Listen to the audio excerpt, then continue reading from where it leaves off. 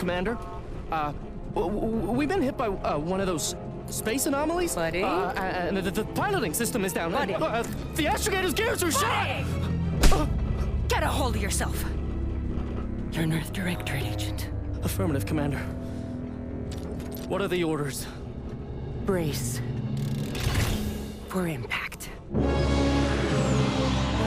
Unable to brace for impact. Is it the end for Commander Zane and Buddy? Tune in next week to find out. From one side of the galaxy to the next, the Earth Directorate is on your side. Whether against corrupt corporations, tyrannical governments, or corrupt corporations in league with tyrannical governments. The Earth Directorate is here to fight for the rights of all colonists. So remember, if you or your neighbor's government has turned tyrannical or sold themselves out to greedy corporate interests, just commandeer a skip drone and send the Earth Directorate an SOS, and we will respond immediately. Please allow 6 months to 10 years, depending on your proximity to the nearest Earth Directorate base and any unforeseen encounters.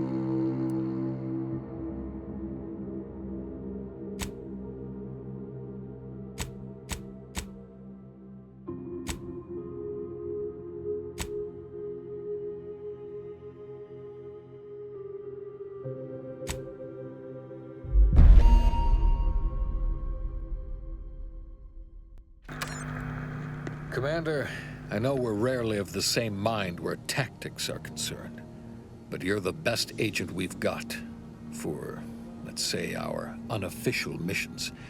And few are as unofficial as this one. Your destination, the Arcadian system, is the source of all skip drive manufacturing. However, they also fall outside our legal jurisdiction, a fact which no doubt makes this mission all the more intriguing to you. We have recently discovered that the drives are somehow responsible for the dangerous rift anomalies, the tears in the fabric of space itself. Without skip drives, interstellar travel is impossible. I'll not waste either of our time reviewing how the end of civilization would affect your personal prospects. Your mission is to rendezvous with DeVries, our forward agent, and assist her in retrieving the information needed to determine exactly how the skip drives cause the rift anomalies. But be advised, if you or any member of your team are captured, you will be on your own. There will be no rescue. We cannot afford for this to turn into an intergalactic incident. Agent DeVries will be contacting you shortly to coordinate your plan of action. I know you'll always do what serves you best. In fact, I'm counting on just that. May the law and your unerring sense of self-preservation guide you and your team.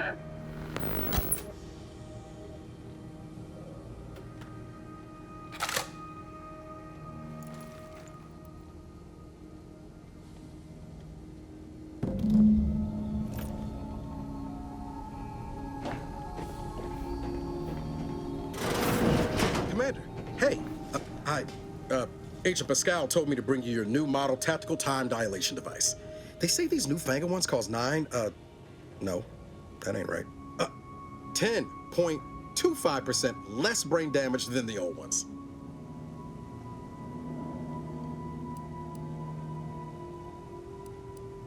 Yeah, impressive, huh? Way it seems to make everything move slower still feels a little weird to me, but they tell me I'll get used to it. They say the way it works is like, well, you know how parts of your brain can become damaged if you're in suspended animation too long? It kind of does the same thing.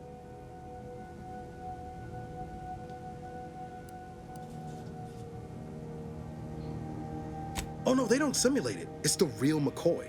The lab coats swear it's perfectly safe. Science is amazing, ain't it? Listen to me, rambling on. So, well, anyway, here you go. Look, Commander, truth be told, I asked to deliver it to you. I was just hoping to get a moment to ask you for a pointer or two, you know, on how to be a great agent like yourself. Because, well, you're a legend. And the other agents, well, let's just say they disagree on just how I should go about it.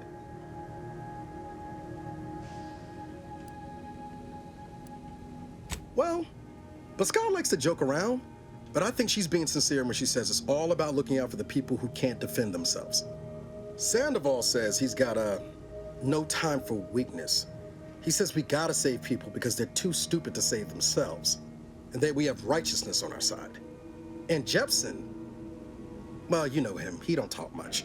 So, what do you think?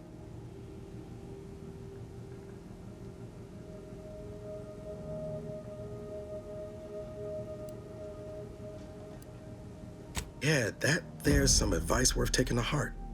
Anyway, thanks for giving me the time of day. Most superiors wouldn't. Oh, I almost plumb forgot to tell you. It's near time for Agent DeVries to establish contact. She's like you, top tier, one of the Earth Directorate's best. I know you'll like her. Anyway, we ought to be getting down to the main room and open up the channel. Call should come through at the console.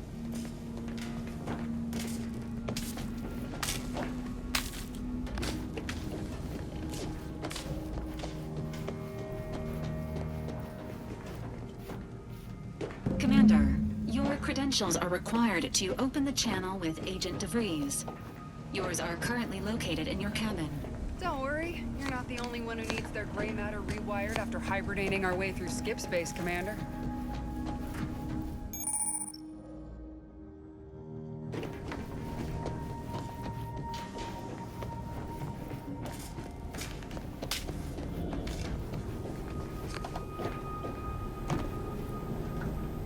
Cabin door appears jammed, Commander.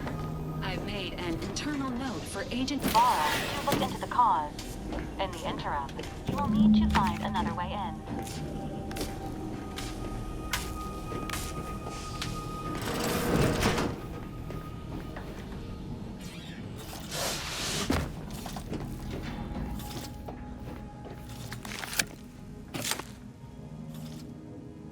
Commander, considering the danger and consequence of the mission we're about to undertake, I hope you'll forgive the lack of pleasantries. Arcadia is ruled by a dictatorship that calls itself the Protectorate. They are beyond secretive. However, it is their inability to even imagine that someone could infiltrate their system that has given us an advantage. One I've found a way to exploit spectacularly. As unbelievable as it may sound, once you make your way to my location in the Skip Labs, we will be liberating an unsealed Skip core.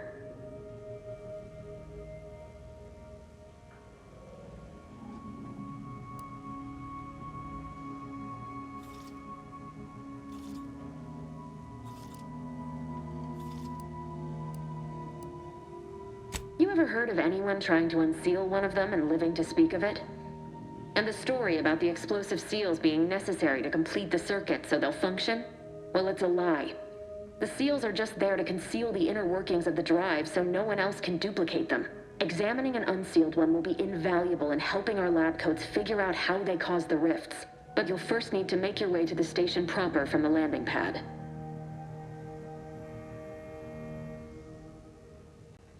Hopefully none. Our mission's timing is fortuitous. Most of the sector security was reassigned to the far side of the station in preparation for the imminent visit of their sovereign's family. They decommissioned several landing pads, including ours, to give them fewer points of entry to guard, giving us fewer chances to be intercepted. You'll just need to reroute power to open the door to the sector once you've landed. Once you gain access to the sector, you'll need to shut down their communications to keep them from alerting anyone to our presence. Then, you'll need to handle their combat mechs.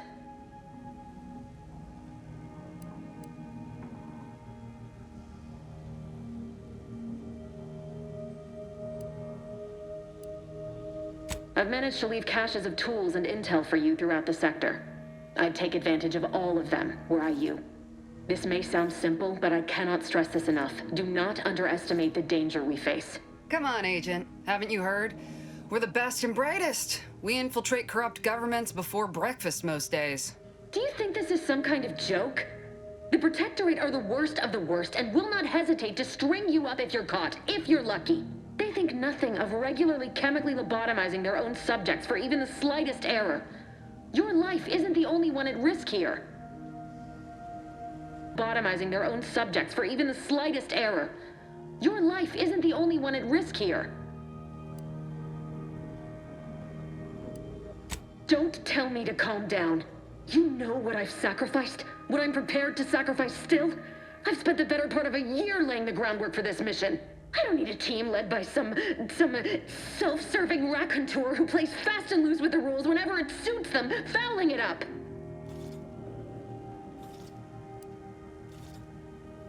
We shall see. But since you are the commanding officer here, I've no choice but to give you the benefit of the doubt. I'll not let my personal feelings affect the mission. I need to go now. My absence will be noticed soon. Once you land, I'll patch in over comms and guide you through the sector. Augustine!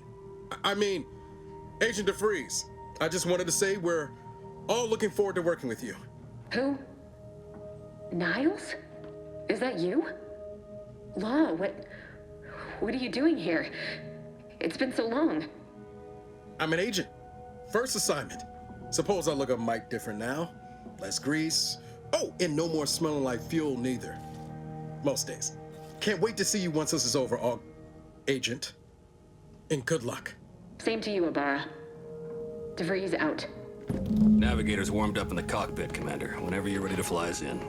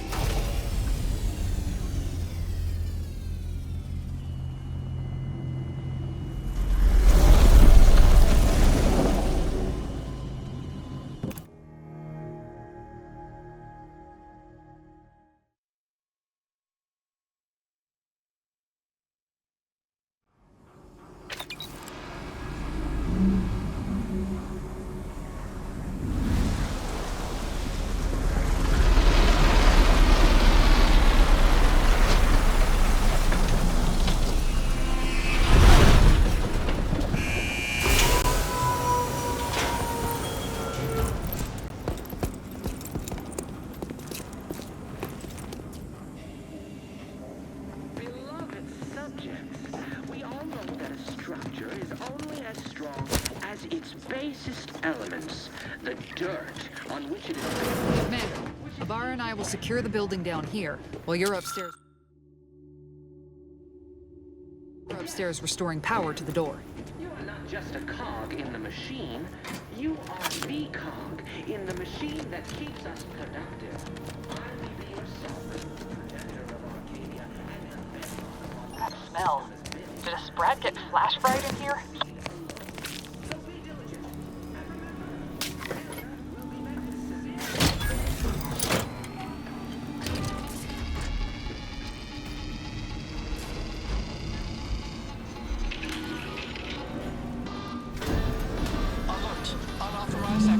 The electrical system misfired somehow. Security's been triggered. This needs to be dealt with quickly. As unable to function due to death. Expiring without permission will result in demerits being assigned.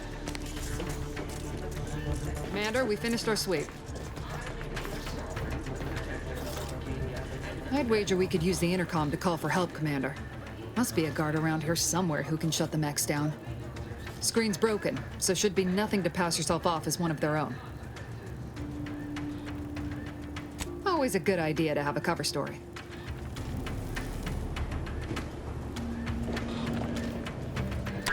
Cadet Warden 4th Class Corbin receiving. It's a glorious day in the Protectorate. How can I serve? Wait a moment. You're calling from landing pad 0-53? That's listed as decommissioned. And yet the defenses have come online? Please be so kind as to inform me of your name and ID number so that I may report you for this infraction. And hurry, please. The transmission of the Sovereign's family's arrival will start any moment. I can scarce afford the demerits missing it would entail. Mallory? Oh, now I understand. I'd heard you were, that your condition wasn't, optimal. What? I know I shouldn't be asking this, but what was it like? The mental refreshment?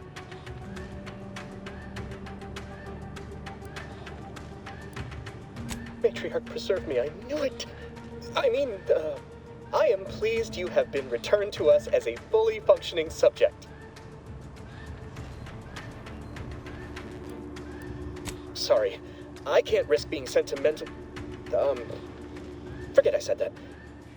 It is my duty to report this. I'm sure the Arbiters will come get you out of there when they have the time.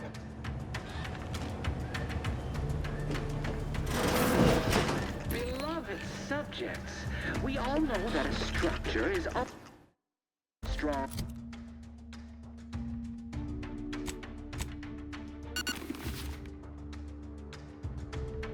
Its basest element. It is built, which is each and every one of them.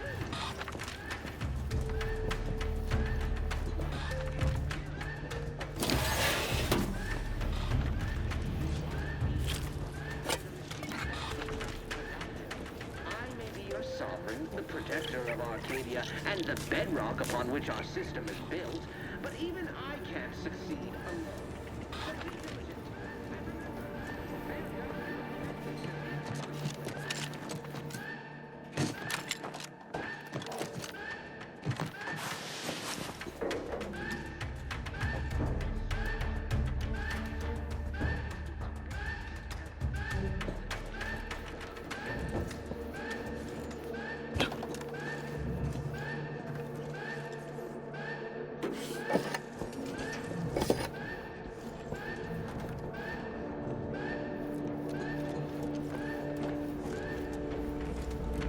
Commander, the situation is becoming more fluid than I'd originally planned for.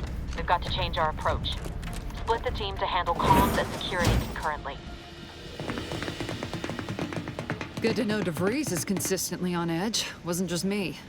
You'd think she'd never been on a mission before. Everyone knows fluid's about the best you can hope for. Well, sitting here jawing ain't gonna accomplish much. Looks to be central dispatch on the right with security ops on the left. Which you taking, Commander? We'll hit the other.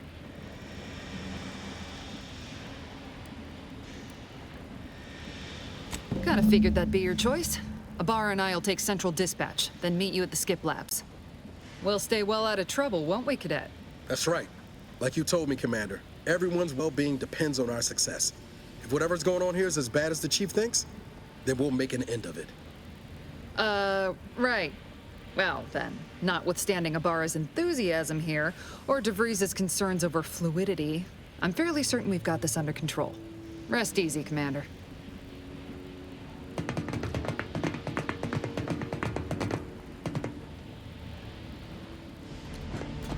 Agent Pascal? Ma'am? I've been cogitating on how best to... Security ops is heavily guarded, so be vigilant. You know, without bringing all You'll need manner to of shut down chaos security measures once you're inside. I've left a drop for you in the watch post. There's a key to a maintenance tunnel you can follow into the building.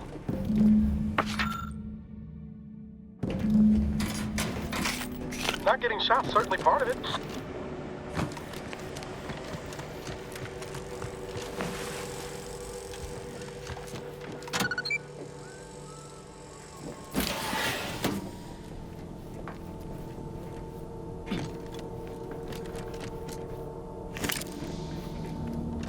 Jensen and I are in position above the sector, Commander. Path's been cleared. Only encountered one guard. He's been dealt with. You should have seen it. Wasn't pretty. As long as it was done righteously in the name of the Earth Directorate. Right, Sandoval?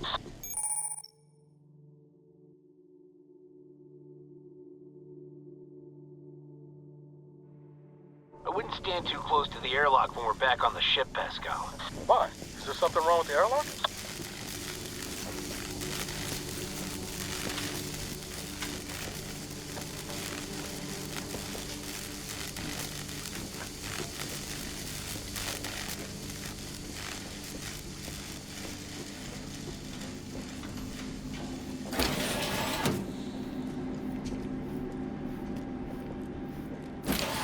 I've stashed a knife in the maintenance access for you, with, instructions on how to use it to quietly bypass the guards.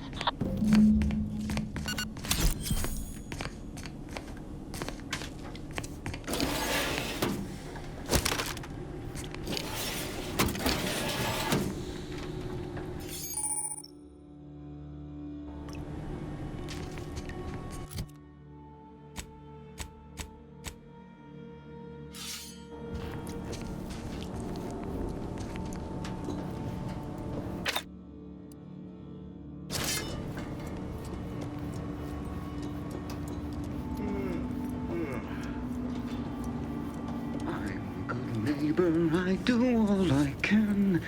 That is my great obligation.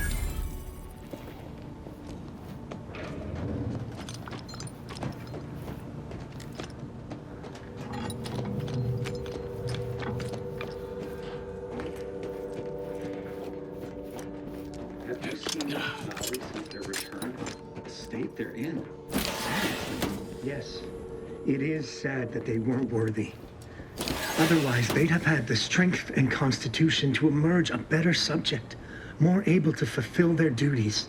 Yes, that is exactly what I meant. Praise be to the Protectorate.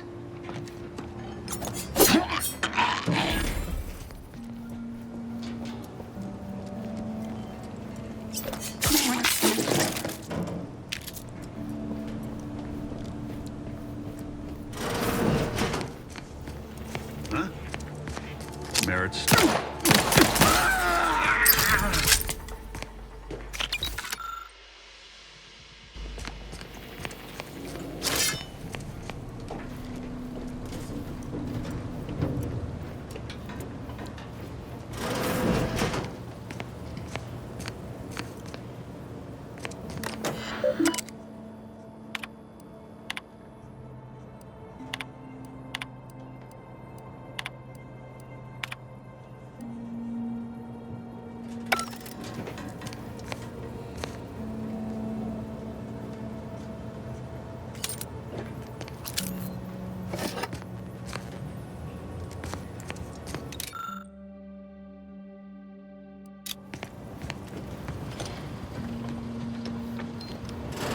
I've left some distraction devices in a floor panel by the scaffolding.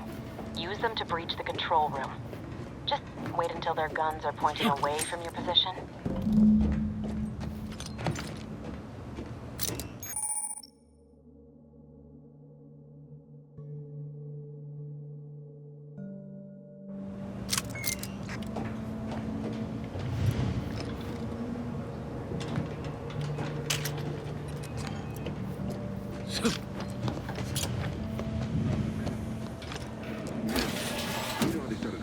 guessing I probably was working in wastewater processing when I couldn't tell them anything about this assignment.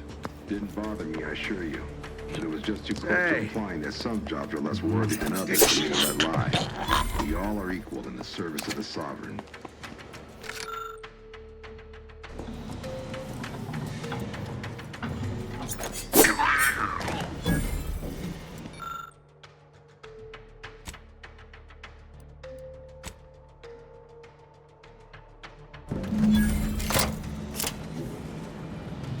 Good.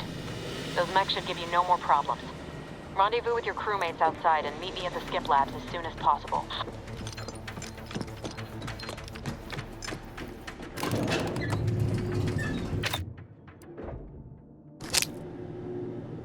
We're en route to the comms control module. Just need to deal with these guards, quiet-like.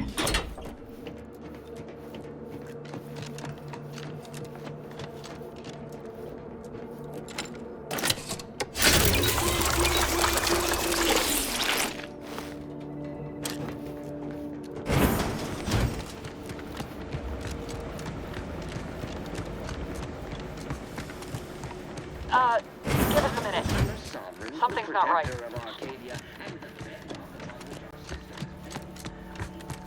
Whoa. Hold on. What's this doing here? What's that? An explosion? Attempting to resuscitate Agent Ibarra. Please stay clear.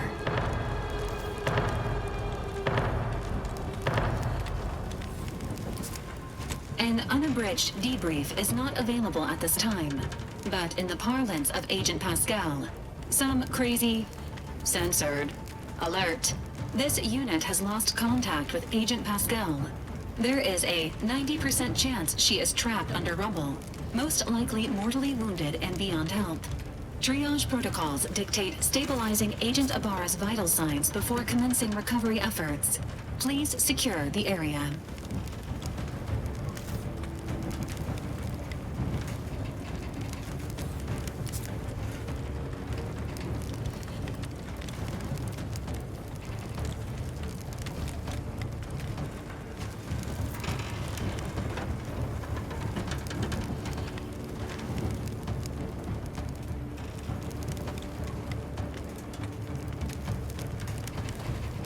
Acknowledged.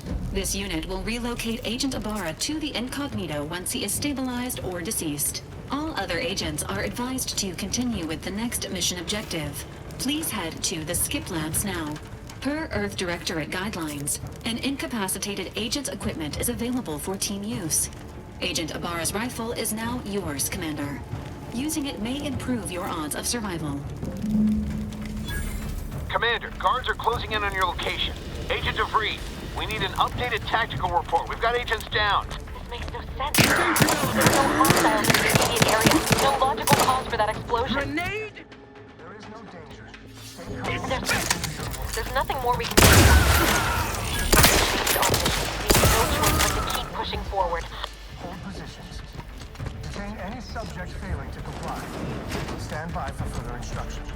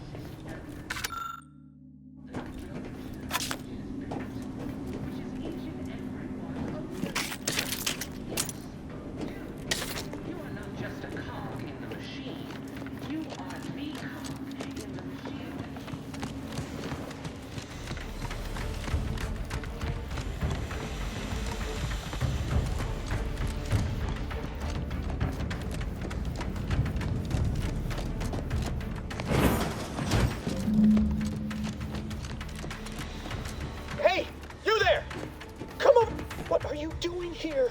Why aren't you at your post? Has this whole facility gone mad? Something awful has happened. We must be on our guard. Security ops cannot even be reached despite all of my attempts. This should be impossible.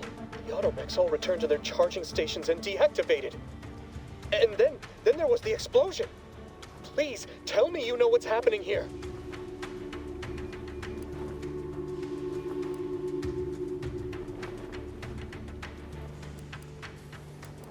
You traitorous swine! You shan't get away with this! I mean, Matriarch, be my witness. I won't allow you to get away with this! Guards! I need immediate assistance at the bridge!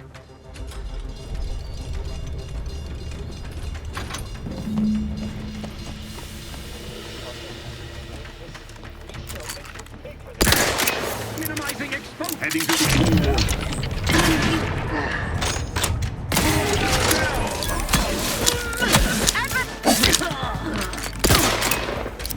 Hastening to cover.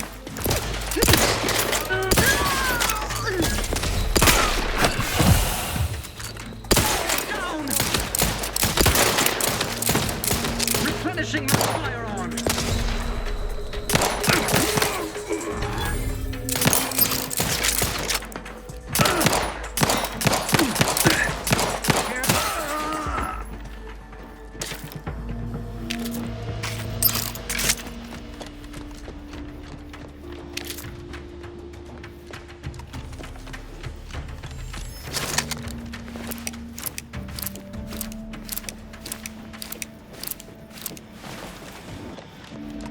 What in the void was going on out there?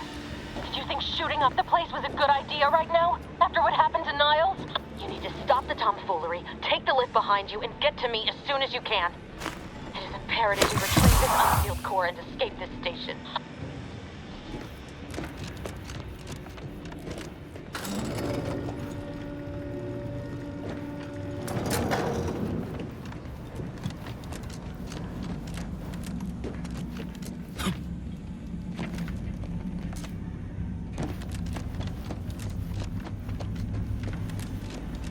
Commander, be on your guard.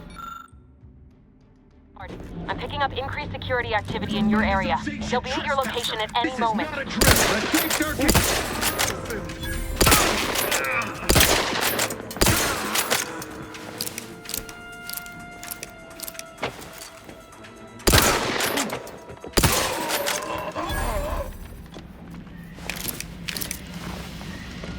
Commander, can you hear us?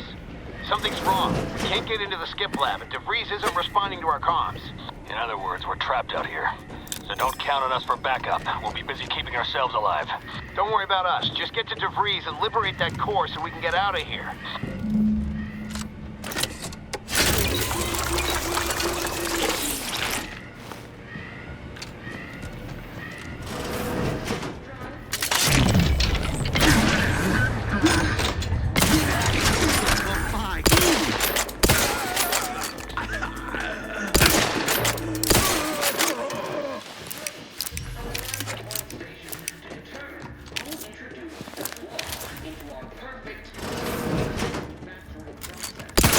Influences.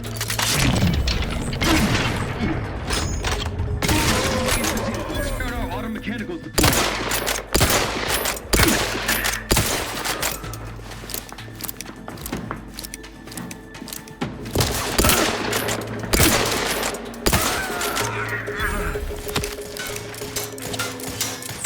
Sensibly, I must reload.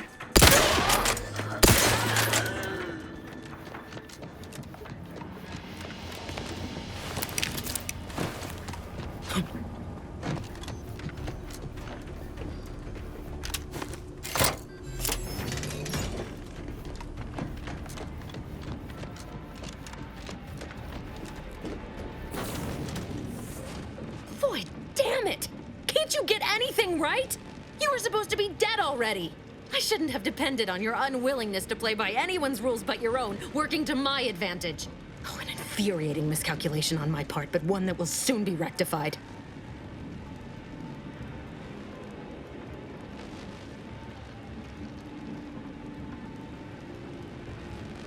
Let me put this simply. Simple enough for even you to understand.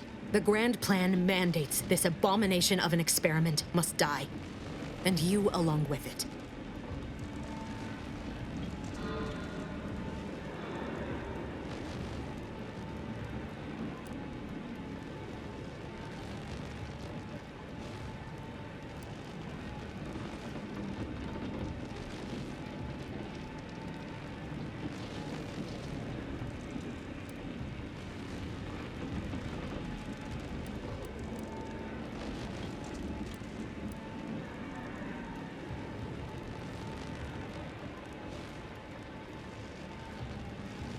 Your righteousness is as unamusing as it is misplaced.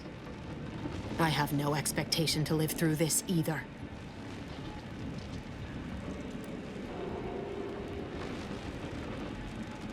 I was fond of him too. Saving him would have been preferable were I given the choice.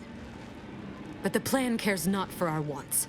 I couldn't risk the delicate balance of the predictions. The mathematical computations involved are very specific.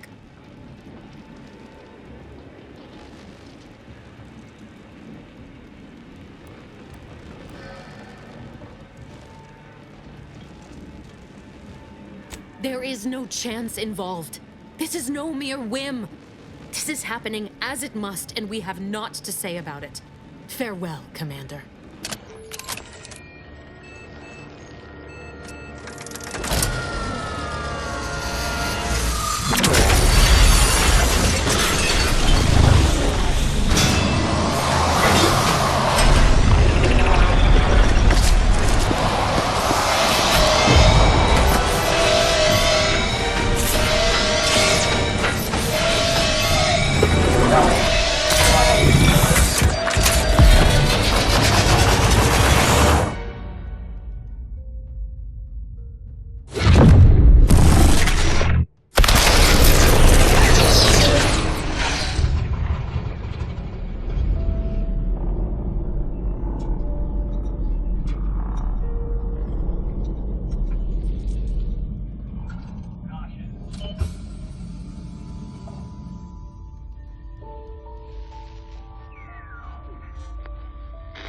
Sovereign's family has been killed by a naturally occurring rift anomaly.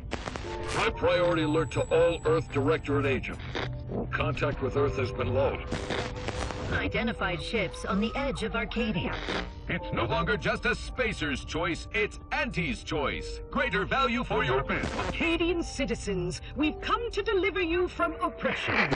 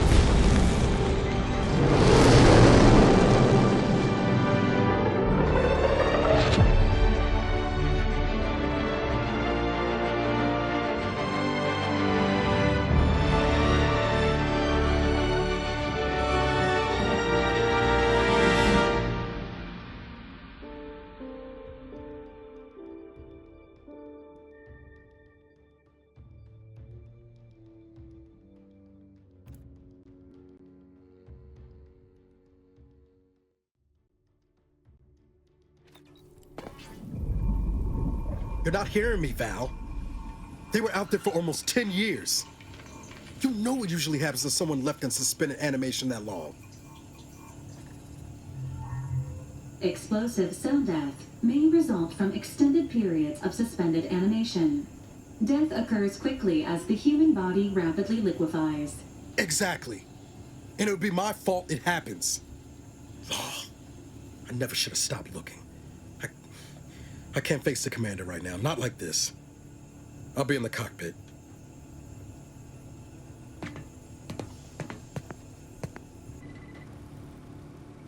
Welcome back to consciousness, Commander. Please accept your back pay for the previous mission. It has been prorated according to the mission's failure and your unapproved 3,468-day sabbatical.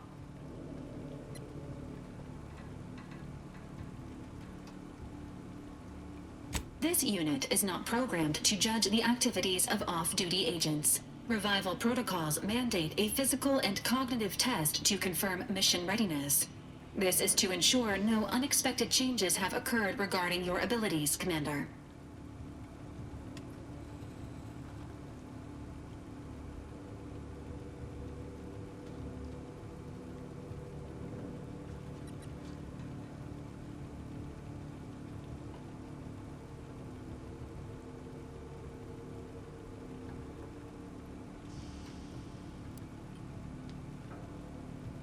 Acknowledged. Your refusal has been noted in your permanent record, and an automatic grade assigned to your cognitive functions. An event summary will now be provided to improve your situational awareness, Commander. If you feel yourself beginning to liquefy at any point, please notify this unit immediately.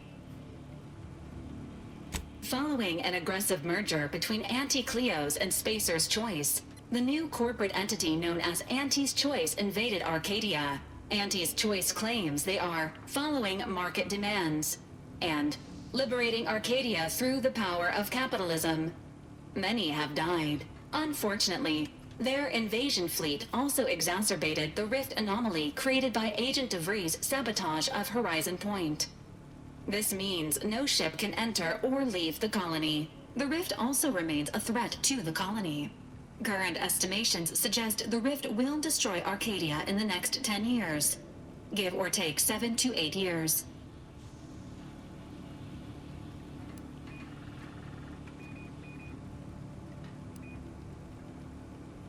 Initiating reassurance. Do not worry, Commander. Prior to now, the probability of your intervention having had any impact on current events approaches 0%, while the rift is a low to medium priority concern.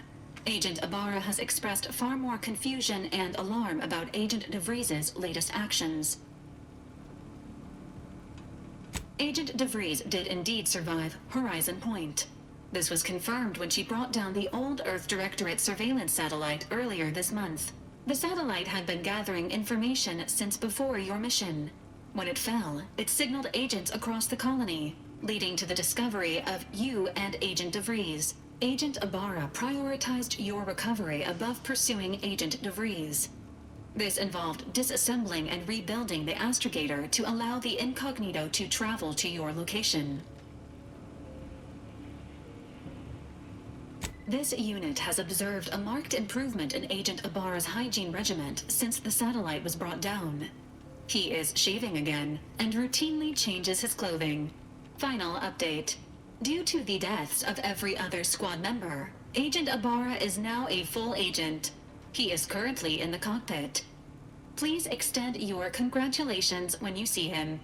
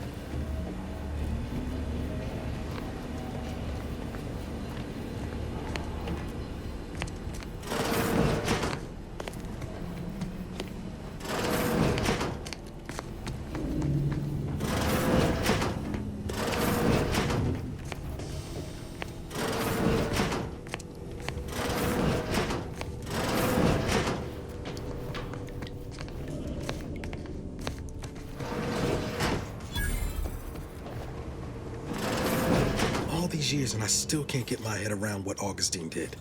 Sacrificing her whole team. And for what? What did our blood pay for? Oh, Commander. Thought you were Val. Glad to see you up and ambling about. And not, human stew.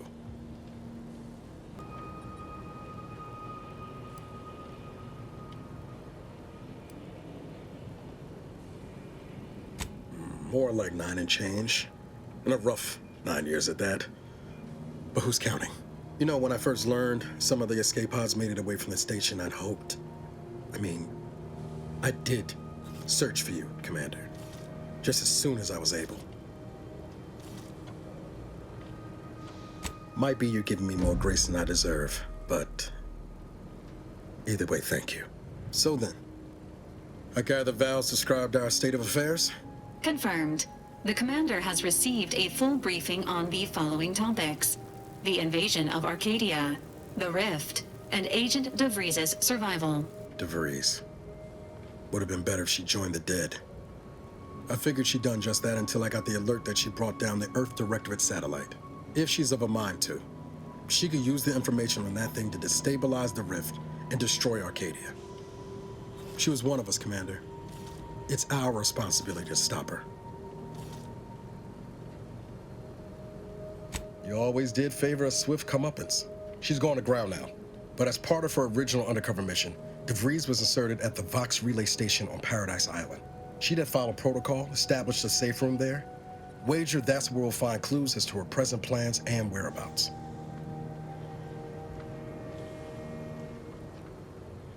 From your lips written into law. Just to be clear, I'm not saying we're strolling up to the Vox station and knock nicely. The Vox is highly restricted and heavily defended. It'd be a death sentence. We might ought to explore the island first, find out what we can. The satellite alert pinged DeVries' tracker in a town, name of Fairfield.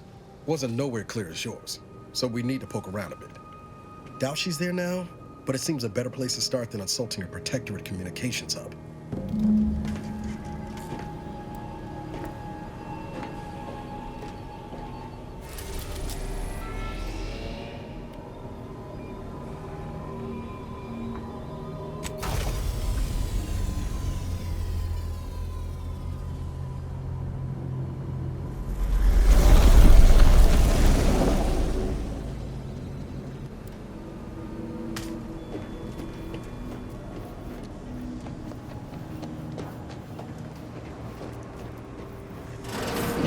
Records indicate that lockboxes, such as the 2 housed in this dispenser, were originally part of a failed smuggling operation.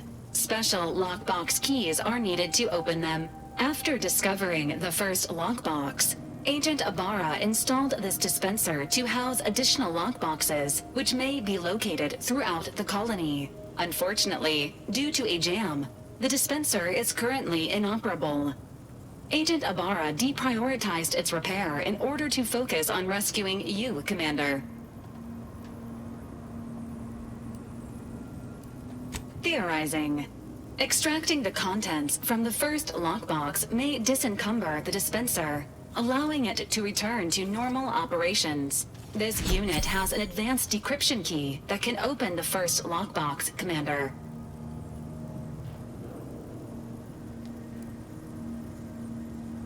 Helpful addendum. Scans also indicate an Anti's Choice dematerializer within the first lockbox, which you may find useful in the discreet disposal of bodies, Commander.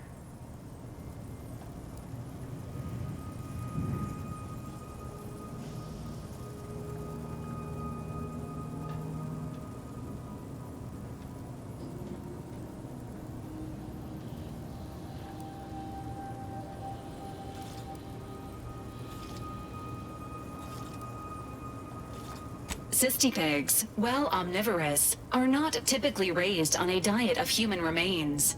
An alternate means of body disposal is recommended. Additionally, the second lockbox's contents may contain parts to upgrade your Valerie unit. Upgrades are recommended to improve your experience of Valerie. Please do not attempt physical intimacy with your Valerie unit. This unit may suffer occasional wear and tear in the course of performing its operations. Routine maintenance is required. Acknowledged. An upgraded Valerie unit will boost the team's overall level of effectiveness by an estimated 87.3%. Please be on the lookout for any additional lockboxes, which may be stored here for your convenience.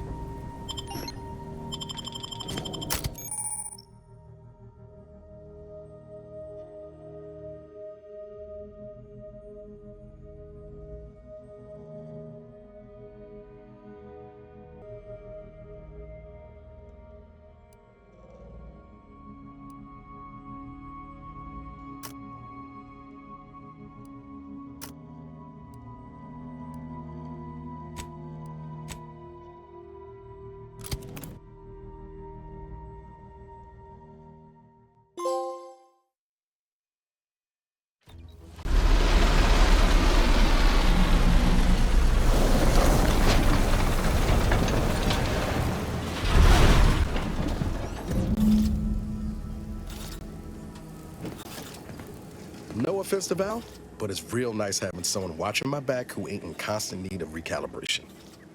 Anyway, need something, Commander?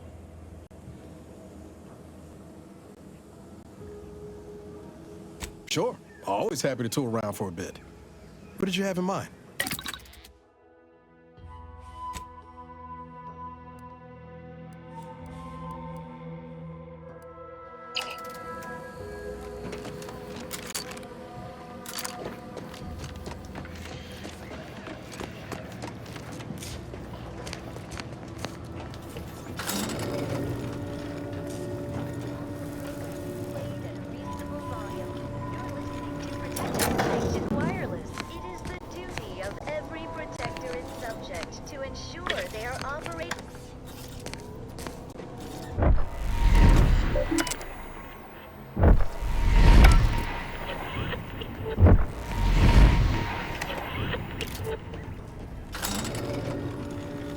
See that thing in the sky there?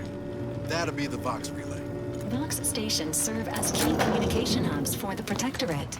Unauthorized visitors are likely to be shot or hanged on sight. And that's why we're headed to Fairfield first.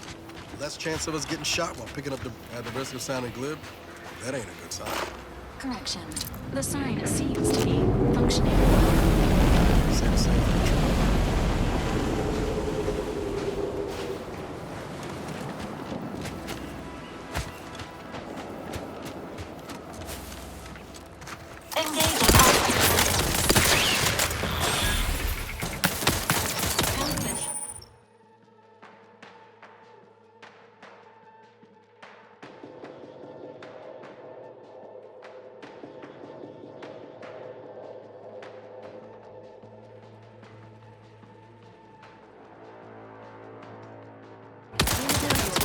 Let me know what you need to worry about. Over here! Freehold?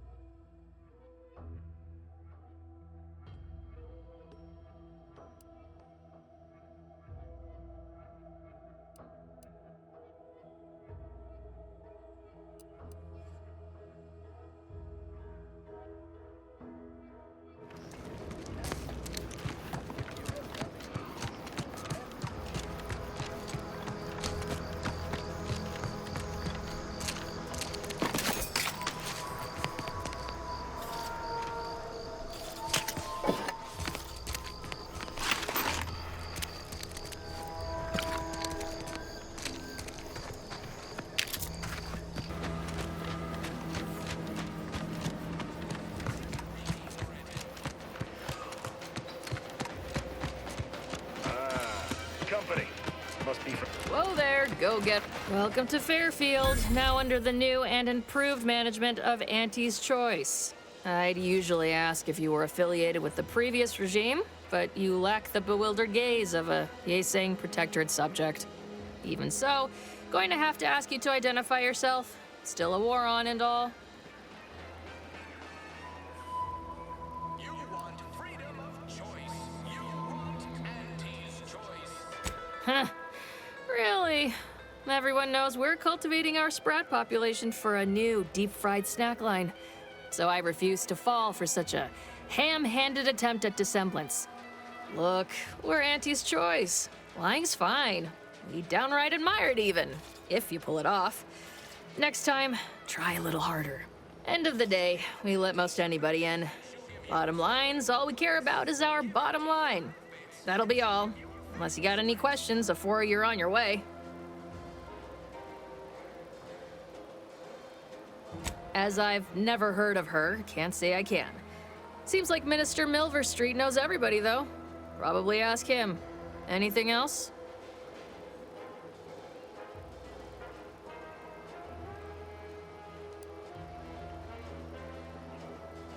What? You been in hibernation or something? We're here to bring the free market's liberation to the people of Arcadia. And Arcadia's bounty to the rest of the galaxy, of course.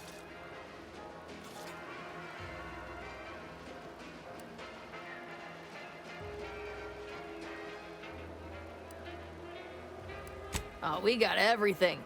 One of them, at least. Clinic's over there on your left, watering hole's a bit down on the right. Market's a straight shot down the lane. On the way from the landing pad? Had a convoy out that way. They're overdue. See any sign of them?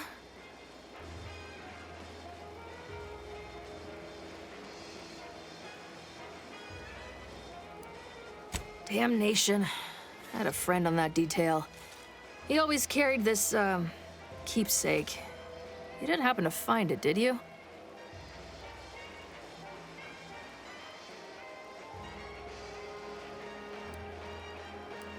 Thanks.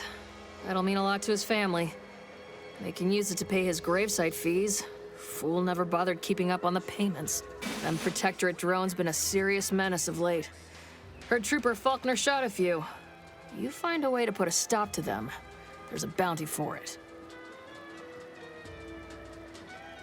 Bounty terminal's out next to the jail, across from the bar. Just down the lane here a spell. You get to Town Hall, you passed it.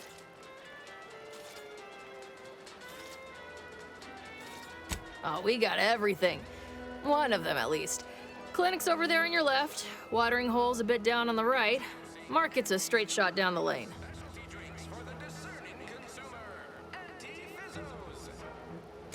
Before I forget, I have standing orders to send all newcomers to Minister Milverstreet. He's in the town hall. That'd be the one with the giant hologram on it. Can't miss it. Once again, welcome to Fairfield, the official new home of free trade and self-reliance on Eden.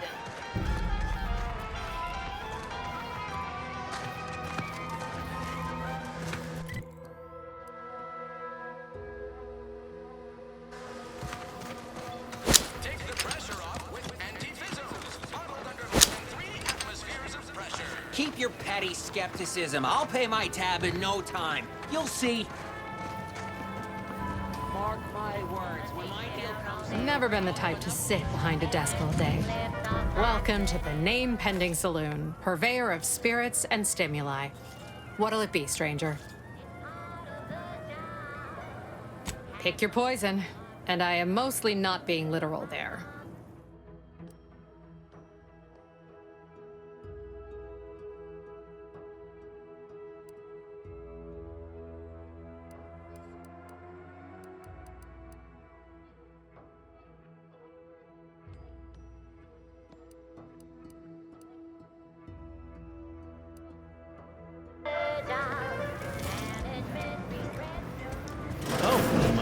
My copious direct reports. Rest assured, I'm making adequate progress in my manual levels.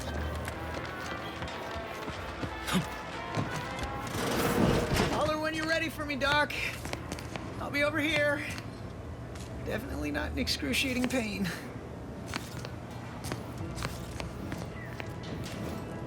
I must ask you to hold still. My liver ain't the lily kind. Tell it to me straight, Doc. The bullet shattered your tibia and all but demolished your gastrocnemius muscle. Due to the risk of infection, I have to abscise your leg. There is good news, however. I recently enrolled in a course on advanced amputation techniques, so I'll be seeing a positive return on my investment sooner than expected.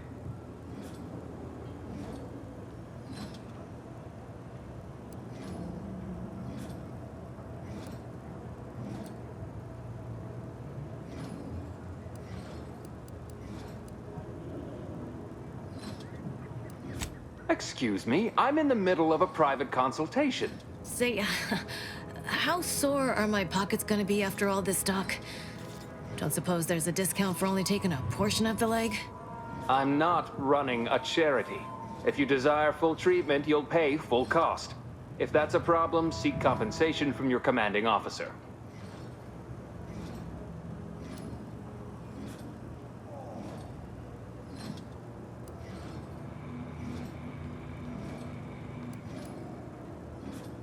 A kind, if naive, offer. Unless you have thousands of bits to burn, any amount you could provide would be a drop in the tank at best. My services do not come cheaply. This is a mighty big decision, Doc. Can I have a moment to noodle on it? I don't encourage delays, but very well. It'll take a few minutes for me to warm up the saw anyway.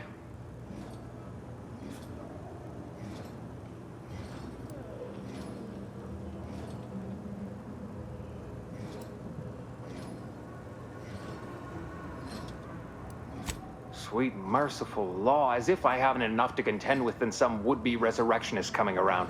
What's next, a giant station falling out of the sky to crush us all? In case it isn't apparent, I'm having what might be called a day.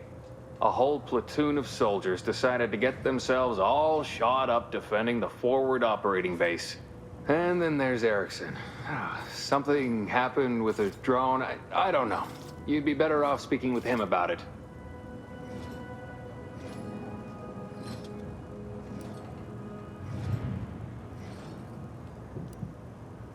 Short of you skipping back in time and ordering the coagulant I need, I doubt anything can be done to accelerate the timetable for treating these soldiers.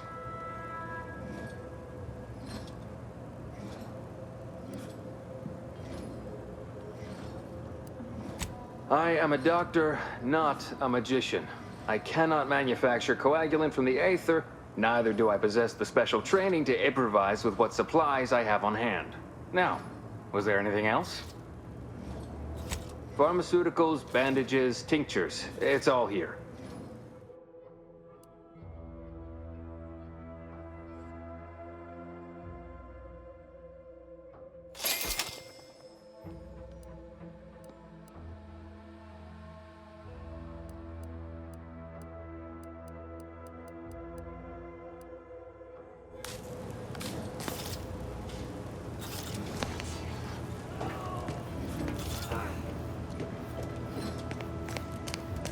Don't mean to sound unsociable, but you might not want to stand so close. The bleeding ain't contagious, but it ain't slowed much neither. I'd hate to bleed all over you. Wouldn't mind conversating a bit, though. Anything to take my mind off the pain. Oh, it stings. This unit is not permitted to operate within corporate-owned medical facilities without said corporation's consent. Non-legally binding reassurances, however, may be offered. Reassurances, you say? Like what? Deploying reassurance. Do not worry. You will be fine. I guess that's something. Look at me, drawing comfort from a drone after being attacked by one. Funny world, ain't it? I was on sentry duty, bravely surveying our perimeter for threats, when a protectorate drone attacked out of nowhere. Third time in as many days. I returned fire like it was a cereal. Bang, bang, bang! Pew, pew, pew! Oh, not excessively, of course. Don't want Auntie taking that extra ammunition out of my paycheck. Again, it was all going fine until the damn thing blasts me while I'm reloading. Mighty uncourteous, you ask me. Trooper Faulkner happened upon the scene just then, and dispatch the drone before it could finish me off. No idea where these drones are coming from, but Faulkner's been having a time of it lately. Be nice if someone helped out, but Carr's hands are tied. Lack of resources, I guess? As for the rest of these fine folk, they were attacked by Protectorate while defending the forward operating base. Imagine the base is probably hurting for warm bodies just now. Only one of the most lucrative posts a soldier could be assigned to. Hazard pay through the roof. The FOB's our main line of defense. The only thing stopping the Protectorate from sending their legions over that bridge of theirs and attacking us here in Fairfield. The man in charge, Commander Torres, is a legend. Rumor has it his troopers are relentless, fighting through wounds that would kill most. What I wouldn't give to join his outfit.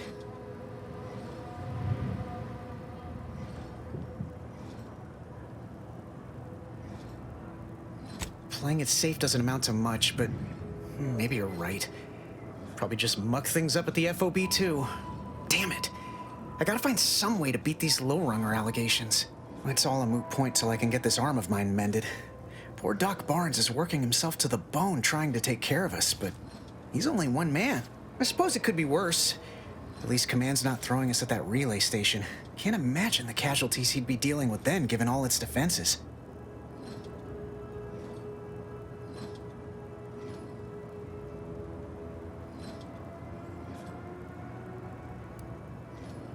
I don't know.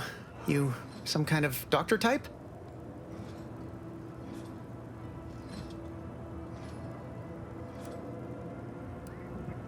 I hate to stifle your curiosity, but I'm not looking to become an exhibit.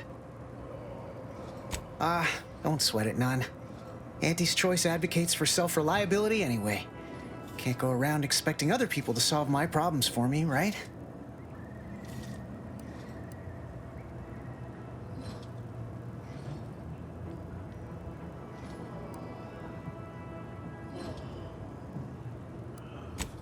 No, I'll be paying him for a service.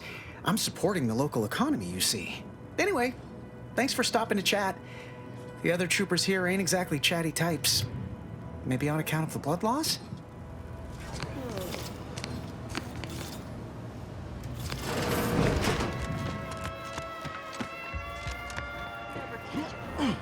Finally find a way to get ahead, and this happens. With a door this tough, they must be storing something good in there. Yeah, guns, armor, probably some ammunition too. Honestly, Kemp ain't that much of a mystery.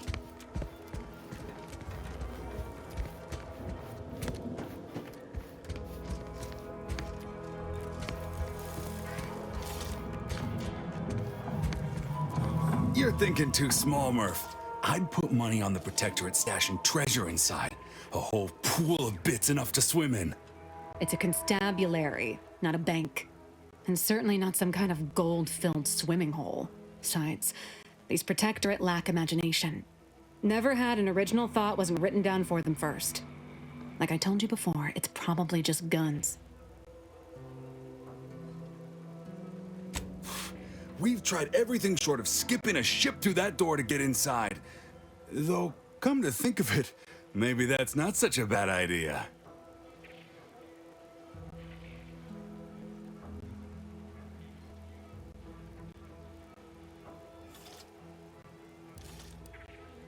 I'd love to see the quartermaster's face after turning her lamps onto that requisition request.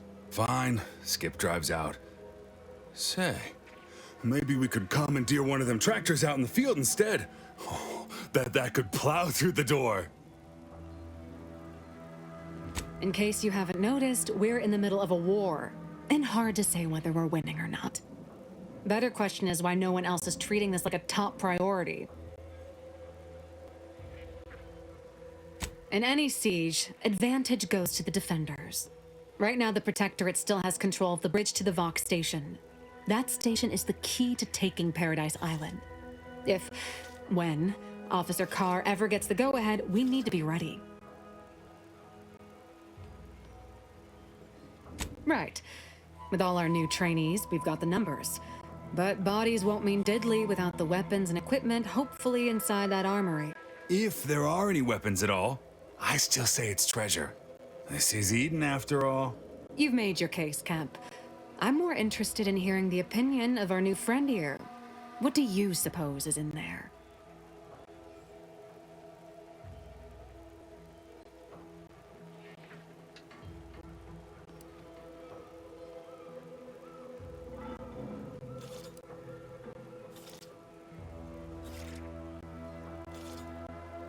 What is with everyone and treasure? I don't see it mattering much either way. That door is sealed tighter than a salt tuna can. Nobody's getting through anytime soon. You sound like you've got something percolating.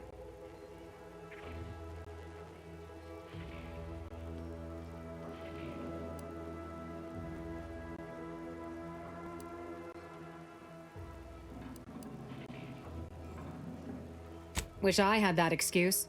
Guess we gotta start afresh. Can we untable that tractor meet store idea now?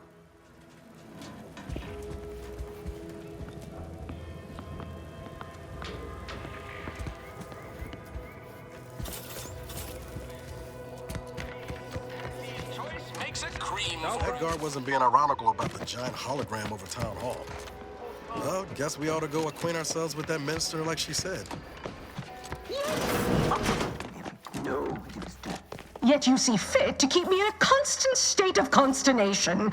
With each unauthorized act, you jeopardize our hold of Fairfield.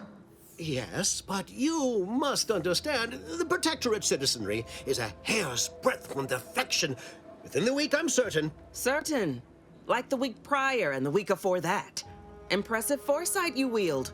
Should apply to join the Order of the Ascendant. It would be difficult enough to convert the stubborn populace without your soldiers' constant, ill-advised forays. Enough! Your yipping reminds me of my 2 old canids. I loved those canids. You, on the other hand, are trying my patience. We don't want to try Auntie's patience, do we? No, Auntie. Yes, I thought not. Now, unless you care to see what life in the lower rungs looks like, you will both of you cease your foolish maneuvering immediately. Do I make myself clear? Yes, Auntie. Good. See that it is done. I will brook no more disappointments. And while you're at it, you might want to look into your security situation, Commander. I'm not accustomed to an audience when addressing my subordinates. Who in the void? Eavesdropping on Auntie's choice business is like to get a body shot for spine. Though you're not wanting for moxie. I'll give you that. Hold a moment, Carr. When opportunity comes visiting, perhaps it's better not to riddle it full of holes. Our new compatriot may be of assistance. A surprisingly good point, especially from you. She only forbade us using our own personnel. Be a whole other matter were a stranger to happen to aid one of us. But which? Well, you seem an observant sort, so I expect you'll tire of Milver Street's bluster soon enough. Come see me before agreeing to whatever absurdity he proposes. Unlike him, I have some work actually befitting your time. I'll be waiting. Alone at last. I never thought she'd leave. Now then, allow me to introduce myself. I am D.B. Milver Street, Minister of Marketing, Duke of Demographics, Commercial Condottiere, President of Promotional Material. Tell me, do you believe in signs?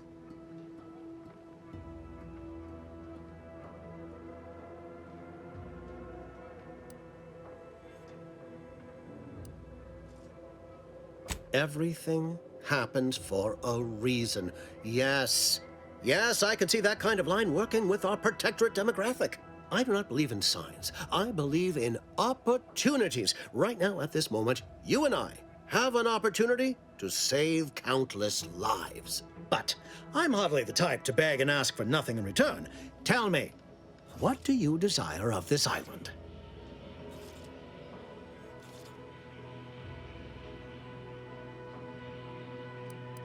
With that hat? Absolutely not. Is this a bad time to mention I can read lips? I have some faint recollections of the fuzz beneath my hat. Perhaps I saw such a name amidst my perusal of the Protectorate domicile assignment records. The record room is in this building. You have my permission to peruse at your leisure. But surely a go-getter like yourself has more ambitious goals on our island. Share them with me, and we can brave them together.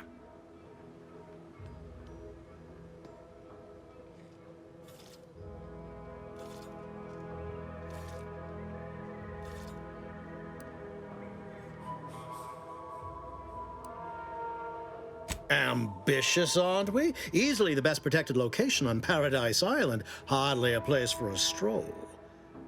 But if you assist me, I promise to get you inside. Better yet, helping me shall result in our saving dozens, no, hundreds of lives. Your conscience shall be renewed.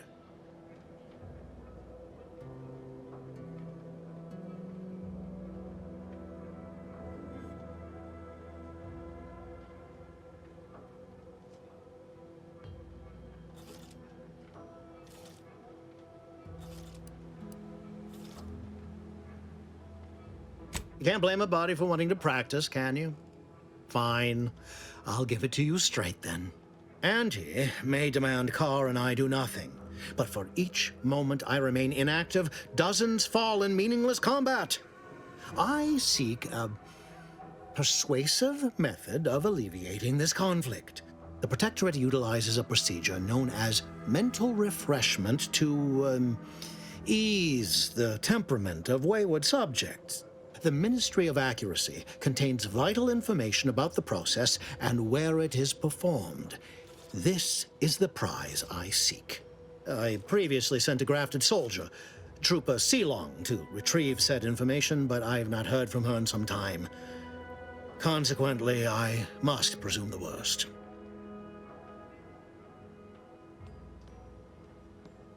Yes, one additional word of warning. The good Commander Carr shall not take kindly to your working with me, though that is a bridge most worth burning in my estimate.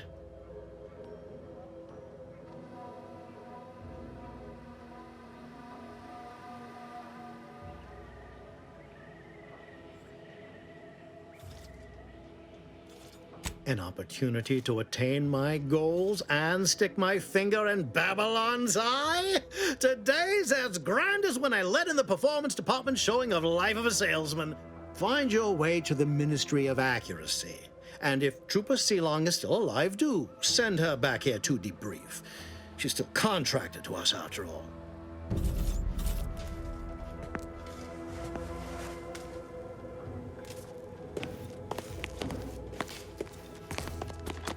Watch out for that Auntie Cleo.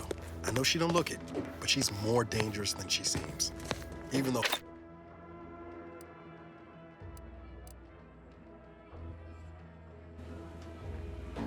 Or her. Well, if it ain't DB Milver Street's newest sycophant. I'm Officer Babylon Carr, and you can consider that introduction the start and end of our personable relationship. If you'd spoken with me like I suggested, mayhaps the two of us could bandy words, but you didn't. And taking sides with Milver Street means I got no use for you.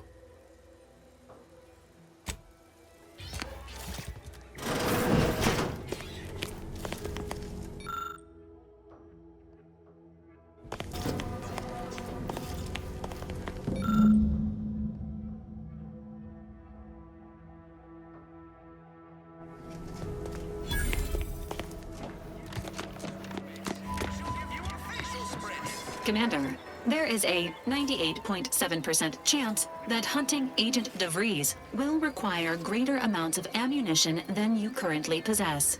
Ammunition can be purchased at vending machines or crafted at a workbench using materials like this collection of scrap metal and powder. I can also help you craft items in a pinch when we're out together. Most won't even explode on you. Can't get that Annie's Choice jingle out of my head. Hey, if I start humming it, you do what you gotta. Anyway, need something, Commander?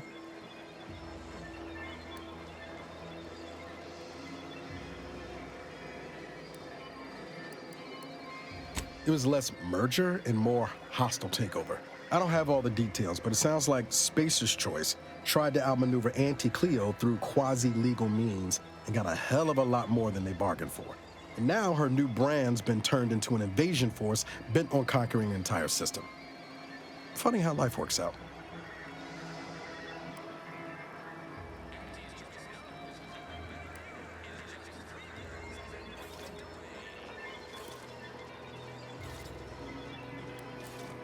Oh yeah? What's needling you?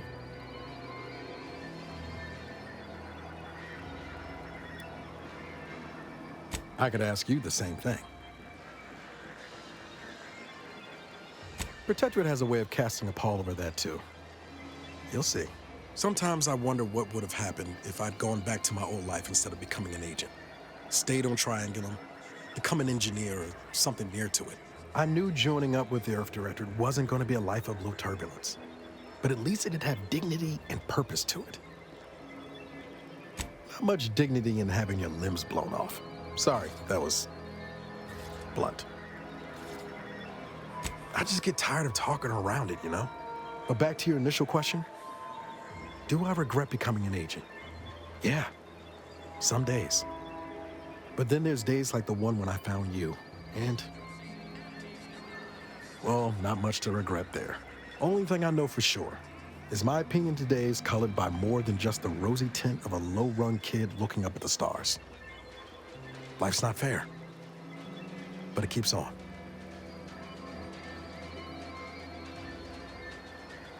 You buttering me up for a favor? I'll tell you right now, I'm not taking extra shifts cleaning the head. Ah, well then, thanks. Just hope that good opinion of me holds.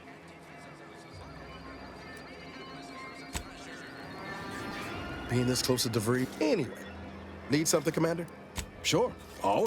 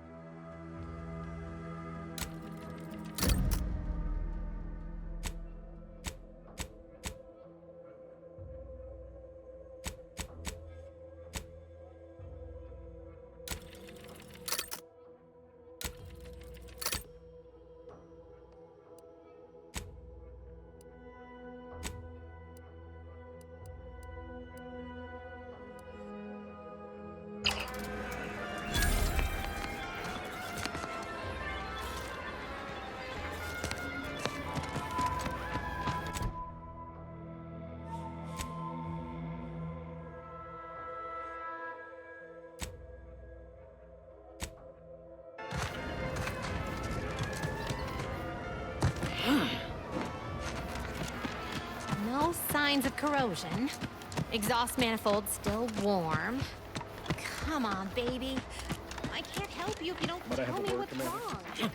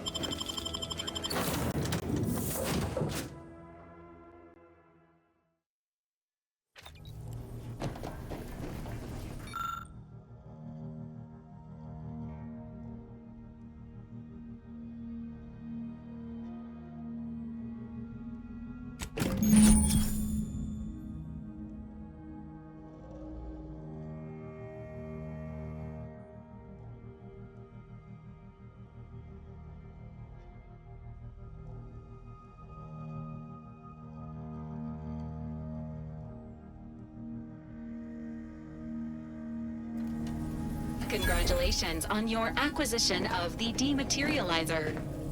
The dispenser is now functioning normally. Your ability to conceal homicides has also been increased by 85.9%.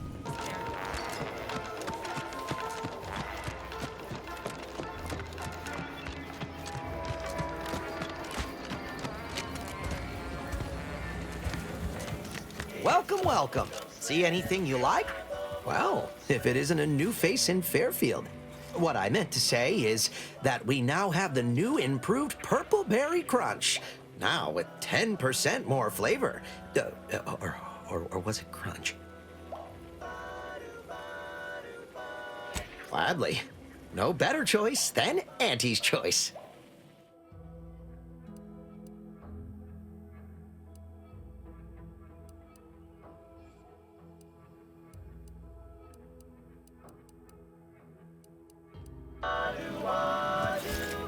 Hello again. I don't think we were properly introduced.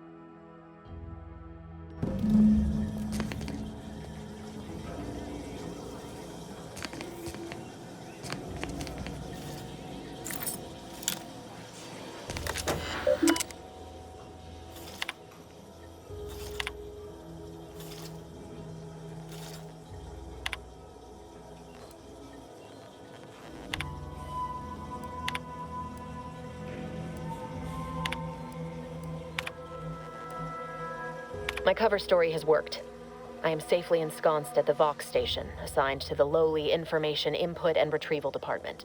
It seems a colony so certain of its absolute control over its subjects can be less than rigorous when it comes to security. I was able to easily widen out a space behind the walls of the main control room to establish my safe room, giving me unfettered access to the communication transfer conduits. I have hacked into their system downstream from the security protocols, so I am able to infiltrate their entire system with them being none the wiser. While I have little doubt as to the success of our mission, trepidation still gnaws at me. Though I cannot say why. Perhaps it is simply the normal mission commencement jitters. I thought my duties complete. Information gathered, reports filed, preparations made. I'd even created a fictitious identity and work transfer to Horizon Point Station well ahead of schedule, in order to keep anyone from tracking my movements upon commencing the mission. All that was left was the waiting. Or so I thought. Then, troubling information came to light. I've seen the numbers.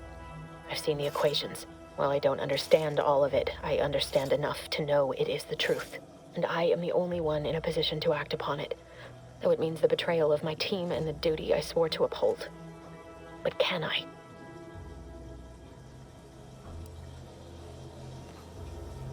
I did it.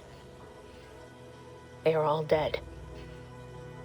And I am still alive. I had not expected this. I had prepared no alibi, and so felt assured my ruse would be discovered and I'd not have to carry this burden. But the complete gullibility of the Protectorate subjects cannot be underestimated, it seems. My threadbare excuse of my grievous wounds as pitchball injuries was accepted without question. I can only keep telling myself it had to be done. Something which becomes harder by the day as the rift anomaly grows in the sky. But it was all part of the plan. Wasn't it?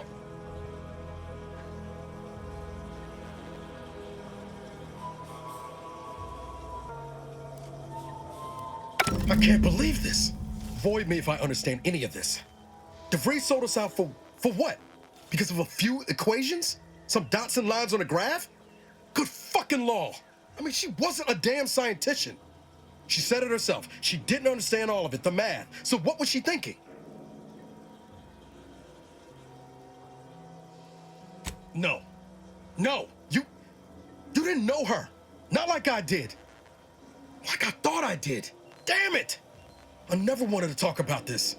I wanted to just leave it alone. Told myself, no point in judging up the past. Should have known it wouldn't rest. DeVries may have saved me on Triangulum, but I wasn't the only one looked up to her. Lots of the other recruits talked about her too, back at the academy. We all thought she was the pinnacle of what an agent should be. Tough, smart. Ain't a job she couldn't get done. And better and faster than everyone else. Inspired all of us. Reckon so. Somewhat embarrassing how much worship we all put on her name.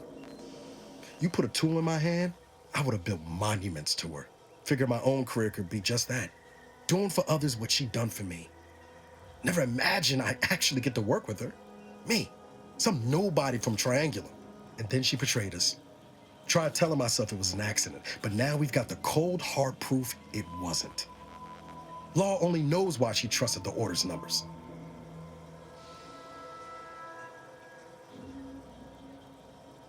The Order of this sin is just another sect of the Order of Scientific Inquiry. The grand plan and all that used to be part of the Protectorate before their big falling out. Believe they can predict the future or some such, but nice plan-abiding folks don't kill for the betterment of their cause. I can't believe the Order plotted our murder. But 10 years ago, I would have said the same about DeVries. I mean, she always struck me as so pragmatic, real sensible-like. Never figured she'd go all in on predictions from a bunch of monks.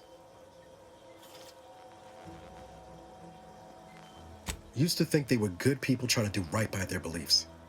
But if they put the idea in DeVries' head to leave us for dead, it might be time I reassess that opinion. I don't take issue with folks clinging to whatever keeps them afloat.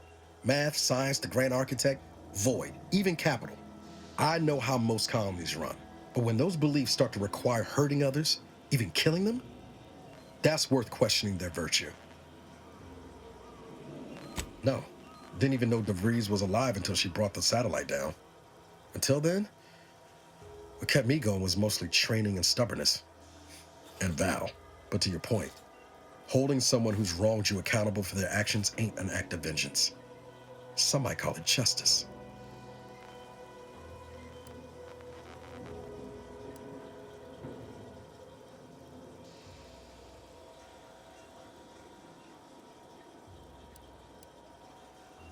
Right after we get answers. Whatever her plans, she started putting them in place while stationed undercover at the Vox Relay. Our next point of order ought to be getting in there. Reckon there's got to be someone on the island who can help us with that. Let's keep asking around. Friendly like.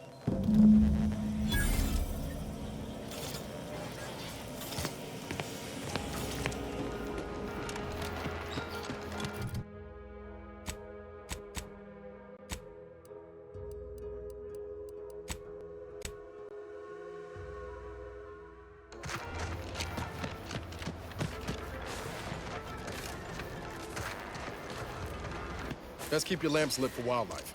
Hostile wildlife. Familial classification of Raptidon detected ahead. I swear that's Come to, but I'm not ready. Not ready. Please try again later.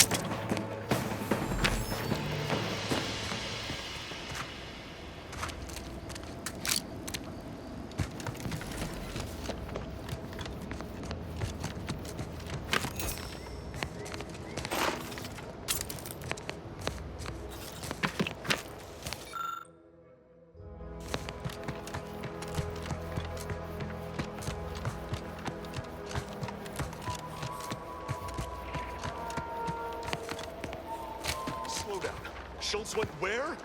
Sakes alive. Schultz!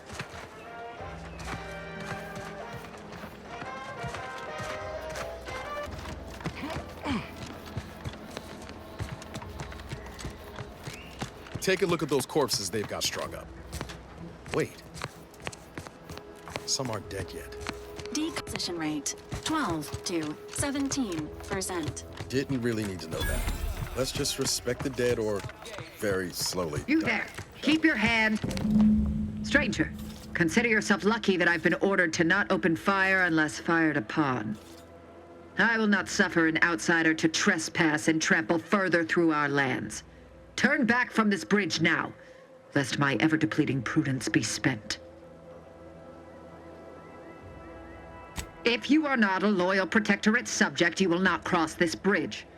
Be grateful I do not judge with such haste as my superior to the north, Brigadier Montelli. He's been fervent of late, looking for any Protectorate subjects who have displayed disloyalty in his estimation.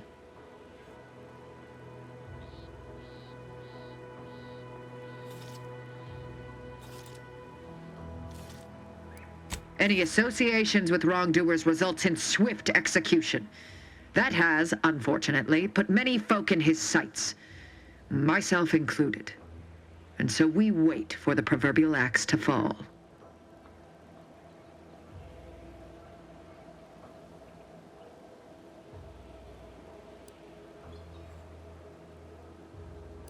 Well, don't you have a penchant for solving problems?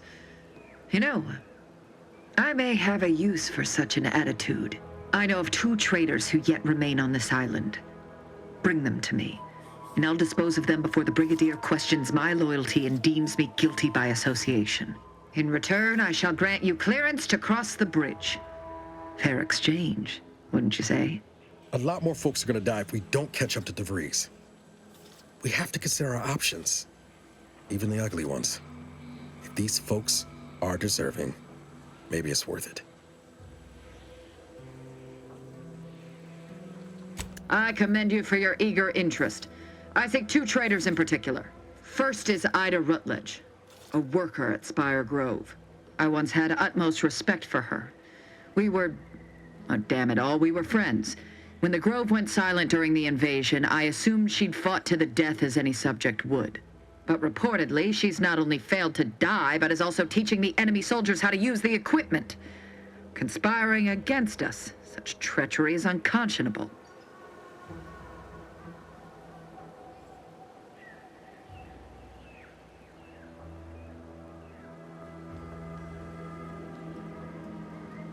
The second traitor I seek is Charlton Weintrot of Westport. He is, unfortunately, my cousin, and most assuredly a disgrace to our line. He too failed to die defending his home during the invasion alongside the other residents of Westport. They'll be seen to in time. But Charlton, well, I must deal with him personally. Oh, how I anticipate wiping that smug expression off his face. Are these orders clear?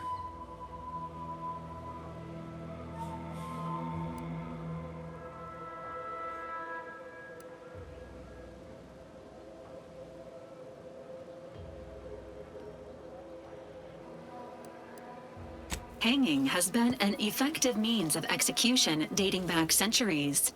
Its purpose is to administer pain and fear before expiration. Your humor leaves much to be desired. But so long as you deliver what I seek, I will resist opening fire in retribution. Now go. Remember, once I have both traitors apprehended, you may cross the bridge. But beware if you step out of line.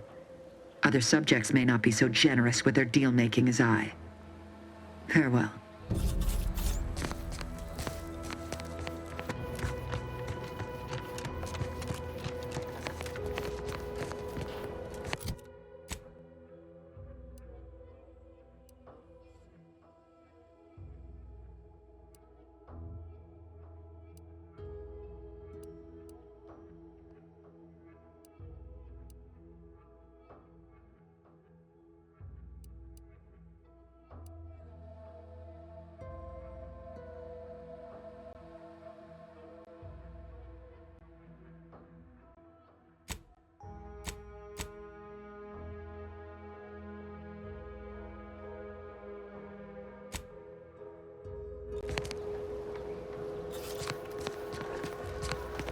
Mass quantities of organic decomposition detected.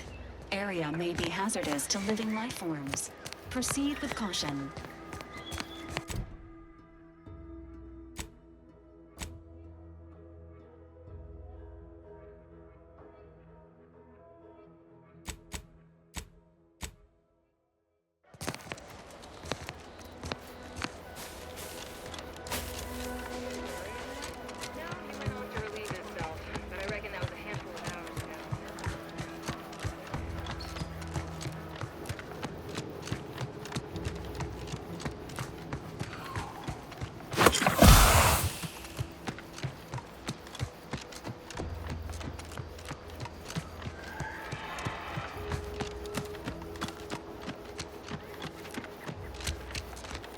This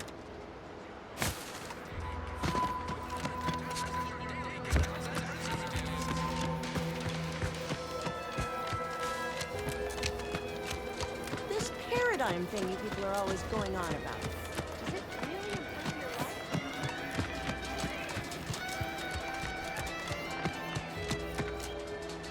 life? Boy, take this terminal and trash it. That's it. I need a smoke. Protectorate folks must have been bored out of their skulls before we showed up. Now life in Fairfield's a real shindig. Well, except for the handful of hull heads who couldn't accept this place as under new management. We sure fixed them. Boy, damn right.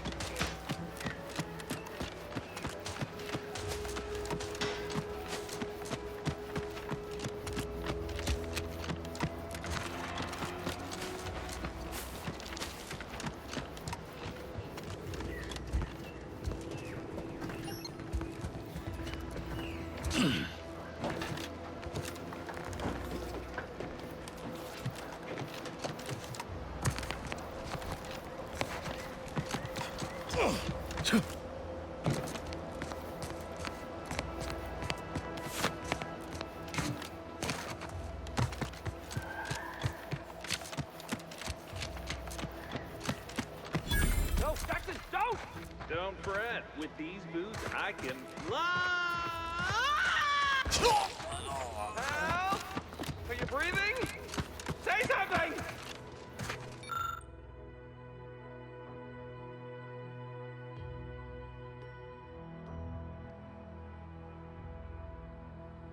Oh, law. I can't believe he jumped that way.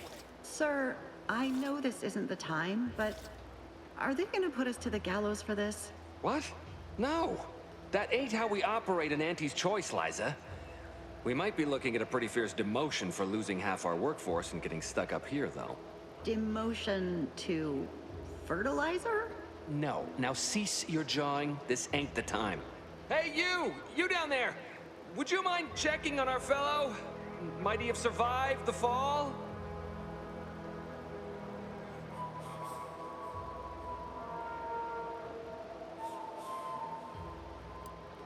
Tragically, yes. If you gaze beneath us, you'll find a slew of blood and gore in the gears of this platform's articulating arm. That's Ida. She jumped there as we ascended. I can't fathom no sensible motive. She joined us shortly after Auntie liberated her with the freedom of meritocracy, and she seemed happy enough. Were you not listening? She said she'd always be a loyal subject. It was part of the endless inculcation we endured in the Protectorate. It can prove insurmountable for some. The notion that she'd sacrifice herself, even after seeing the vast possibilities in staying alive and climbing the corporate ladder, it's just impossible to cognize.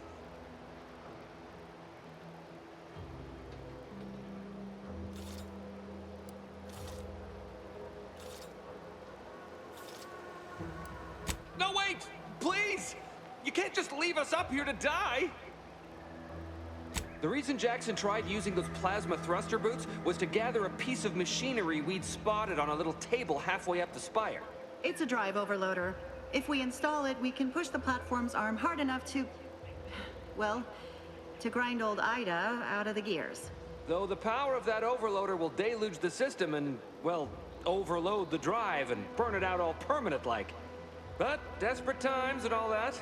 So if you were to use them boots to bound up the spire and deliver the overloader to us, we'd avoid the tragic fate of our two former cohorts. Exactly!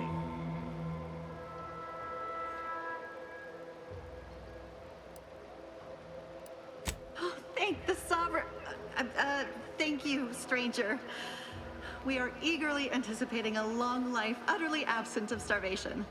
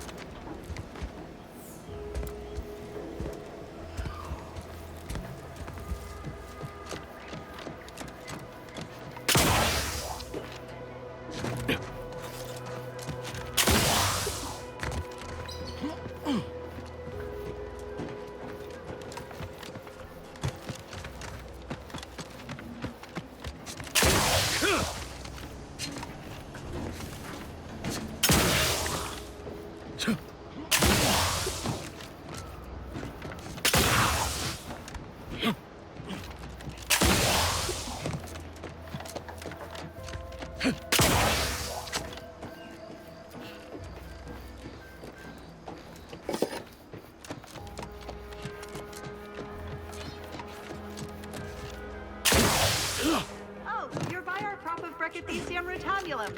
They're found in bandages and burn tinctures. If you don't have that drive overloader, ascending may be a waste.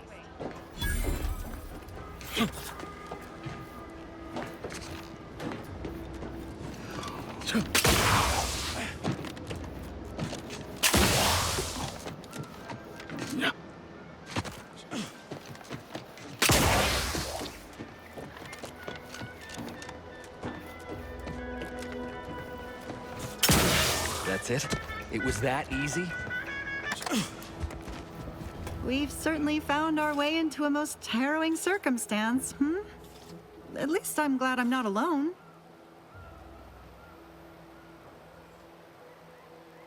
He hadn't been here terribly long, so we weren't particularly familiar. Like me, he was also former protectorate, but he was not raised in Fairfield, so we'd never met before. Still, he seemed like a friendly, kind sort, albeit a headstrong one. I'm sorry he's gone. Please do hurry. I've lost count of how many meals we've missed, but it is closer to many than a few, and we're starving.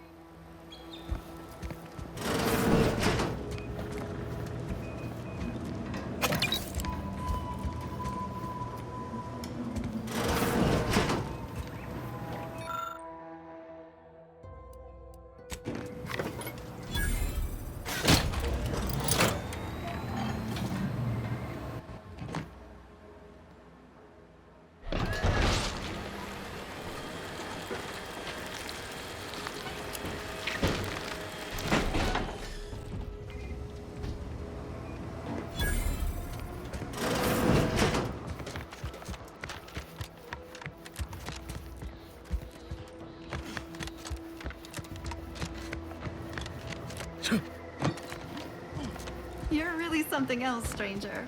Thank you for getting us down. Oh, thank the law.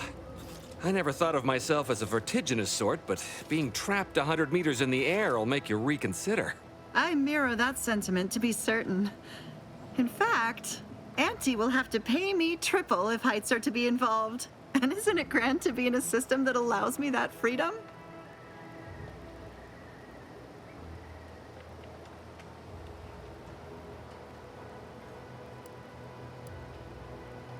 I agree with Liza. I'm inclined to keep a few paces from farming equipment from now on. Here's your reward for evacuating us with all our parts intact. I perhaps ain't as awash in currency as I'd prefer, so you can have my helmet as well. It was useful for identifying crops we'd missed in our harvest, but to be honest, I'd like a little distance from plants for a spell.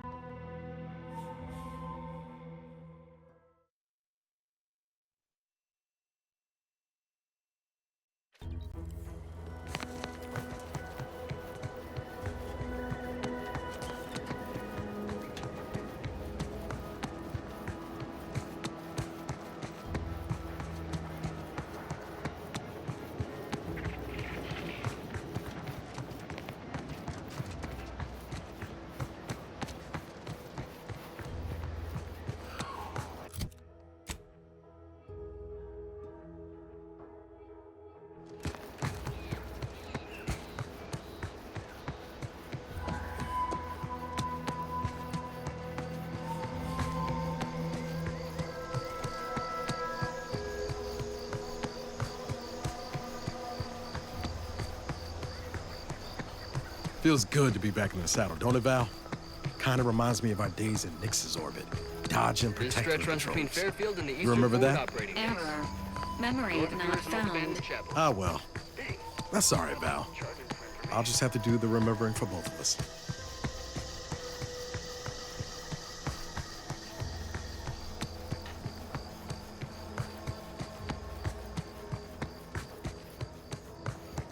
Careful, friend.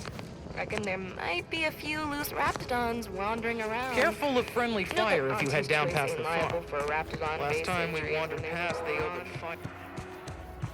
472. Scout report.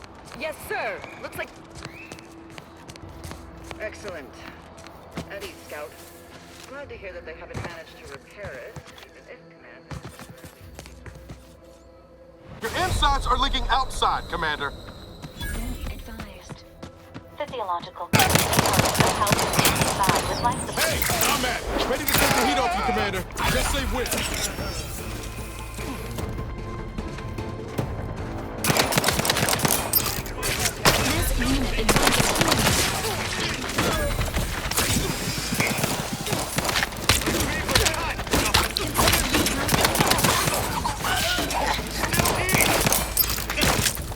Trigger finger's still tired.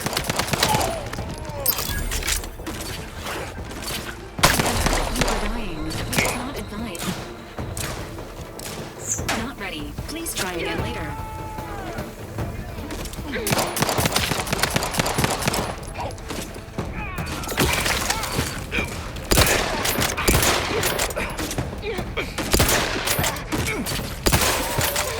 Negative. Pharmaceutical reload in progress.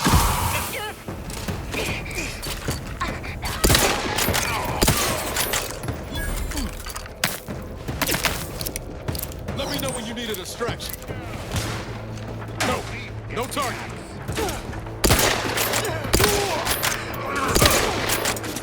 All the one you need to worry about. You lot couldn't hit the broadside of a freighter. Not getting up without help, Commander.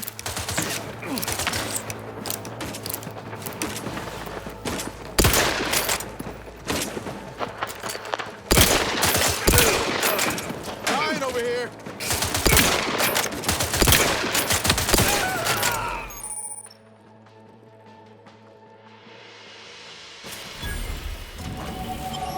I know I've been pushing to find DeVries, so this might seem a bit of a left turn, but void it. I'm just gonna ask. Got an old friend here on the island. The doctor who patched me up after Horizon Point. Ex-protectorate, a good man. Tracked in the Westport a short time ago, but never got up the nerve to visit. Reckon we could drop by and pay him a visit. Brief one, of course.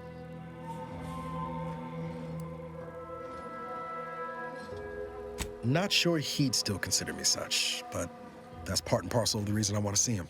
I had some bad years on my own. Now with you here being part of a team, this might sound a mite soppy, but I feel like I could be a proper agent again. That starts with writing accounts. This friend of mine, Zebulon Tran, I let him down. And I've been chewing on that live wire for a while. Too long, maybe. After I recovered from Horizon Point, Zeb and I ran together for a spell, doing what we could to help folks in difficult spots. Fighting protectorate tyranny in small ways. Too small for Zeb, as it turned out. He was unhappy before I showed up, and after, well, all my directorate talk fired him up even more. I had my orders. I was to stay low. Couldn't let the protectorate catch wind of an Earth Directorate agent in its midst. But Zeb, he kept pushing to take more extreme action. I agree. But the problem with burning down a system is finding ways out for all the innocent folk trapped inside it. That wasn't the goal anyway. Just helping out where we could. We worked hard, but the Protectorate's arbiters and sentinels worked harder. Often than not, our help only made targets of the folks whose lives we were trying to improve. Didn't matter what we did. Arcadia was still caught under the Protectorate's boot. Guess some of what you said way back when stuck. All that talk about putting people first. Figured that's what I was doing, putting a stop to all the pain I was causing. Anyway, things weren't good. Zeb and I couldn't find the rhythm we had before. We were arguing every day. Eventually, cutting ties just seemed for the best. Clean like. Only later I learned Zeb hadn't given up the struggle like I assumed he would. He got to stay in mental refreshment for his trouble. That's the last I heard of him, till recent.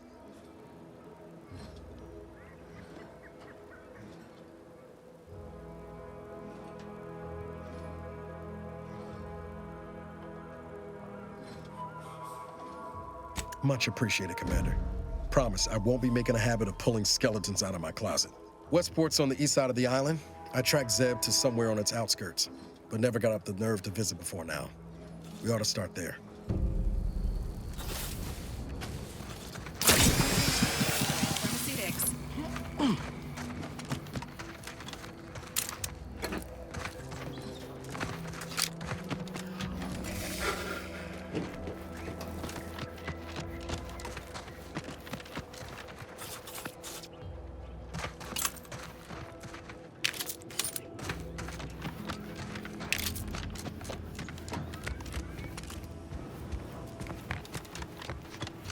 Place is in shambles. What happened here?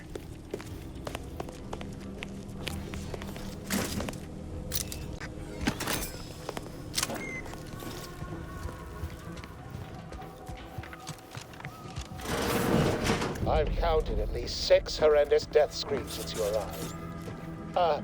You must be affected as well.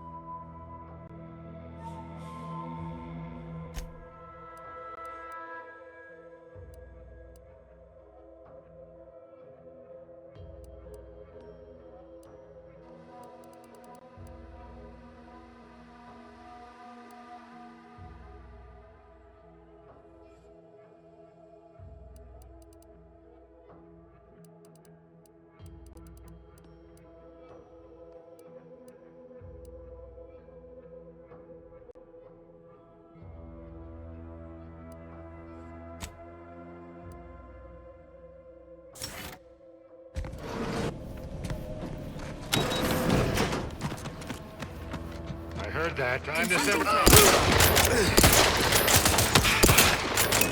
gonna use court slow, Commander.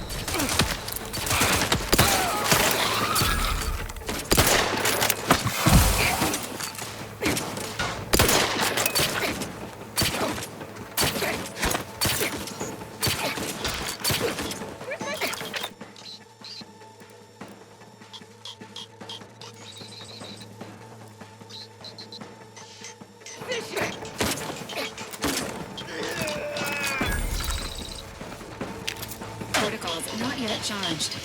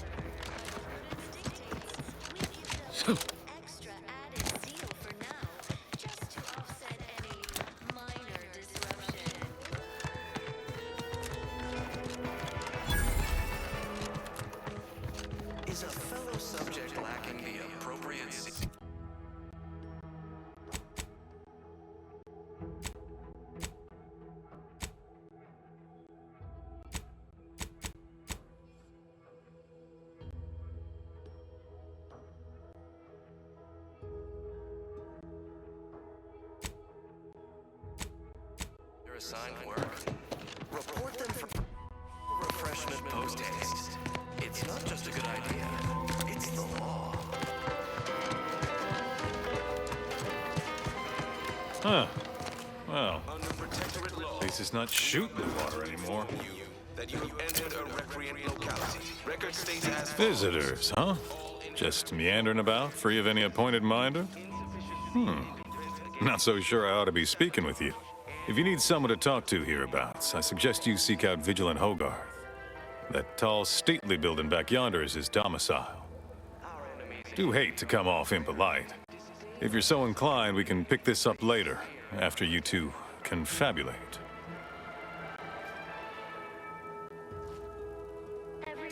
Apologies, but I don't believe I should be discussing such matters with you without permission. Once you report to the Vigilant, I'd be happy to speak freely. Word to the wise, despite what you might hear, we still consider ourselves part of the Protectorate. Anyone spots an outsider engaging in misdeeds might just open fire. Depletion of resources and challenges The matriarch appeared right out of the aether, just as I imagine our proud sentinels do. Like, here I am, your innermost thoughts are known to me, and nobody once hears from you again. Caught me reciting passages from a beacon to the cosmos, illustrating my steadfast fidelity. All subjects prosper under the guidance of our beneficent ruler, the Sovereign. That part always hits me directly. To quote my personal log, an essential passage, rightful and true. Charlton Weintraut. Did I? Not again. Oh, this? It's a birthmark, skin condition, both, about which I am rather sensitive, thank you very kindly. Say, you are every bit you seem, yes? Thoroughly on the up and up and in no way a hidden agent? It is widely known that a sentinel is required to stand revealed before rendering judgment. Why, a plot point about that featured prominently in the latest episode of I, Red Cloak. Of course you believe everything on the Aether Wave. I guess it would be stranger if you didn't swallow the propaganda, even if it does take some heavy dramatic license. Well, you appear to be far more fluent with Sentinel procedure than I. Veiled implication understood. If you'll excuse me, I best return to my work tasks. If you were a Sentinel, or in some Sentinel-adjacent role, I'd of course be honored to have you inspect my belongings.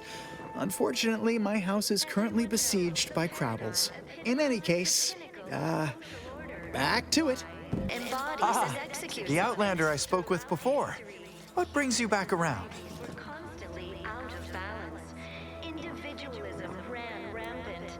Depletion of resources and lack of community. That is, I meant to say, through his beneficent... I can use... Didn't have the firm. Take a moment to rightly appreciate it all and thank the Sovereign.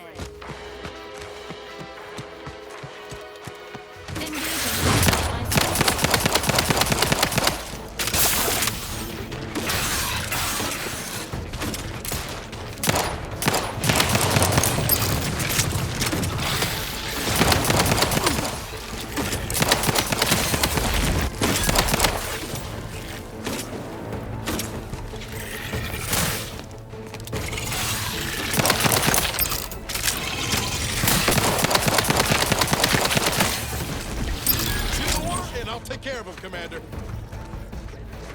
Emergency protocols ready.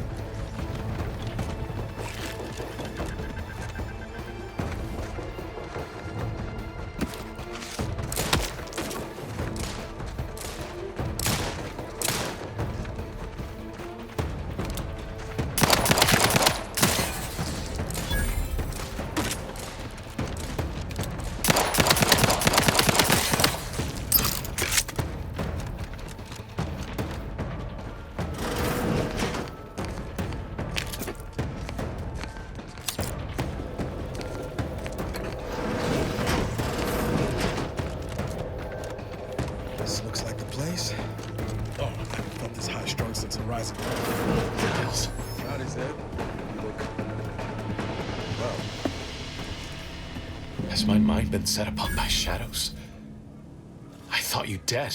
Can't imagine why you think that. I've only been gone 4 years. Oh, back from your little saunter then, are you? Head all cleared? I must say you took quite the perambulation. I hope you didn't wear out your rotation adapters.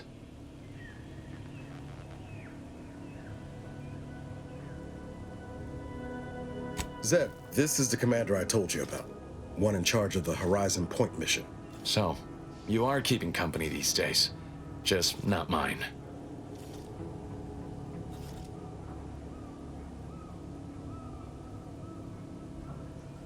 That would depend on what vision you have for Arcadia's future. Everyone seems to think they alone know what's best for this colony. Look, I'm not just here to gas you up with empty apologies. I want to set things right between us. Oh, now you want to help. Where were you when the war happened? Or when I was being carted off to mental refreshment? Where were you when I actually needed you? I know I let you down before, but give me a chance to earn back your trust. There must be something I can lend you a hand with. I know you haven't given up the fight.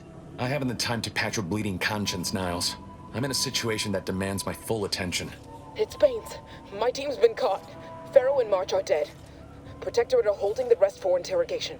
A ship is inbound to take us off-world, to the consul himself. I barely managed to evade capture. Damn it! It looks like the data went through, but there's something wrong with the connection. The cipher isn't transmitting. Found her! You there! Step away from that terminal at once! Audra! Fuck! It's all coming apart. I knew something was wrong. What have you gotten yourself into here, Zeb? That was one of my operatives. I organized the mission to infiltrate the Vox to acquire valuable intelligence. But obviously, something's gone wrong. Without that cipher, the intelligence is worthless. But I'm more concerned about my people at the moment. If you're sincere in your desire to help, prove it. Rescue my friends before that ship departs with them on board. Please. I am. Without question. Okay. If they're sending a ship, that means my people are being held on the Vox's landing pad. Use my call sign so they'll know you for an ally. I'm certain Niles remembers it. And do exercise discretion, as well as caution. The guards at the Vox won't hesitate to fire upon you, should you be discovered. Not to worry. This is exactly the sort of thing we're trained to handle. Yes, but the uniform doesn't stop bullets, as I'm sure you recall. Good thing we know a doctor then.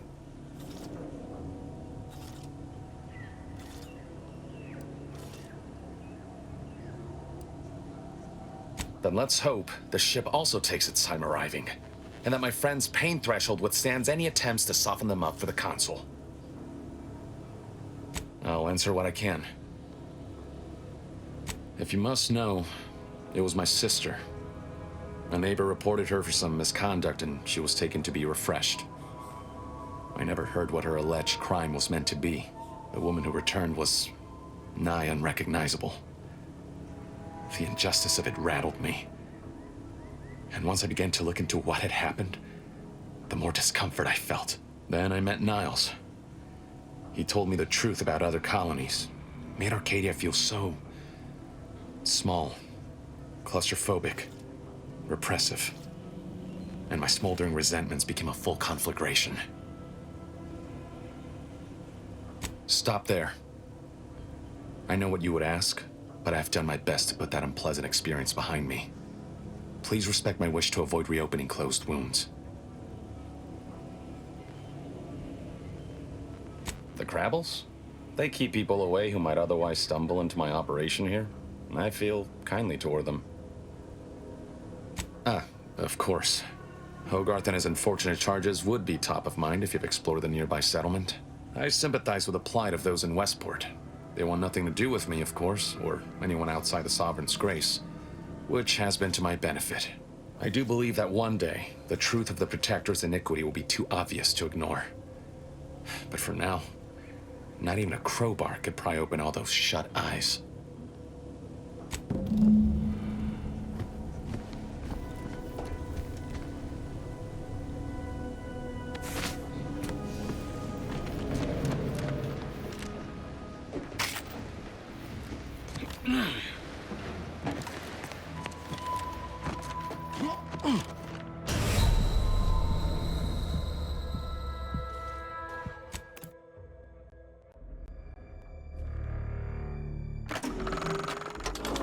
right, that new game...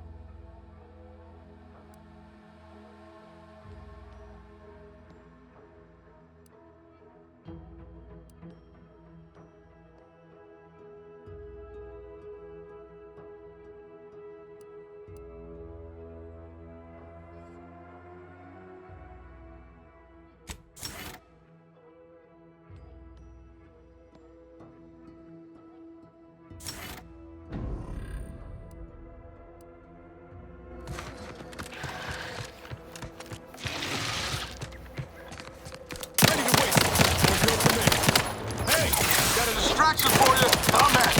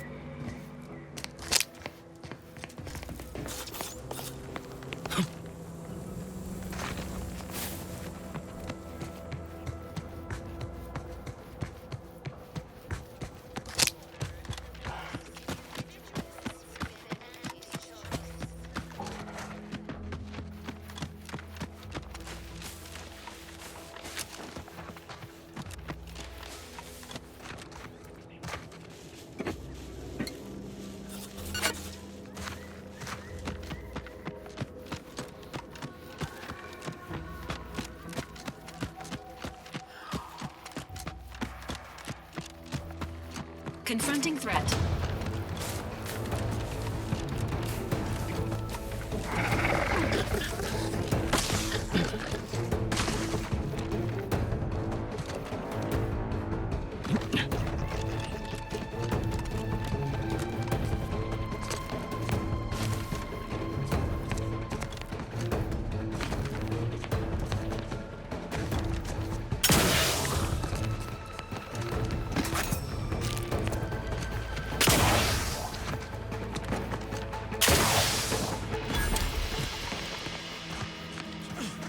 Agent Ibarra, you failed to take your daily supplements 3 days in a row. Vitamins are a vital tool in aiding wound healing and achieving your long-term health goals. We've talked about this, Val. Ain't polite airing folks' private health information in front of others. If oral capsules are not your preferred delivery method, suppositories may be a viable alternative. All right. I'll take the damn supplements. The normal ones. And maybe I'll examine your courtesy settings while I'm at it.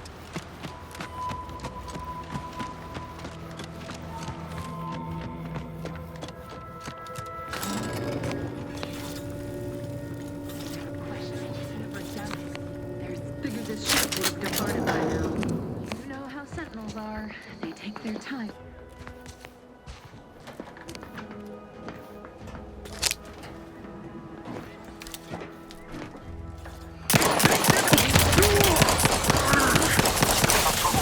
Sorry, ain't ready yet.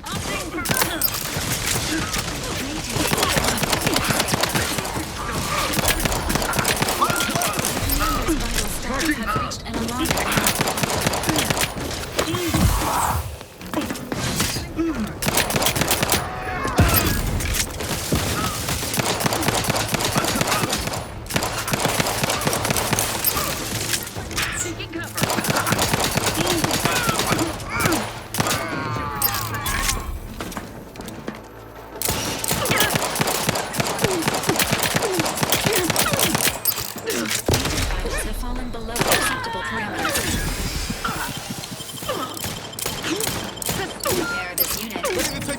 Commander, just say when. Hostilities.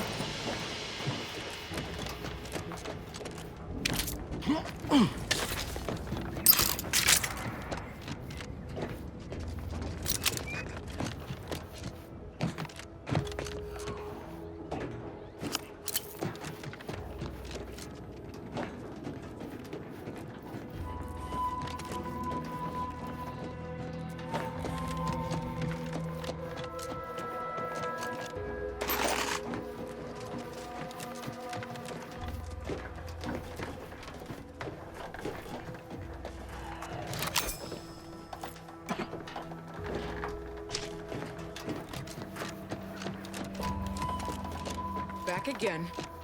Thought we were done for now.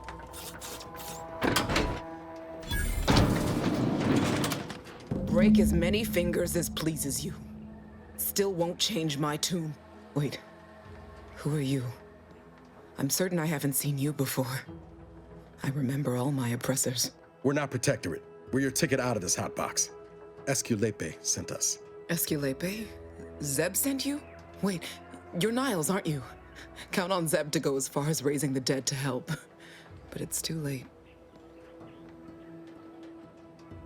I gather you haven't noticed the bodies in the pen here. Oh. The others don't look like they suffered easy deaths. What happened? Montelli, damn him! He executed March and Pharaoh outright, ranting about traitors. Sentinel arrived to conduct a preliminary interrogation. She tortured us for information. The others didn't survive her enthusiasm for the work. I'm only here because the Consul wants someone brought back to him, alive. Lucky me. Thanks. Can't take all the credit, though. The Sentinel seemed spent by the time she got to me. Wore herself out on the others, I guess. Quick, though, before I forget or we're interrupted, I memorized the cipher. It's 02519W. Should help Zeb decode the intelligence we sent him a whole lot faster.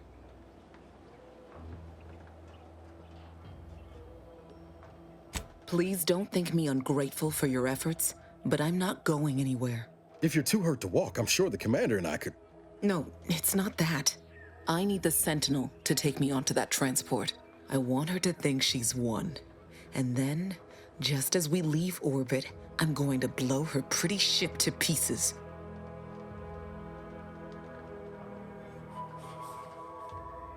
I'm no martyr. If there was another way to protect Zebulon and our cell, I'd take it. But if I escape, the Protectorate will pursue me, and everyone I care about will be in danger. I'll make it look like an accident. Mechanical failure. When I was being tortured, I saw some frayed wires near the fuel system. With the right spark, I think I can ignite it.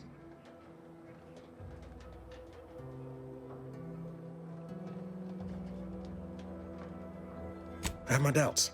Even if she managed to spark a few wires, that ship's bound to have a fire suppression system. It would kick in if there was any real ignition. What do you propose then? Not blowing yourself up for starters. You know how relentless the Protectorate is.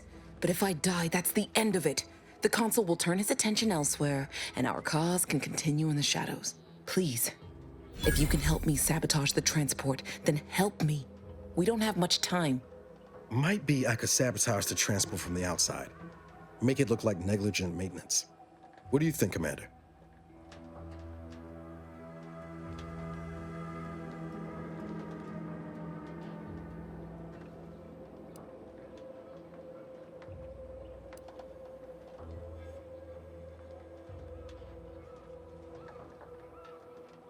Yes, Commander. Stay put.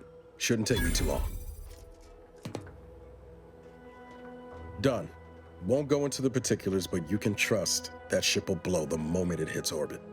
Excellent work. I see why Zebulon liked having you around. I'd say I won't forget how you've helped me, but, well, you know. Tell Zeb what happened, won't you? That it was my decision. And I was at peace with it.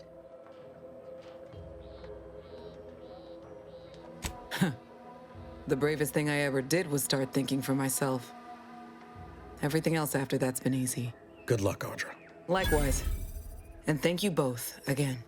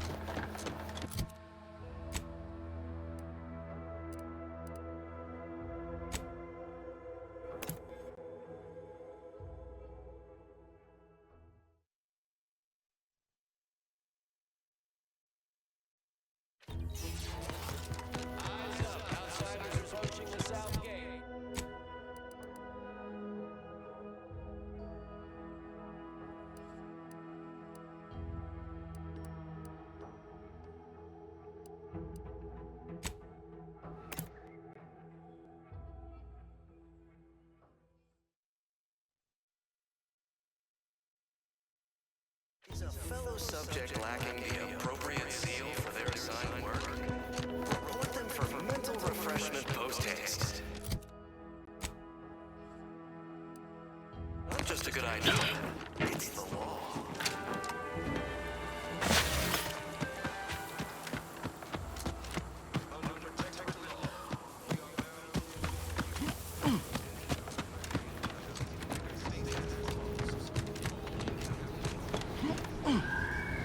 You've returned, but where are the others?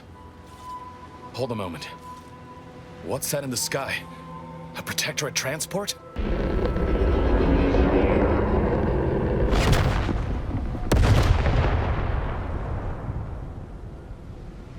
What in the blazes was that?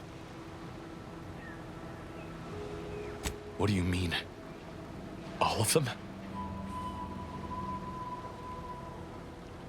And you didn't think to dissuade her? Damn it, Niles! Our cause isn't served by more corpses.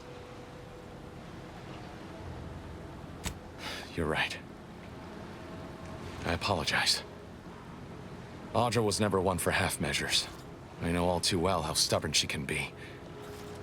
Still, her loss will be felt. Was she at least able to give you the cipher before the end? I wish the success of this venture had not come at such a terrible cost. But at least it was not for nothing. Perhaps I was mistaken about your commitment to making amends, Niles. Thank you for being true. Can't fault you for having doubts. But I have changed. I am changing. I hope you'll both forgive me my earlier disposition. I'm not normally so surly.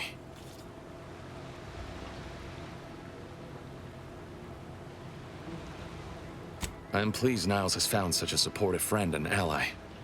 That's a rare thing in this colony. I haven't much to reward you with, but take this. It's something I had started on for Niles long ago. Hopefully it fits. This information came at a steep price, but I'll put it to good use. Expect to hear from me should our cause require further assistance from the Earth Directorate's best.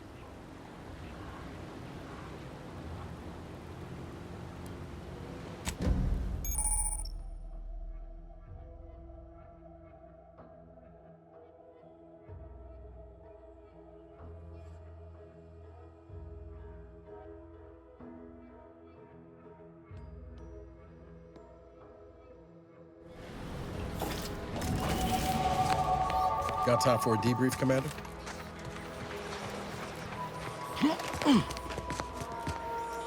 Feels good, don't it? Helping folks like Zeb and Audra hit back against the Protectorate.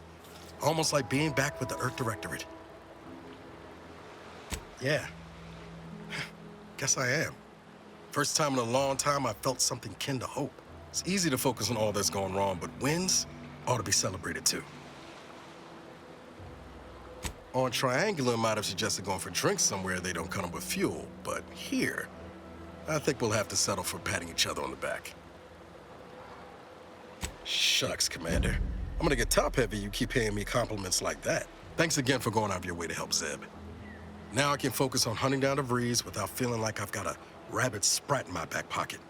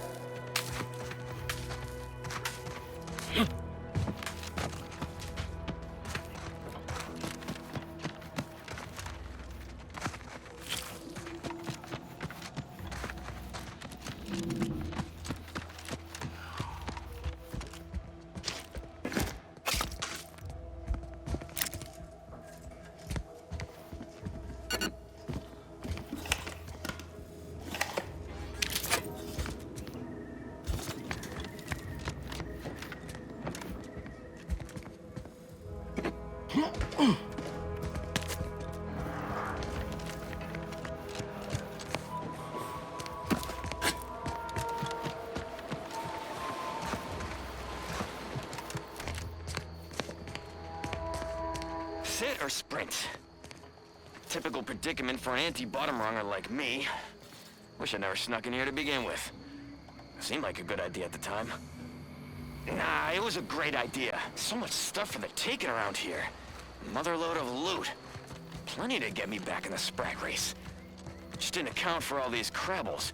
Real fly in the old ointment. I could just sit tight, live lean off all these supplies, hope the crabbles skedaddle, or maybe open the door and bolt. Seems like a good idea. Nah, it's a great idea.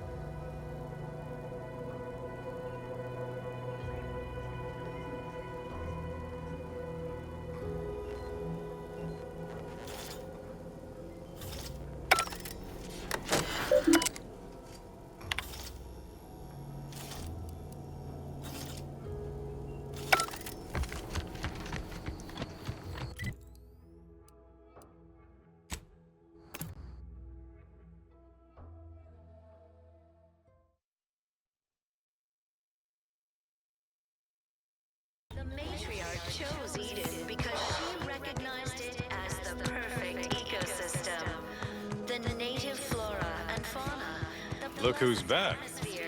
And rich natural resources represent a fascinatingly complex ecological network. The Outlander I spoke with before. What brings you back around? Why, that's wonderful. I'm actually quite relieved a fellow customer like yourself somehow saw through my carefully maintained act. Others in Westport fail to perceive my true nature. I am hardly one of the herd around here. A reference you'll no doubt recognize from those keen Auntie's Choice commercials. Why, they are certainly inspiring. There's this one character who just laughs at danger, says he hand makes his own luck. Is that not the grandest thing you ever heard? You and I are just like him. Get up and go-getters. Say, did Auntie's Choice send you here? Don't fret, I am exceedingly skilled at keeping secrets. Keep informing on your neighbors, same as ever. But prudence dictates we give it a little extra added zeal. How I've waited to hear those words. Anything I might help with at present?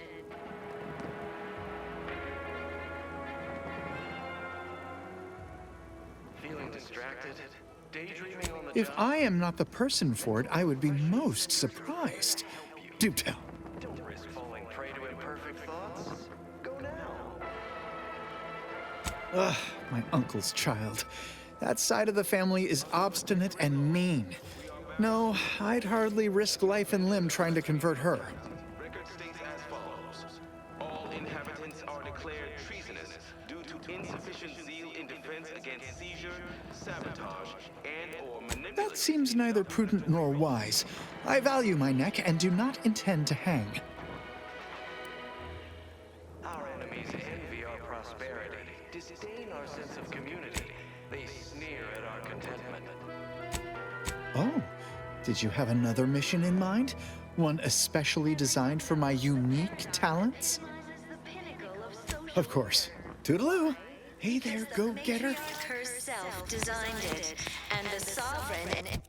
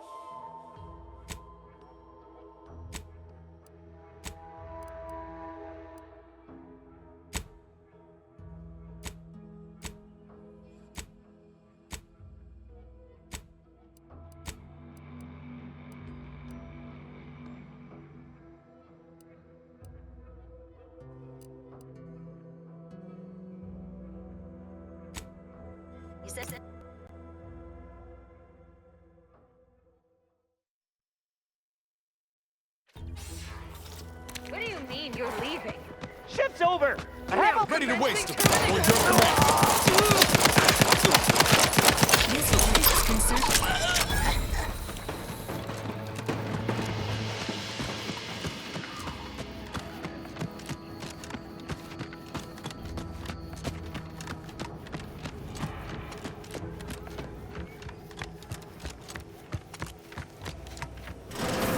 You there? Oh. You're likely affected too, aren't you? Scream twice for yes.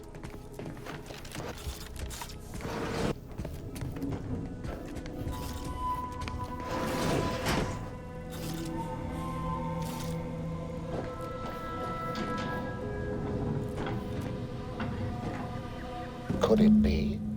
You seem an honest-to-goodness rational human being, unhindered by bloodlust, unshackled from their basal ganglia. Well then, by the Loeffler Risk Intercession Act, under Outbreak Provision 5A, I hereby press you into service to aid me in our present crisis. I, Elman Ormsby, Product Envisioner, Department of Proprietary Methodology and Audacious Advances, am your interim supervisor.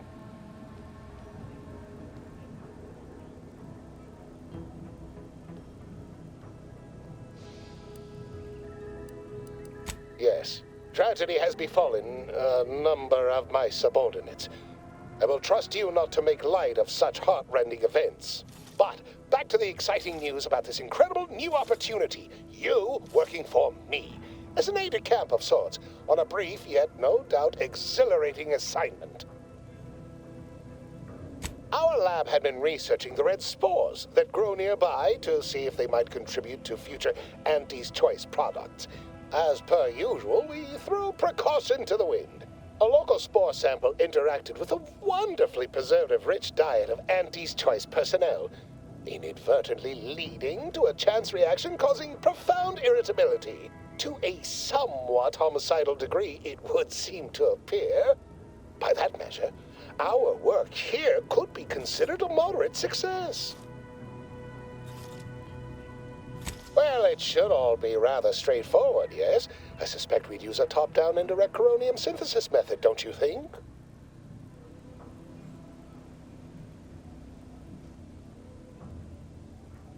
Oh dear. It's occurred to me this might benefit to some extent from medical training. Are you perhaps someone well-versed with pharmacological matters?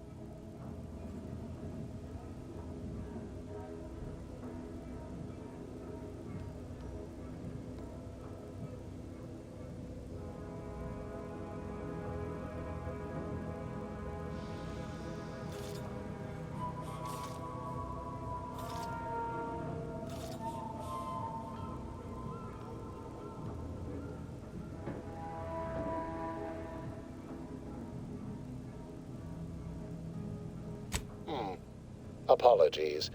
I do tend to assume everyone has a doctorate. No matter, if you are capable of following simple instructions, I'm sure I can guide you through it. Tremendous. Well then, before we roll up our sleeves and determine what's needed, any questions? We'll need two things: fresh samples of the red spores and the findings from the expedition that originally uncovered them. After that, an antidote should be possible in relatively short order, with your skilled assistance, of course. Spore samples may be taken from a red plant indigenous to an area of tall rock formations northwest of here, ingeniously referred to as the Red Spire. The research team's findings are on a terminal in another building on these same grounds, a satellite lab to this one, if you will. Once we have an antidote firmly in hand, we can save my remaining colleagues, so best not murder them all in the meantime.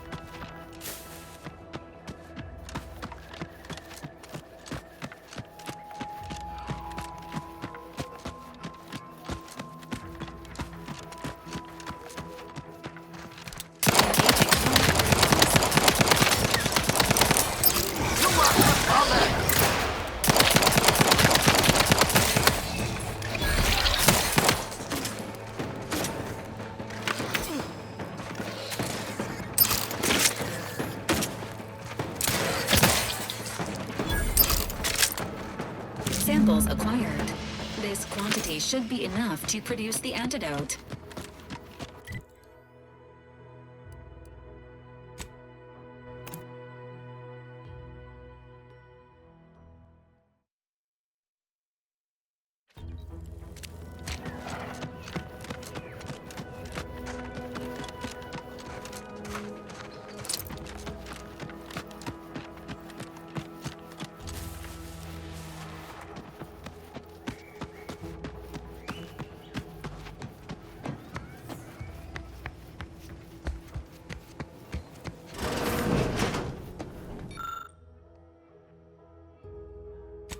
Haha. Allow me to give this a cursory eyeball and... perfect. I'm sure we have the correct neutralizing agent here in the lab. I'll nose out the exact compound within our chemical reserves in 2 shakes of a rat's tail.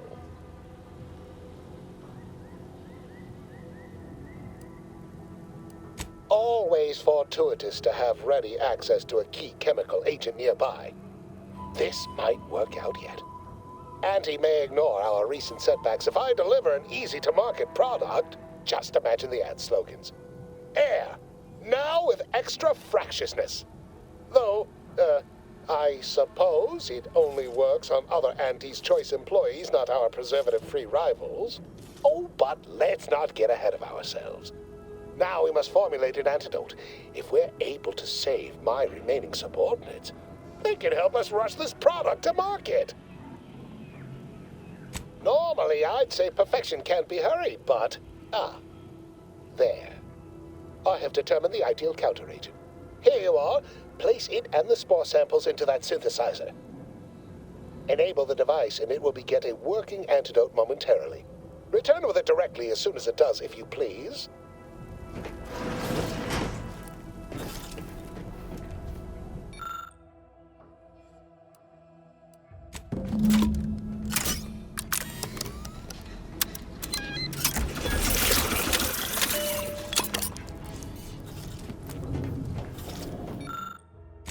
I cannot wait to put this entire sordid affair behind us. Though in the end, this should turn out to be quite a lucrative day. I saw you working the chemical synthesizer. I presume you were successful in creating an antidote?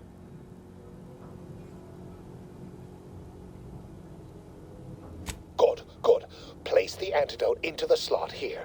I'll insert it into the air filtration system. That will cycle it throughout the area and cure all afflicted. When backup arrives and releases me, I'll run a tally of all here who survived. Not to boast, but I'd say this wildly dangerous experimental agent was quite effective. You can be sure that management and I will see it's put to good use. I may even get a promotion off this.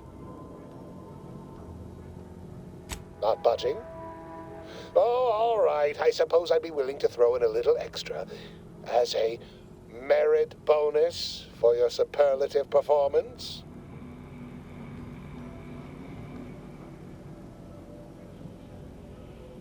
Wonderful, wonderful!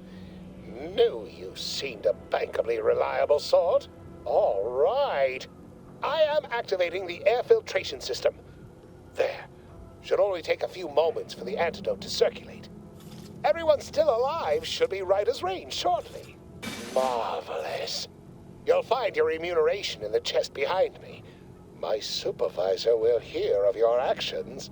Oh, and before I forget, I, Omid Ormsby, under the power granted me by the Loeffler Risk Intercession Act, hereby free you from impressed service to Auntie's Choice. Be seeing you.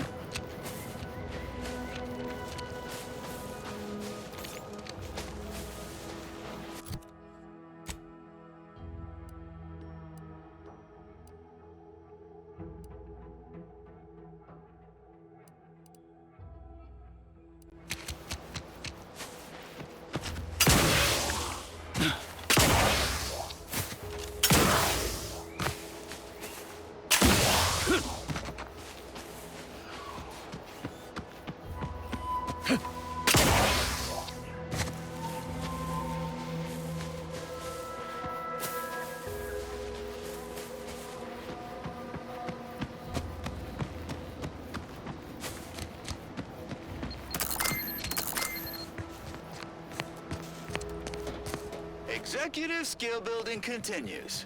Well, at least for me. Can't speak for my inept colleagues. Today's task, leverage teamwork and leadership to navigate a risky landscape blindfolded. Which you apparently interpreted as just shout at everyone. It's called delegating.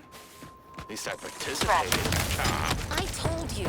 I got a bad scrum point for us. Of course, I serve as leader of this activity. A thankless job. Works on tripping all over. Sprains, blunt force trauma. Not my fault these tanglefoots can't follow directions. Duly noted for the log. Quite the oversight from management to set this exercise in an uncharted Standing by minefield. with life support. Don't know if that's hell when I'm in the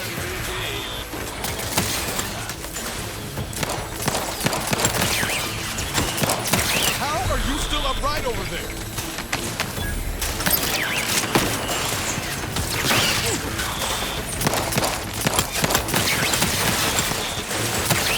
Ready to wait. On your command.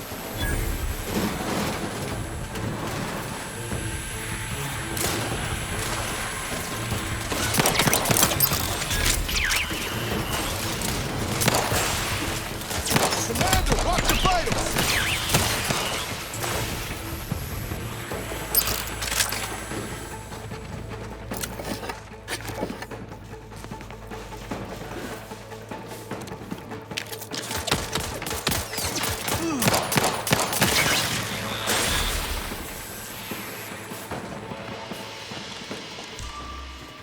Sequencing attack strategies.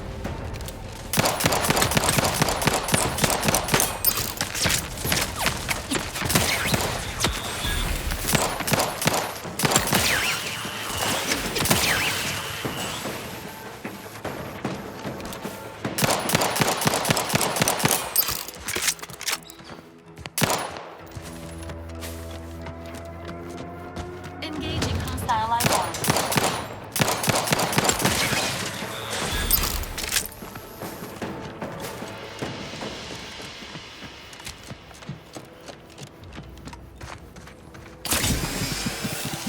Mind the needles.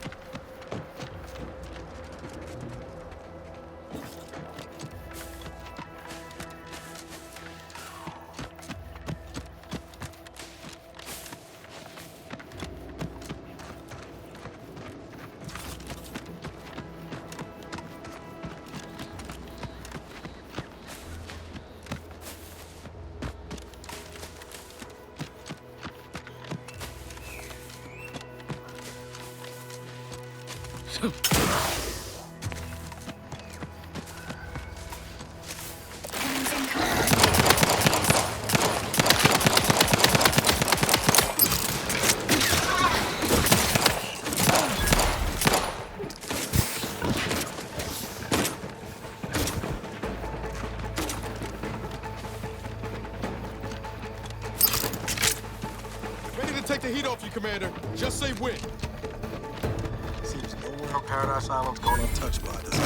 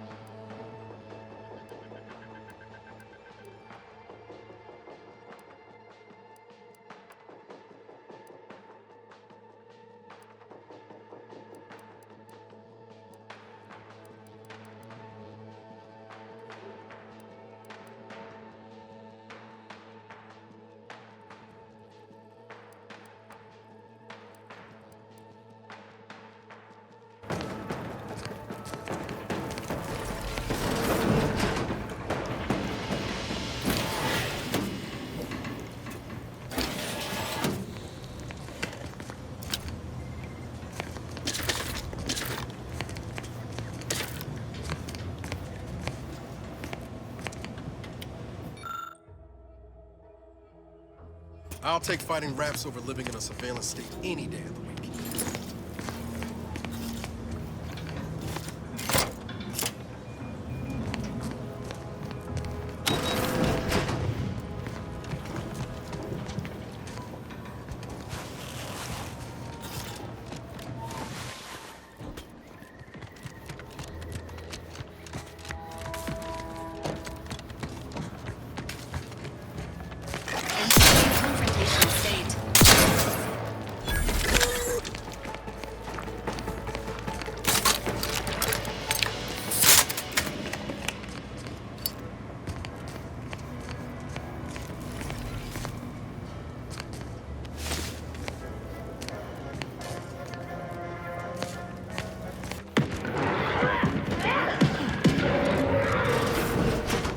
You thought. Hey you! Get over here before you get yourself killed!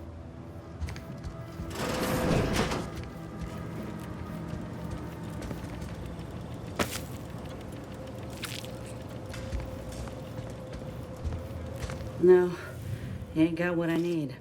And you can't come stumbling around here looking like prey. These rats ain't had a bite to eat since their pods dropped from the look of it. And a desperate rat is a dangerous rat.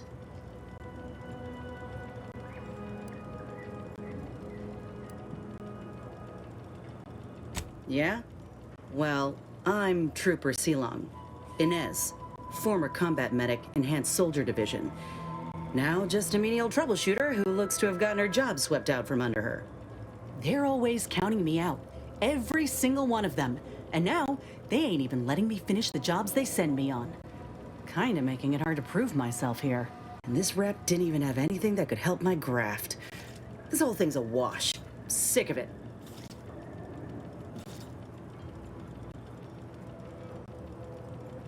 I know, I ain't blaming you. That's part of climbing the ladder. Ain't but one rung at the bottom, and everyone's keen to get a foothold. Can't exactly afford to be picky about the jobs that come my way neither. Considering my condition, options are limited.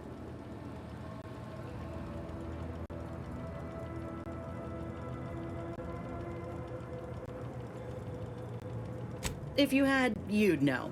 Unless you're accustomed to seeing folk roaming around with exposed muscle fibers or stunted extra limbs on their backs. Sorry. Guess I'm just used to folks staring real hard and then steering clear. I'm considered a liability. My graph's all wrong. Most everyone else who got one passed or became permanently incapacitated. So they shuttered the program. It was a total failure. Everyone in Fairfield reckons my time will come soon too. But I'm still mostly upright. For now. I just know I can do more for Auntie and for the war. It's just this damn contract. Unless I can amend it so I might fix my graft, proving myself ain't happening anytime soon. Weren't many of us grafted soldiers to begin with. To think I'm one of the lucky ones.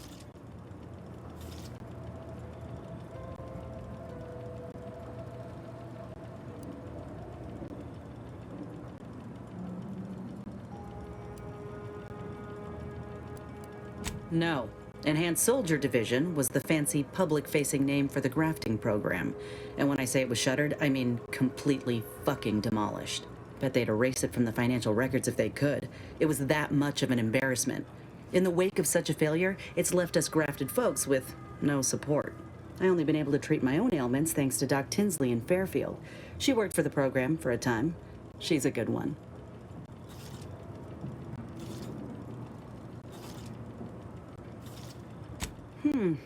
She's bound by contract to work on whatever task Fairfield's illustrious leader set her to, nothing else. But she also ain't quite got the hang of the employment thing.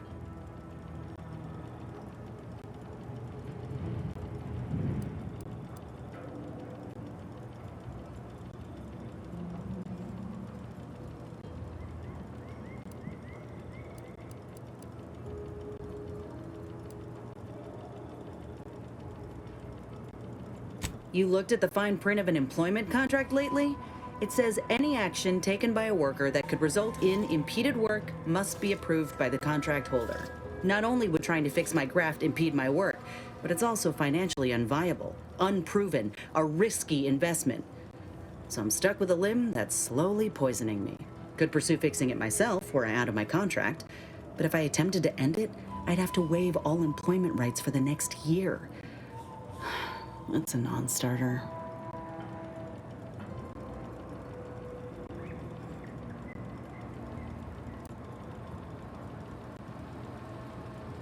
Let me put it this way. If I was already on the bottom rung, this knocks me clean off and buries me in sand. But I started from nothing before.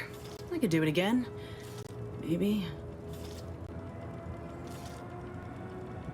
Get the feeling you will. Anyhow, think I'll return to Fairfield to have a little chat with Milver Street. Good luck in there. Mind the wraps. Just me, or did Inez remind you of Helen? Tough like her. Shit. No offense to Val, but it's real nice having someone watching my back who ain't in constant need of recalibration. Anyway, need something, Commander? Sure. Always happy to tool around for a bit. What did you have in mind?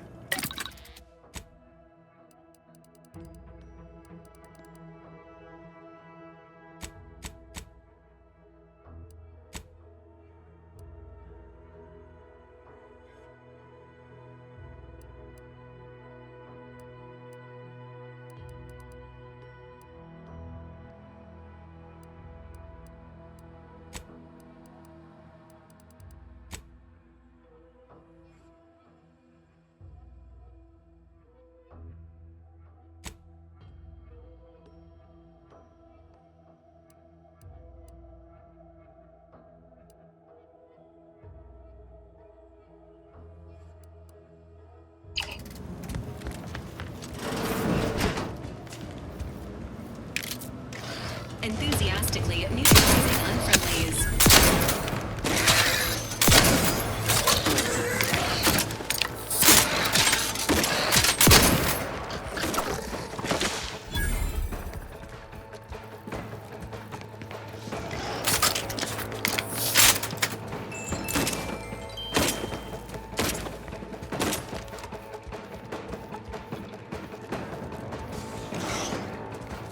Guns cocked and loaded. Just get the signal.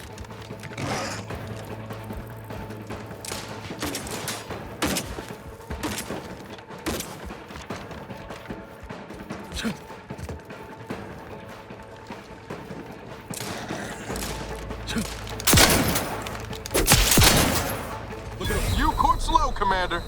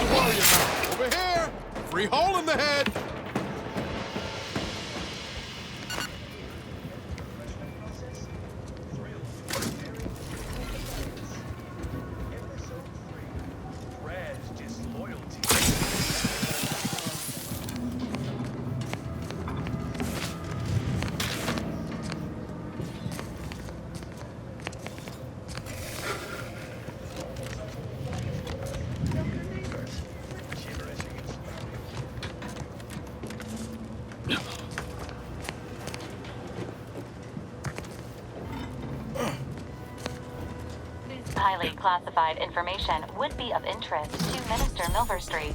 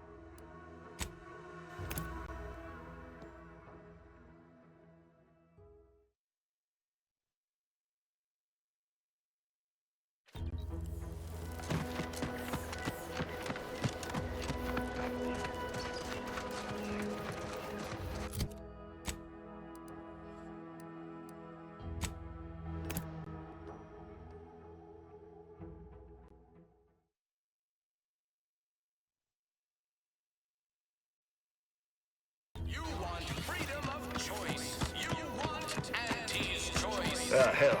I've stood this post so many times I could do it in my sleep.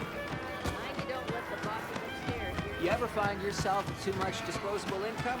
I got plenty of ideas on how to dispose of it. I don't much appreciate you undermining my work, Minister. How has your progress been? If this contract weren't staying my hand, I reckon you'd be answering to it right about now. That's surely the most tempting offer I've heard all day.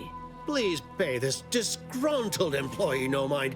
What would she do without Auntie's hand to guide her if she were unemployed?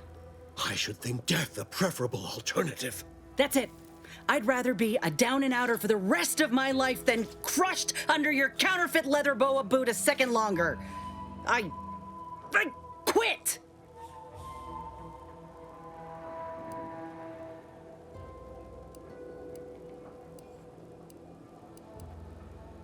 It most assuredly is not good for her. This is unheard of, and I might add, you'll not be welcome with an Auntie's choice once more. We'll not take a contract shirker back into our fold. So you say, but Auntie's choice ain't seen a trooper like me before. You'll regret counting me out.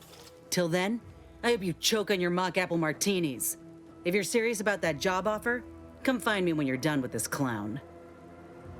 She will most assuredly regret her decision, most assuredly.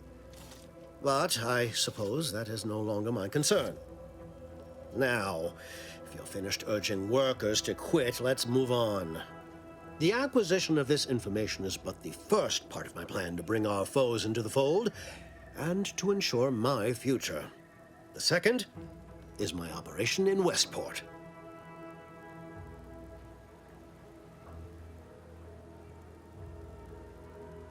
Worry not. The culmination of my plan will bring me the tools to aid you in your endeavor to enter the Vox station. Westport is a shell of the bustling town it was prior to the invasion, though a handful of Protectorate Yesayers still cling to it. My plan requires their conversion. Verily. On to business.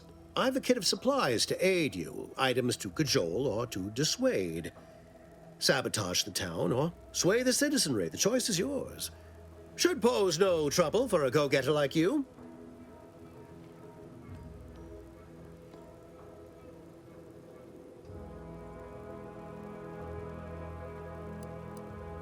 Shh, not so loud. The hat can tell when you're questioning it.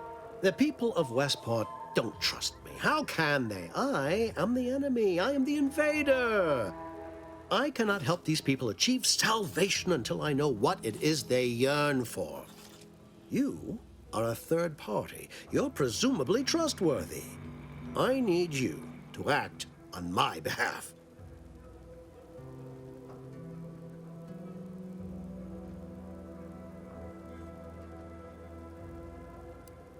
I say if the situation is serendipitous, so much the better. Excellent. Here's the kit. Advertisement tapes, ambidextrine, assorted stimulants, free samples of Purple Berry Crunch, everything you need to wage war on the undecided mind. With that, I shall mark the locale. Begin with the vigilant Hogarth. Motivate him to depart, and his subjects will trot in file behind him woolly cow-like. Now, I'm sure you've asked yourself, for a task so involved, shall the reward be worthwhile? Well, wonder no longer. For the completion of this deed, I'm prepared to offer you an exact replica of my one-of-a-kind, limited production, gentle person's Oxonian. Then consider yourself officially deputized in the war to further innovation and the free market. Be forewarned. I can only guess at the needs of the denizens of Westport. You must engage with them, gauge their situation. Only then can you motivate them adequately.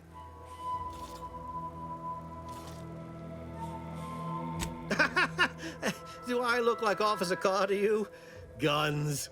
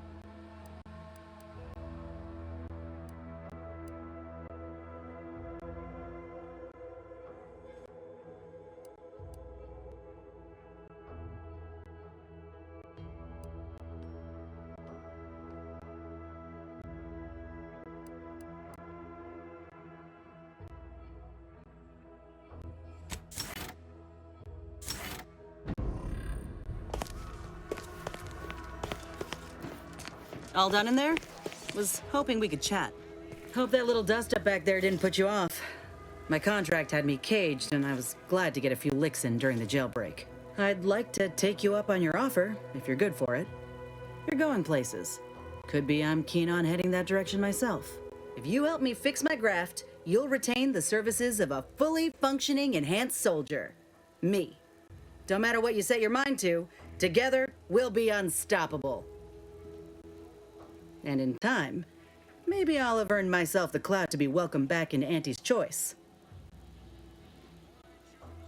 Had a feeling you knew a good offer when you seen it. Once I'm in top form, you'll be pleasantly surprised to see what I'm capable of. Just gotta find out how to get there first.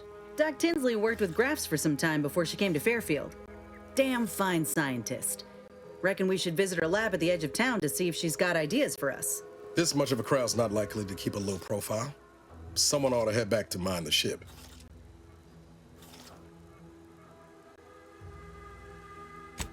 I didn't mean me, but all right. I see where your head's at. Keep safe out there. After you.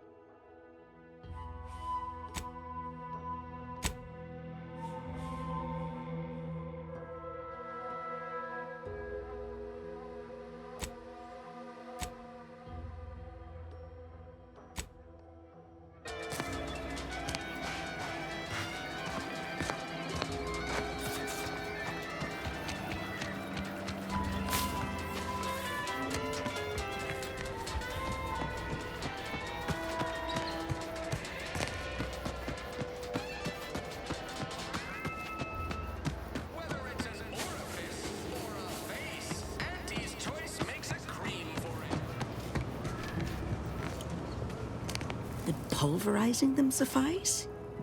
No, I could liquefy them, apply heat and congeal them into kibble no beast could resist. Oh, Ethel, darling, you're a genius. Approach with less haste next time, won't you? Copernicus may be tame, but he still doesn't take kindly to being startled. Oh, Inez, you look, well, like you could use an ice bath and a cup of newly formulated trip teas. Has something happened? Something has, all right. I ended my contract effective immediately. Now I'm free to prove myself to everyone in Auntie's Choice. My way. Well, that's wonderful news. Or is it? I admit I'm still trying to work through what contracts mean hereabouts. But you do appear to be pleased, so I shall be pleased for you. Ah, that is not common knowledge in this town. But since Inez appears to trust you, I suppose I can do the same. Before I began my new illustrious career working with our tame, scaly friends here, I was a researcher in the Enhanced Soldier Division. Oh, I was on the verge of breakthrough when they shut us down. Oh, when I think of the lives I could have reached. But in my current role, I do try to help where I can. Where my own first aid training can't reach, Doc's got me covered. The graft knocked me on my ass for weeks when I first got it. But she nursed me back to health. Would if I could have done more. Right. I have a lead, Inez. I've identified 2 viable beasts on this island that you may be compatible with. Though it may not be easy to acquire the suitable specimens. The first candidate is the skeleton crabble. It has a rare form of albinism and was last spotted on the western coast by Protectorate scientists, who, unfortunately, went missing. I happened upon an old report of theirs along with a code used to operate their machinery. If their fate is what I suspect, the code may be of use to you. I heard rumors of the creature myself. Our skeleton sounds a good bit larger than the average crabble. Meaner and smarter, too. The second candidate is a Raptidon matriarch, the only one of her kind on the island as I understand it. She was last spotted in the crags near the Vox Relay. Deep in Protectorate territory. This matriarch sure ain't making it easy for us. She'll be more aggressive and more cunning than her smaller kin. When you breach the matriarch's lair, you must rouse her from hibernation. I found pheromones to be quite effective. Inez, I'm certain you know a formula that may suffice. That I do. Excellent. It'll be a rather unpleasant wake-up call for the matriarch, so she'll be upon you in moments. I suggest your armaments be at the ready. Then the grafting part is yours.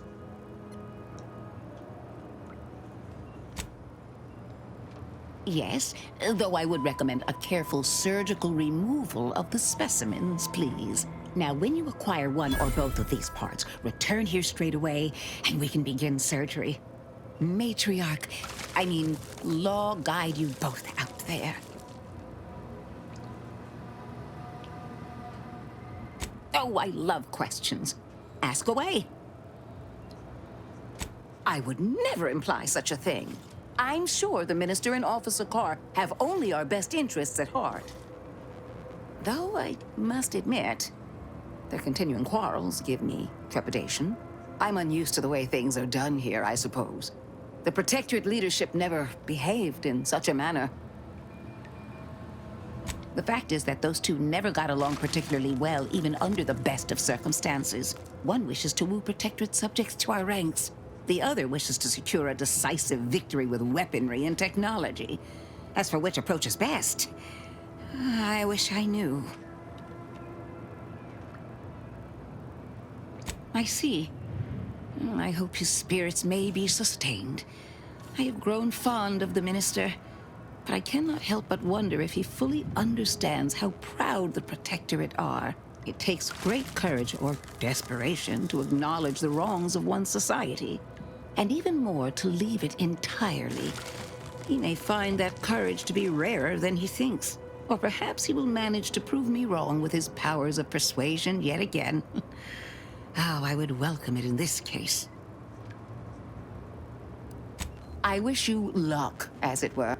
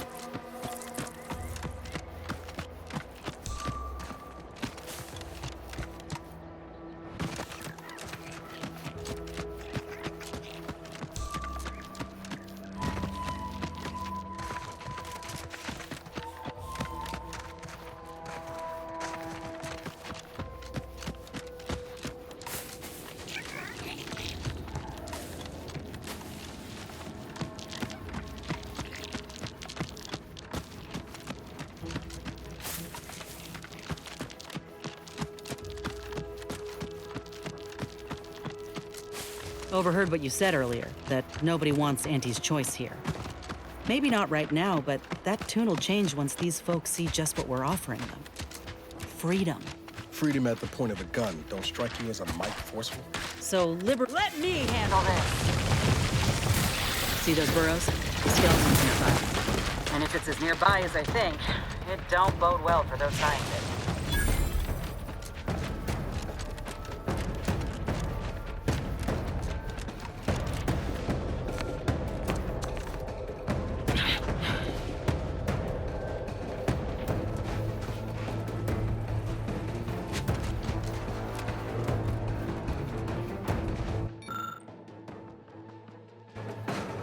Give the order, and I'll take care of him, Commander.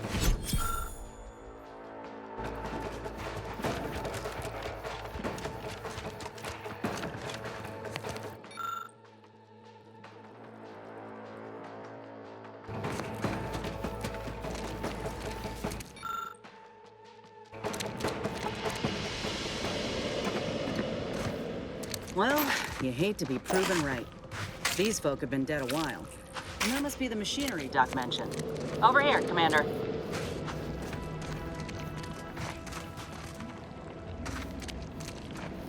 Huh.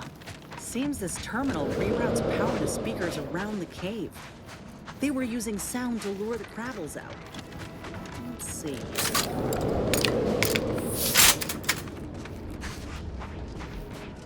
Generator's back on. Power up that phonotron, would you? Should cause enough ruckus to make the skeleton come out and play. And what am I supposed to do? Just stand around and look pretty? Well, if the commander's keen to share, you can press the button too. Wouldn't want you feeling left out.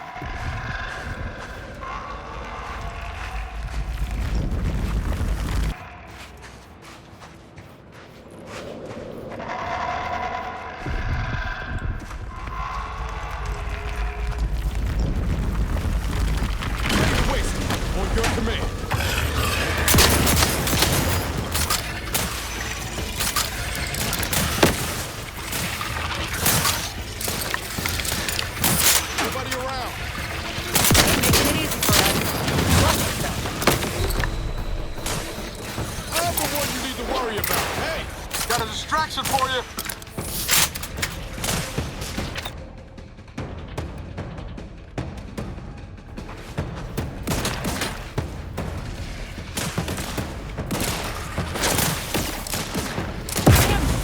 How's he still standing?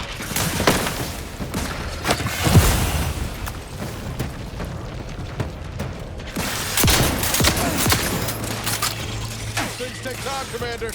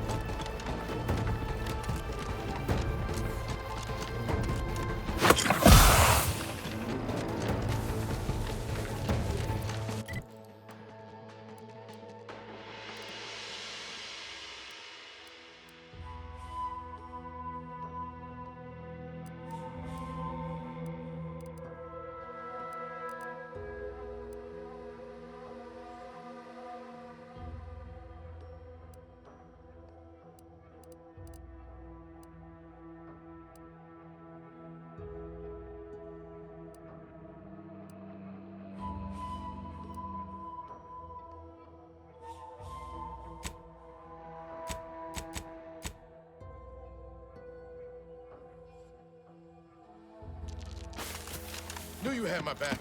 Nice work. Mind bringing it over here so I can take a gander?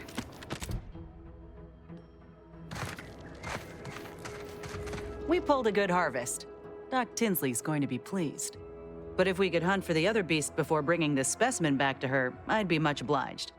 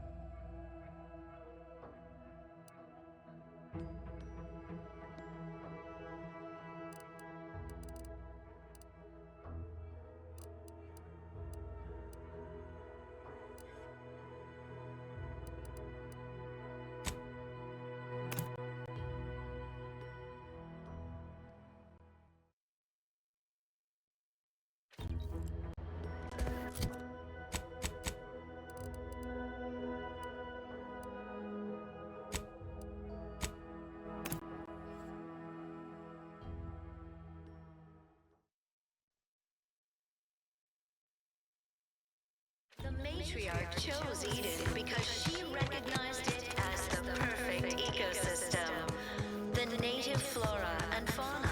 Look who's back. Atmosphere and rich natural resources represent a fascinating Hey there, go-getter. ecological network. Why, hello again. Any new business to discuss involving secret sympathies and sugary spoils?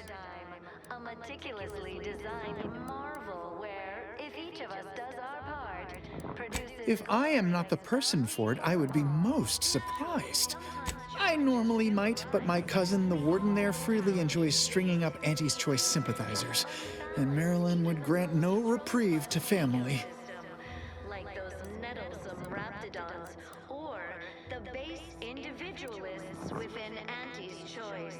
So don't fret, the system is resilient. The system abides. That seems neither prudent nor wise. I value my neck, and why, you're right. I am no member of the herd. I think for myself. You've convinced me. Same as ever. But prudence dictates we give it a little extra added zeal for now, just to Well, all right then. I will pack my things and head out in due course. Glad this world has folks like you just going around helping people realize their enormous unrevealed potential. I, for one, am the better for it. Refreshment post-haste. It's not just a good idea, it's the law.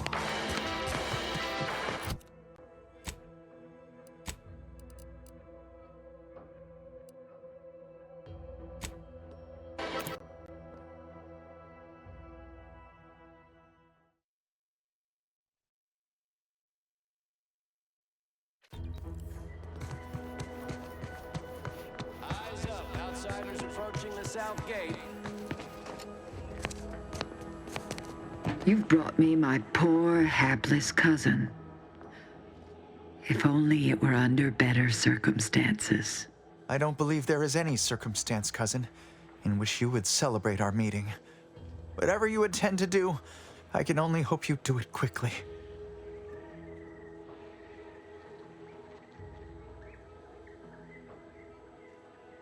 Matriarch, have mercy. So he has not only turned traitor, but he has also fallen prey to corporate manipulations. I thank you for bringing this to my attention. Look at you. Your lips are stained with snacks and Auntie's poison chalice. You have shamed our family. Say what you might, cousin, but that sugary snack goodness was worth my life. I'd do it all again, had I an additional life to spare. If only you had not strayed so far from home. Cadre, you know your orders.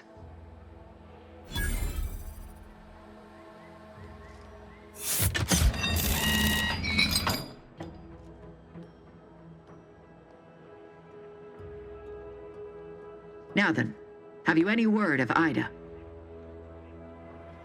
What? How do you know this?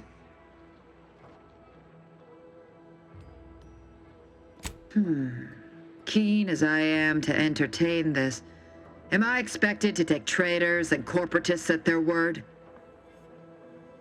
Let me see that. Yes. Yes! This does appear to be hers. Unfortunately, there are reports of the Harvester having been repaired in the wake of her sabotage. Though her triumph may not have endured, it was a good effort nonetheless. Should Montelli deign to interrogate me for my associations, I'll be certain to inform him of her patriotism.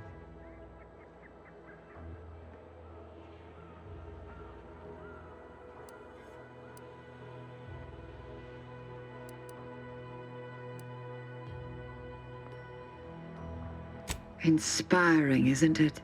Ida's final gift to me was one of enduring loyalty and self-sacrifice, and I will benefit from it, just as she very well might have wanted.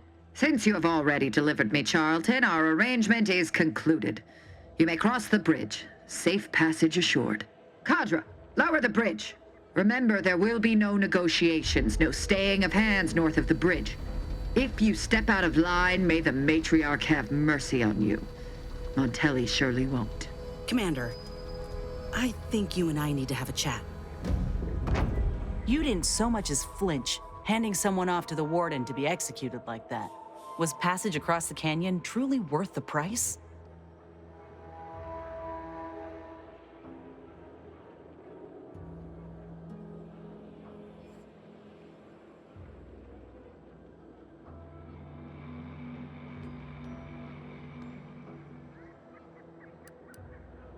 Yeah, suppose stringing up a defenseless person is the path of least resistance. This is exactly the kind of shit I'm fighting against. Lives being given about as much thought as a dime changing hands. I spit on the notion. This war zone is not your playground. Right, ain't a stranger to tactics, Commander. But make no mistake, you give these folk an inch and they'll crush the life out of you too. First chance they get. All right, I'll try to believe you. Should we get going? Ain't no use lingering. Let's get across. One step closer to the race.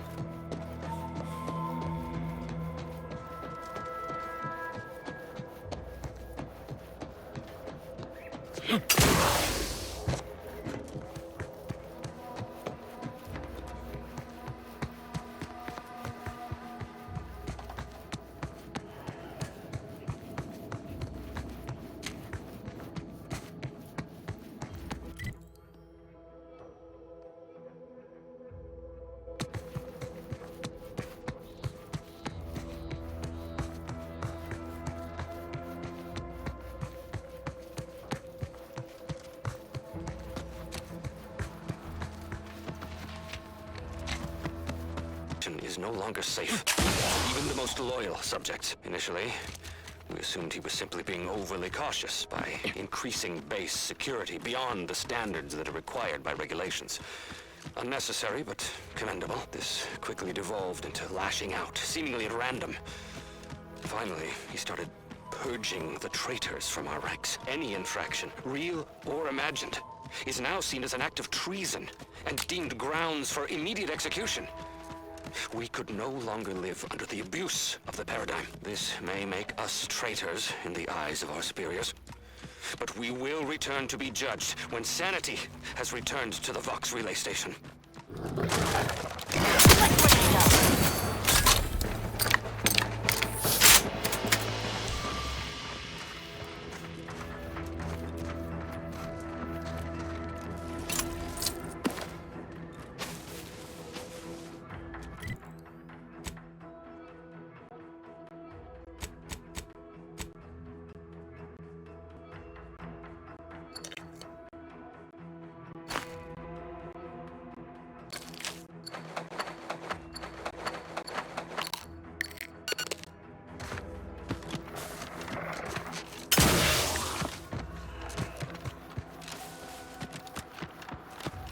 It's a parole.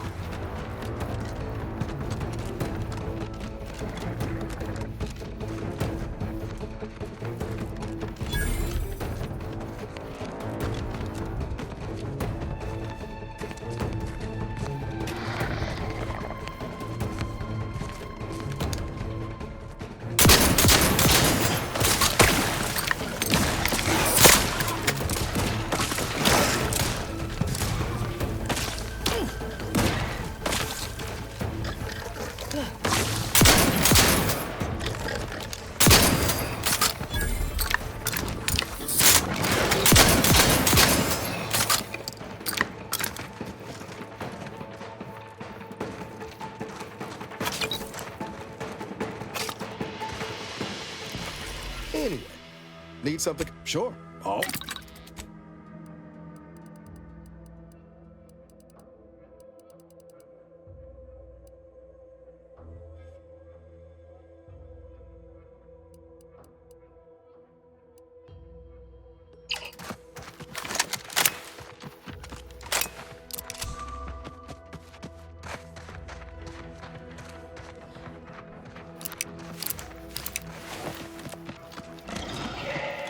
Keep howling.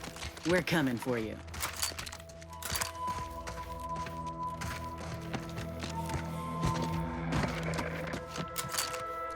Let me handle it.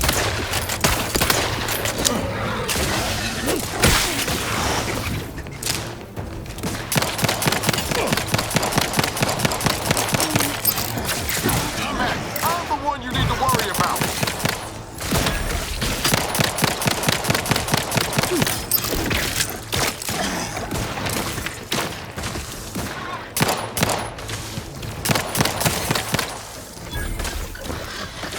Looking pretty scathed, Commander.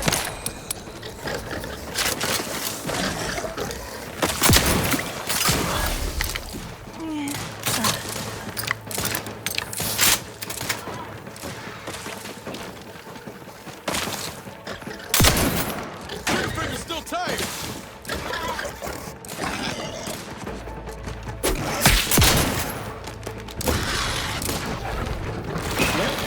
Matriarch's here, all right. Let's put our heads together. Help you whip something up. See these half-eat? She'll have retreated into hide. You know, the matriarch with 3 full. Looks like a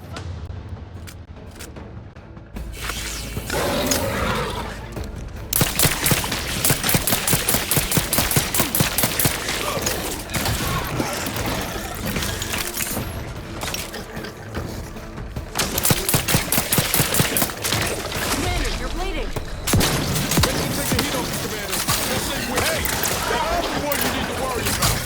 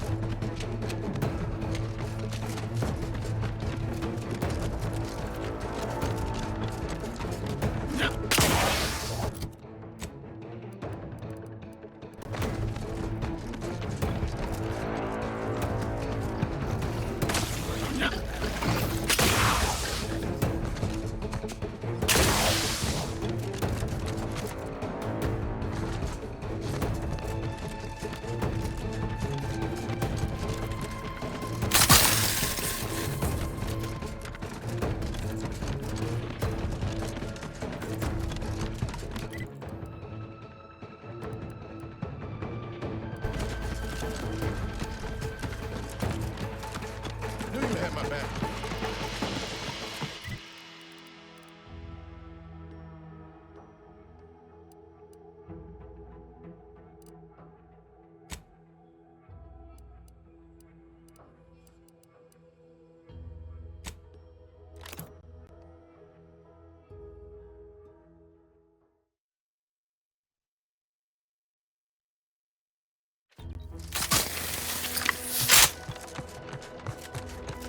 Take a look at those corpses they've got strung up.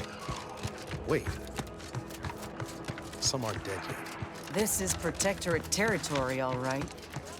Ain't looking to instigate anything, Commander. But if these bastards make any threat on my person, no promises.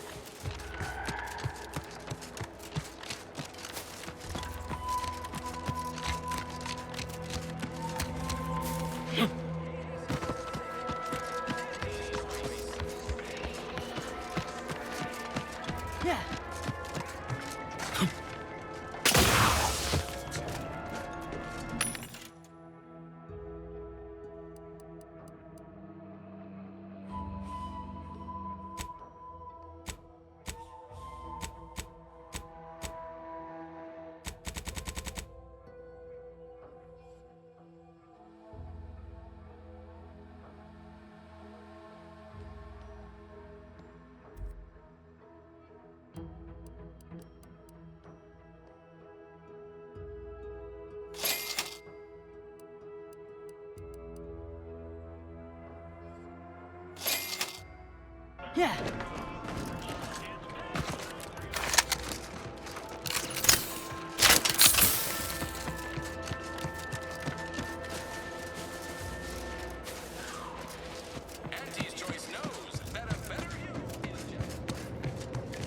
Back again?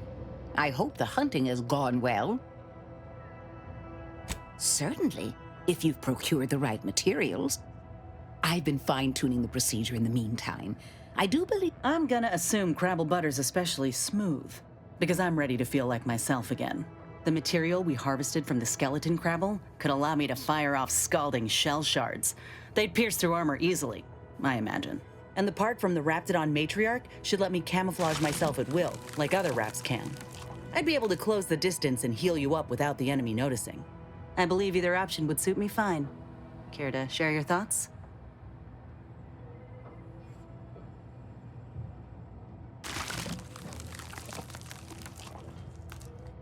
Then I will. And you know what? This makes me the first of Auntie's soldiers to graft with the skeleton's claw. I rather like the thought of being a pioneer. If you don't mind, I'll go ahead and take this spare part off your hands for my own research. Oh, the skeleton Crabble will be a splendid match for you, Inez. Go on now. Get sorted while I get this machine up and running. Mind the Raptidon drool on the table. No need to be nervous. I promise. Thank you for the bedside manner, Commander. As you can tell, I've got a nervous temperament and jump at the sight of my own shadow. Enough distractions, please. I need the utmost focus for my work.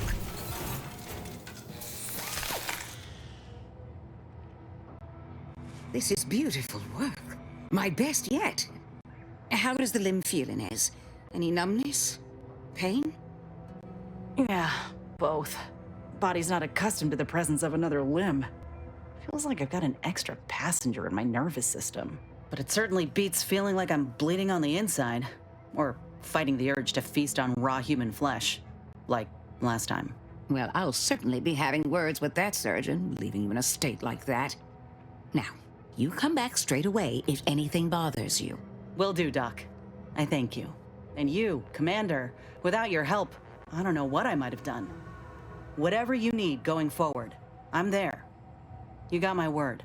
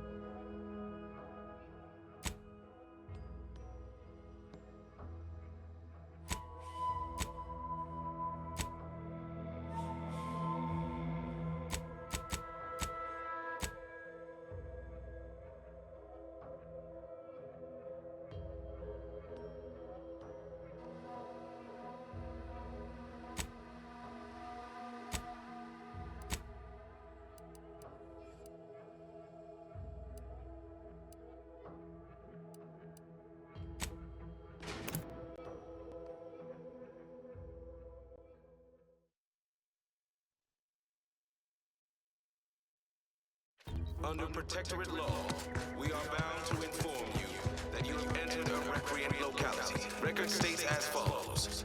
All inhabitants are declared... Look who's back. Due to insufficient zeal in defense and No, I just feel sad for them. Even in their name.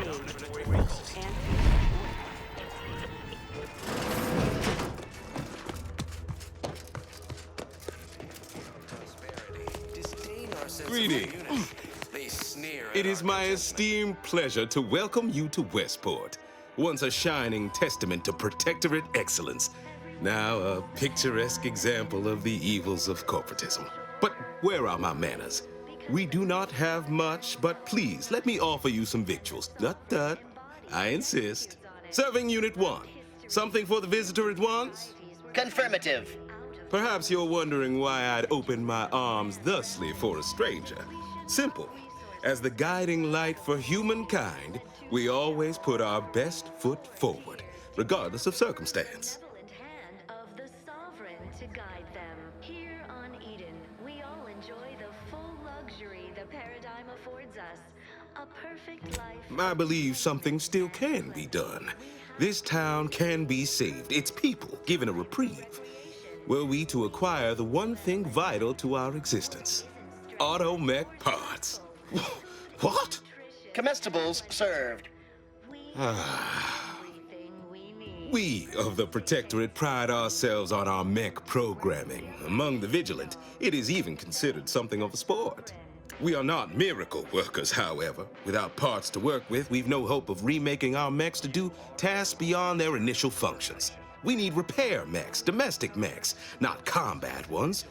Serving Unit 1 here is about as much as can be accomplished without replacement parts.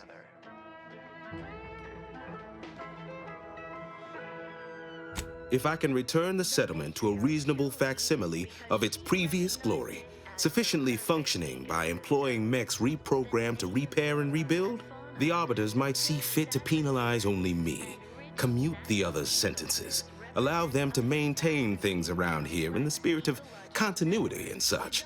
Look around. If the Protectorate wanted to do right by you, you wouldn't be starving and wallowing in this metal quagmire. You want to help your people? Go to Fairfield. Fairfield? Why, they're the reason we're in this mess. You'll forgive me for questioning such timely offers of generosity and kindness. No thank you, not interested. I owe it to every single person here to try. Like those meddlesome raptidons, or the base individualists within Auntie's choice. What sort of payment do you seek? Don't imagine we have much you need. But now, more than ever, we must all do our part. Enough to lead and inspire those who work there, once at least. I was previously the ranking vigilant on this island. Why do you ask? But prudence dictates we give it a little extra added zeal for now, just to offset. Difficult place to saunter into. Station's off limits to anyone without the highest security clearance. For anyone lacking reason to be there, it's assured suicide. In exchange for the automech parts we need, I can provide you means to get inside. Never dream of such a proposal in days of reason and quietude. Yet such is the here and now we find ourselves in. Wonderful. My unavoidable march to the gallows feels lighter already. At least now my subjects will have a fleeting chance. The parts can be found at the Euphoria Coast Automech Repair Center to the south.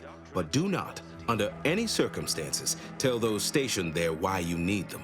To get inside, you will need an access pass from the Ministry of Accuracy. Since we have all been marked as traitors, I cannot create one for you here. Farewell now. Everyone knows the paradigm epitomizes the pinnacle of social order. Why? Because the matriarch herself. Hey, Commander. Could I have a word with you real quick? I hope you're not seriously considering helping the Protectorate here. I know these folks seem on the down and out, but we're as like to do more harm than good by siding with them.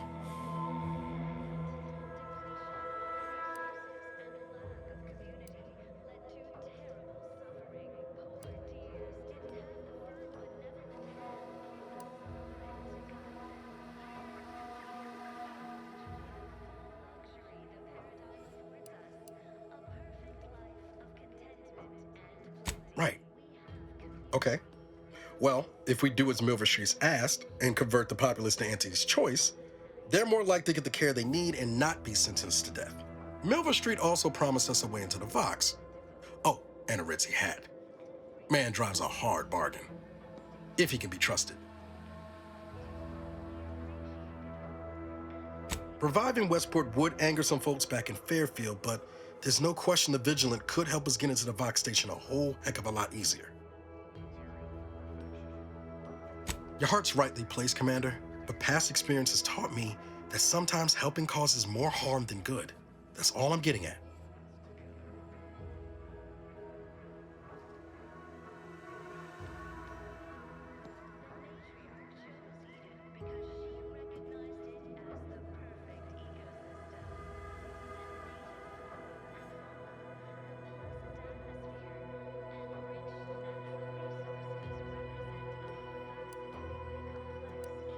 And the faster we get satisfaction. But at what cost? Before you make a decision one way or the other, let's ask around. See what the residents have to say. No use trying to lift up those attached to the muck.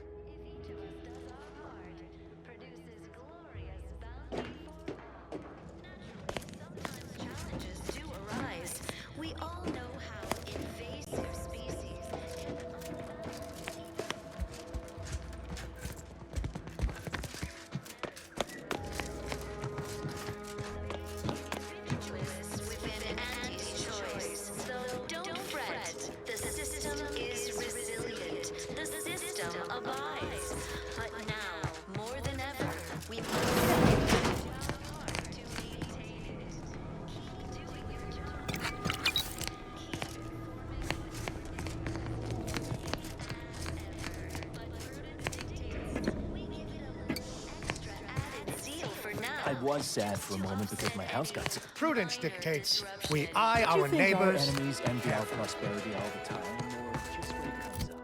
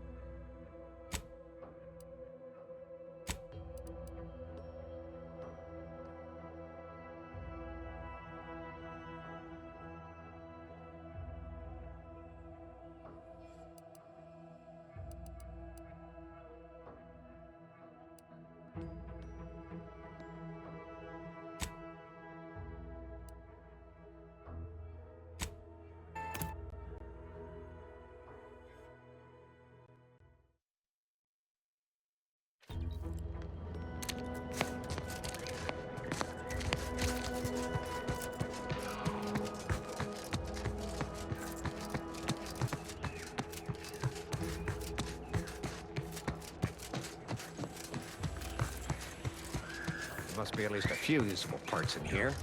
Uh-huh. Oh, it's warped. Looks like everything else.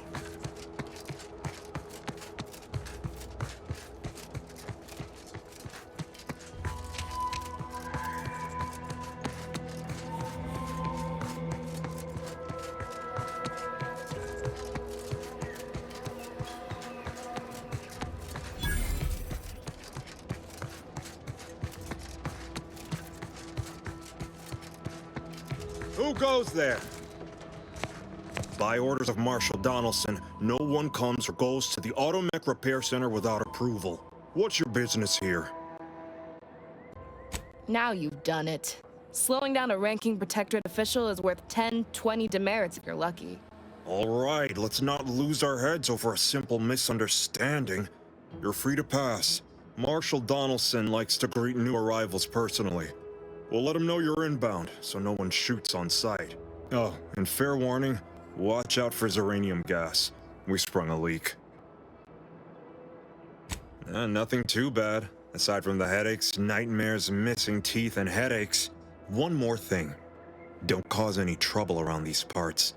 Donaldson runs a tight ship and has zero tolerance for lawbreakers.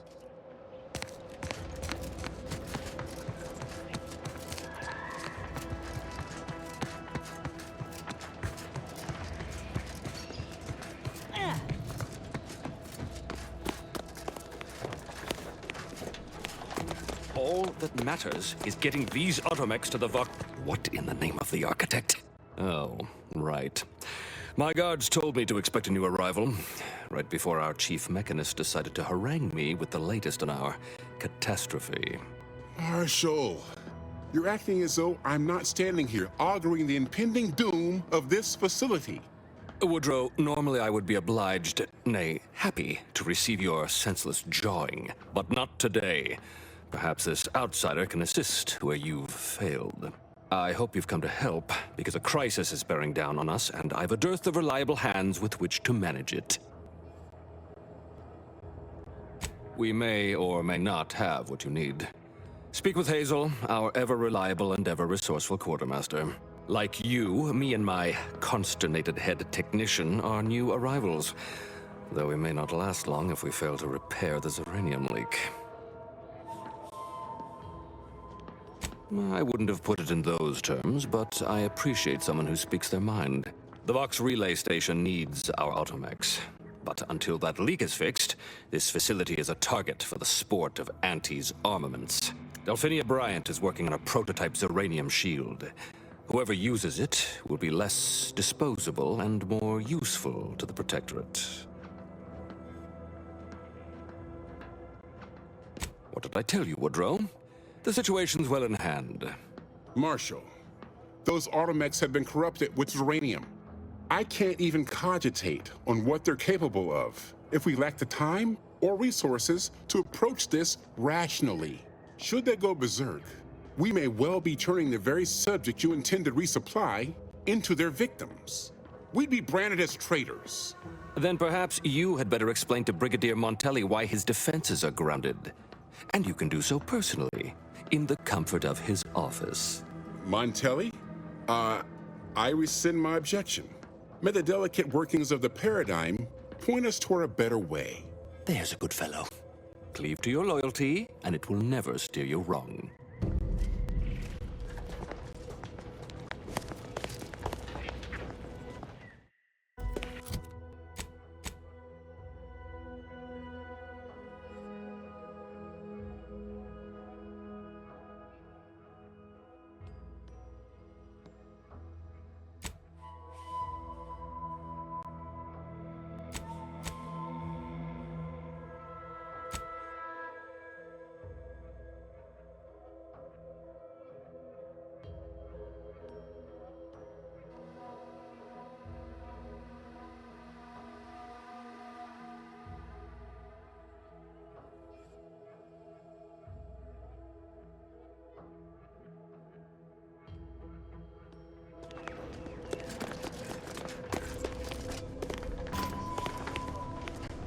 Oh, unfamiliar clientele. I was just lamenting the lack of new faces around here since supplies stopped arriving. And then you walk in. Name's Hazel. I'm sort of the acting quartermaster around these parts. You need any supplies? Talk to my friend the quartermech here.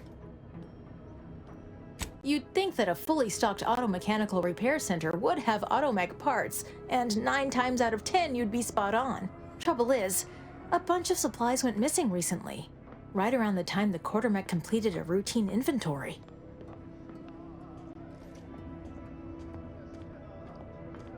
You're not implying the quartermech is somehow responsible, are you?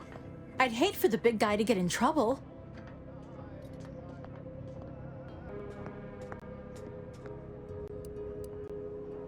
Fair's fair. Better to pay now than lose my favorite quartermech later. Delphinia's lab would be the place to search. We use it for storage, and our records indicate the supplies were present and accounted for. Standard Earth Directorate protocol calls for a thorough grid search of the premises, Commander. Those parts are bound to turn up somewhere. Are you acquainted with Delphinia? She's a scientist on loan from the Vox Relay, helping with the Zeranium leak and all.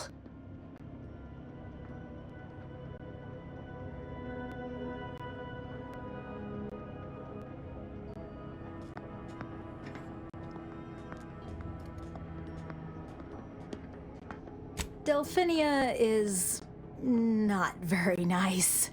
Or maybe she just doesn't like me personally. Anyway, she's very talented, and I'm glad she's helping out. And I'm never going within 10 feet of her again. Best of luck in your search.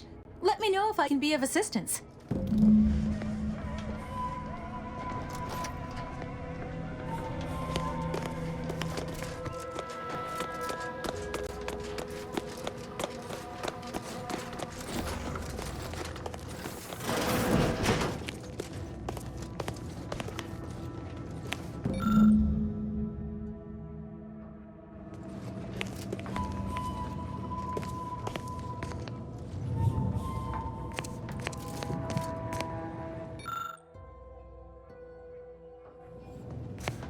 Might be wise to give that large gas cloud a wide berth. Don't think there's anything to gain by getting near it. Oh yes, I adore interruptions. I was just saying, what's best for stoking the spark of invention? Regular disruptions to one's train of thought. Now what is it you want? Now that you mention it, there was one particularly insistent little mech who kept trying to put all manner of bric-a-brac in here.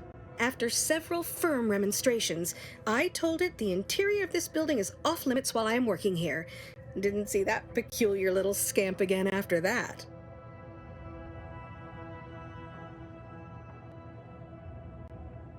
Ah, our good Marshal sent you, did he? Well, unfortunately, the device is taking longer than expected.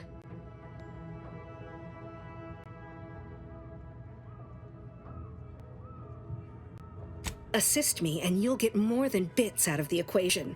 You'll get a prototype shield gadget, the first of its kind. Now tell me, are you familiar with Zeranium gas? One and the same. That building took the brunt of the damage during a recent attack, and now it's spewing valuable Zeranium all over the place. I could speak at length about Zeranium's many captivating intrinsic qualities, but suffice it to say, in its gaseous state, it's rather deadly. So what am I endeavoring to create? A protective device that shields its wearer from Zeranium's remarkably unsavory effects, as well as other forms of harm. Quite splendidly, if I do say so myself. The principal function of the device is confirmed operational. I merely need to work out some minor implementation concerns. Alas, while I'm occupied with inventing this shield gadget, I also find myself in need of assistance regarding its key components.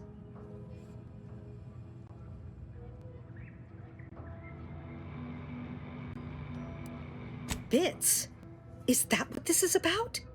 Assist me in bringing the device to completion, and I should have enough material to fashion an additional prototype for you. I imagine a protective field that screens all manner of environmental hazards, not to mention bullets, blades, and other injurious miscellanea, might be of use in one's travels. But if you're unmoved or apathetic for some witless, unsensical reason, I'm sure I can find a way to make it all work eventually.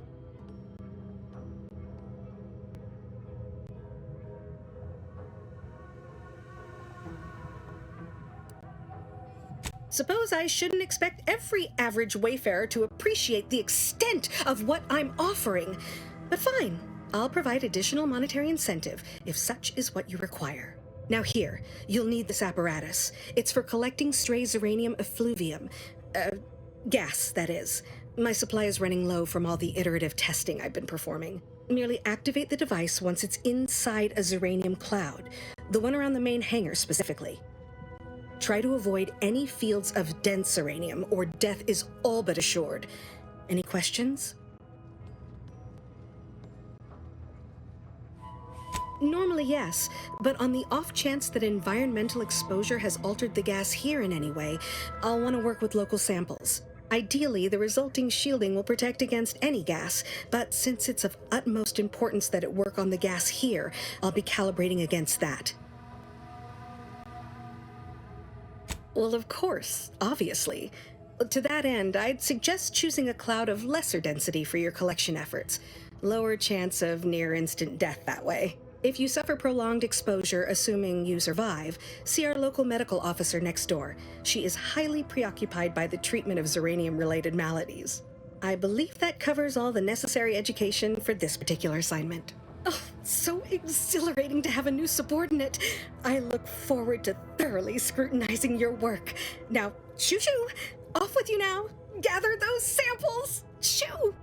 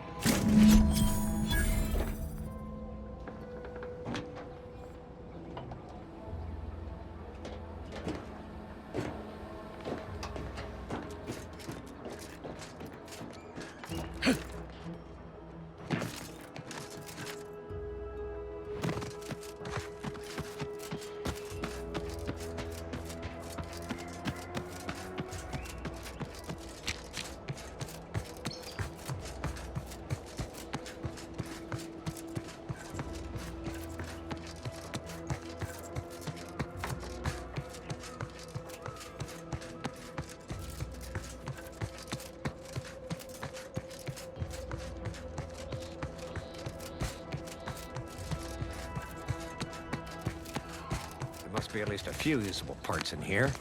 Aha! Ah, it's warped. Just like everything else.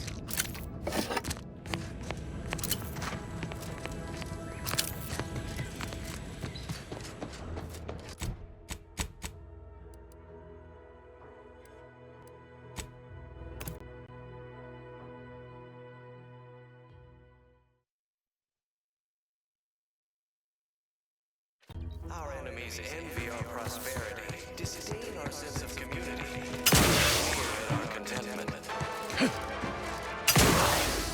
Outside.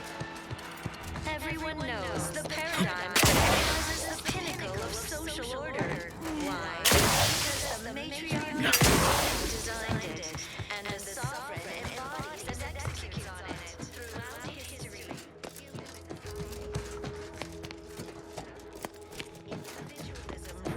outsider. Ah, the itinerant stranger returns. That is most excellent. Please, hand them over.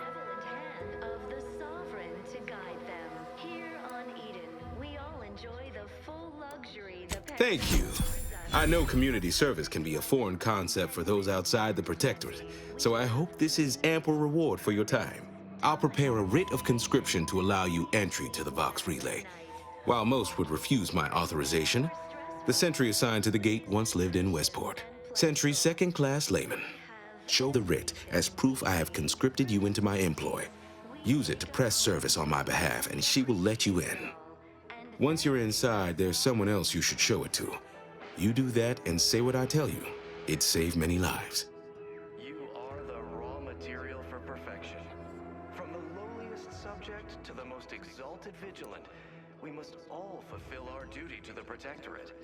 We're all in this together.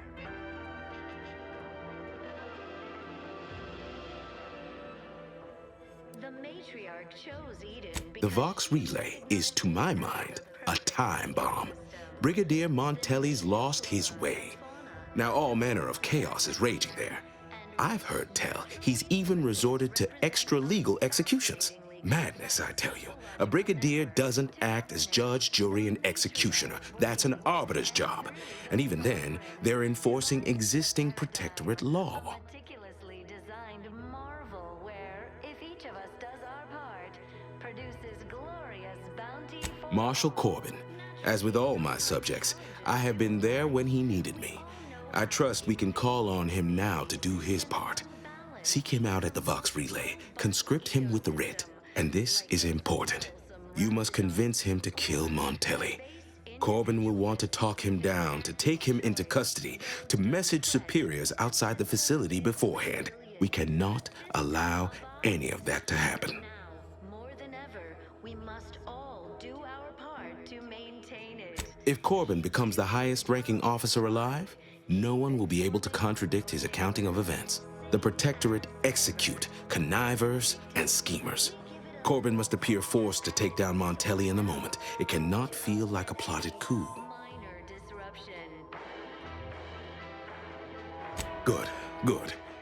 Here is the writ. I may not survive to see what occurs, but I trust you to follow your conscience. Farewell now. Promise you'll return here if you can, to check in on my people and see how they fare.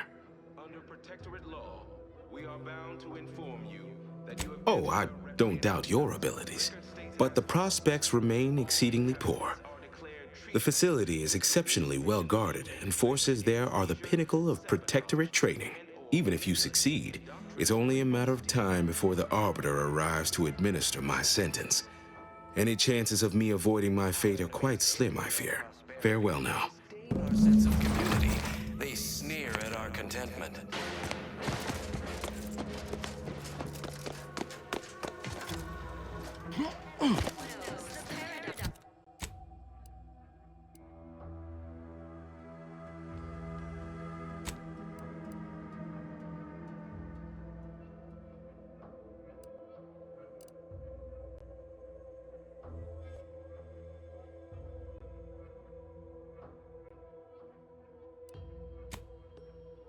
Minimizes the pinnacle of social order.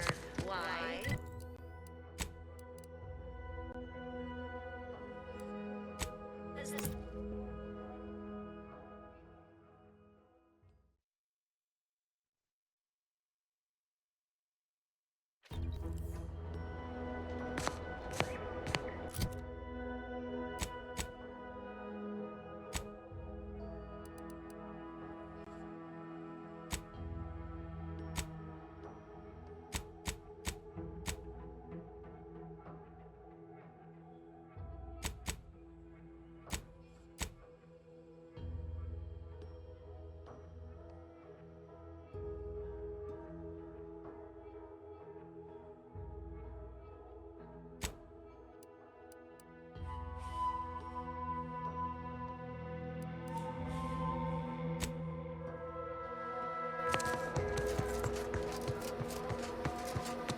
To what do we owe the pleasure?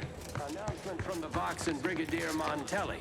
The traitor in our midst knows no mercy, so offer them none. Dark times call for dark deeds.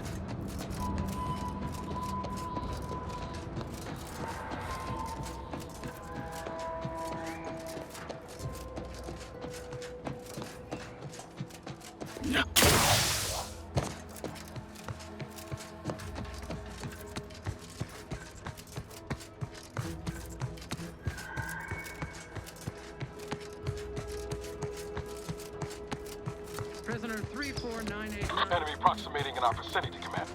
For you in the paradigm. You are hereby sentenced to death for the crime of desertion.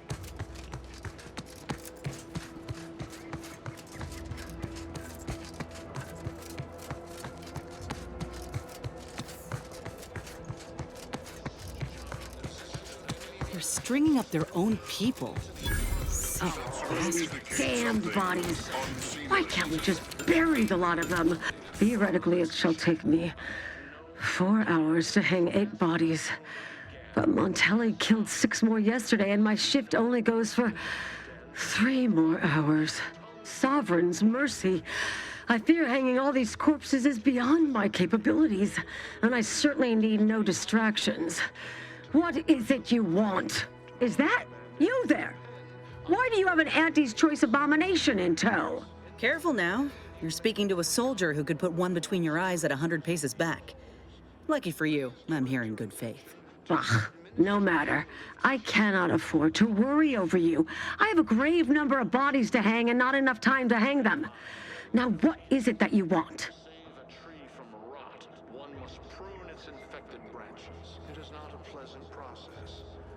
Vigilant Hogarth sent you?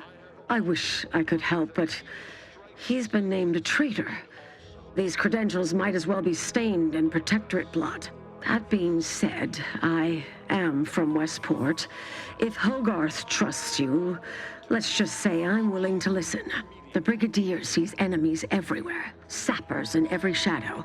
Approaching him under questionable license is to risk being shot. It's too dangerous for us both.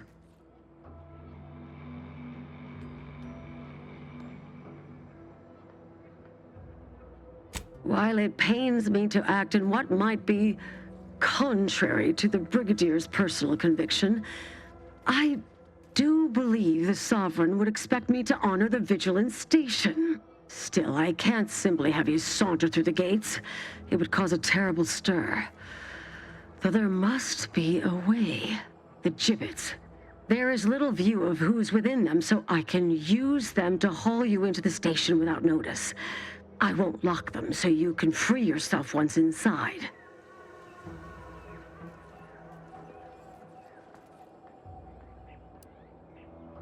I remember her. She and I occasionally met to take pot shots at the local crabba population. She worked on the command floor. There's a chance she lingers, quietly continuing her work. Or she could be dead. Regardless, it has been quite some time since I saw her.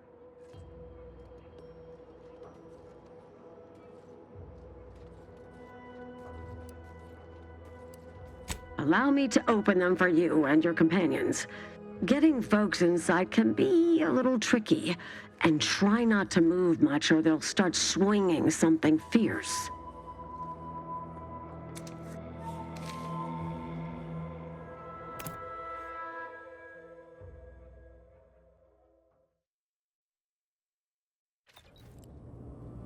Hope I never see the inside of one of those again.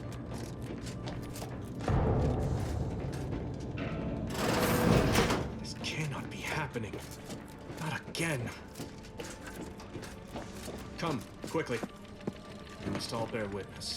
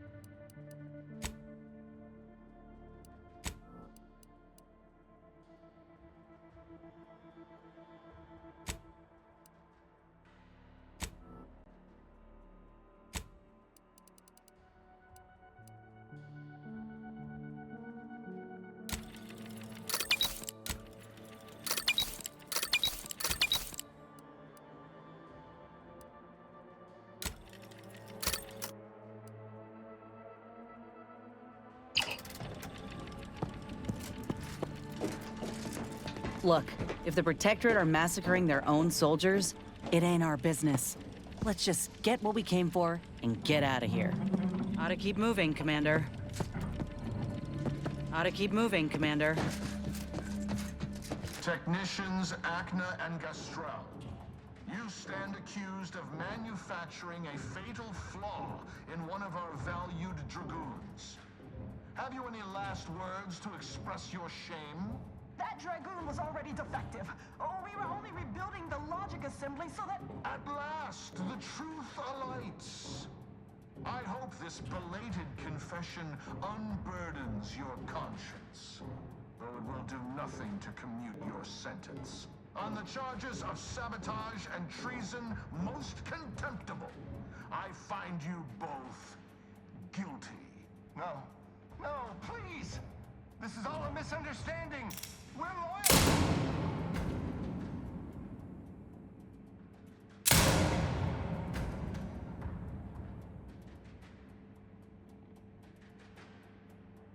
More loyal subjects executed. And valued technicians, no less. I cannot see how reducing our own manpower guides us down a path to victory. Wait, I recognize you. From Horizon Point. Yes, just outside the skip labs, before the incident. Didn't I set security on you? How are you here? Alive? You got security called on you outside the skip labs?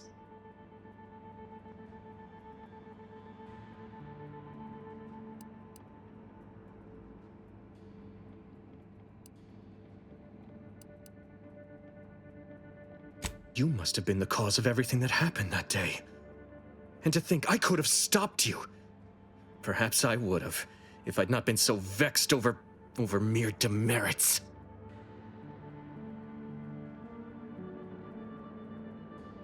Others named Hogarth a traitor, but I never believed it. If anything, Montelli is inflicting more injury to the Protectorate right now than the whole of what Hogarth is accused of. In any case, the writ all but obliges me to aid you. Perhaps now we can put an end to all of this lunacy. If I can just speak with Montelli, maybe I can persuade him to stand down. Go to his terminal. Search for any information on it that may be deployed against him. Also, while you're there, notify High Command that I'm taking control of the station.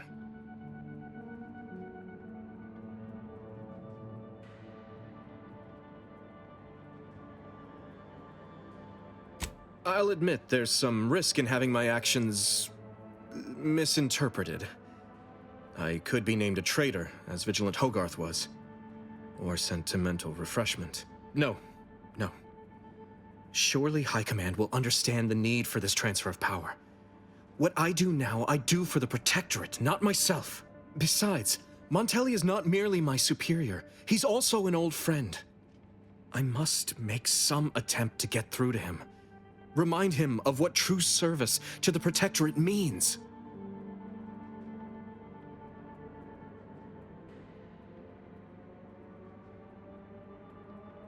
Why did you not mention any of this before? Never mind. If this is indeed the Vigilant's will, then what other choice can be made? Much as I prefer a peaceable solution, you're right. The Protectorate would be made stronger by his passage. If he cannot serve as a general, he may yet serve as an example.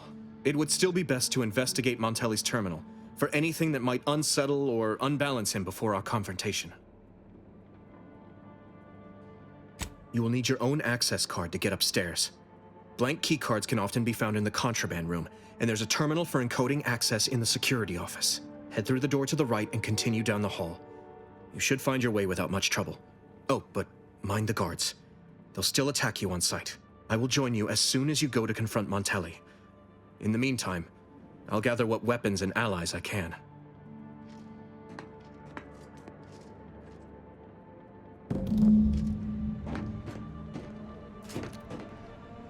Ought to keep moving, Commander.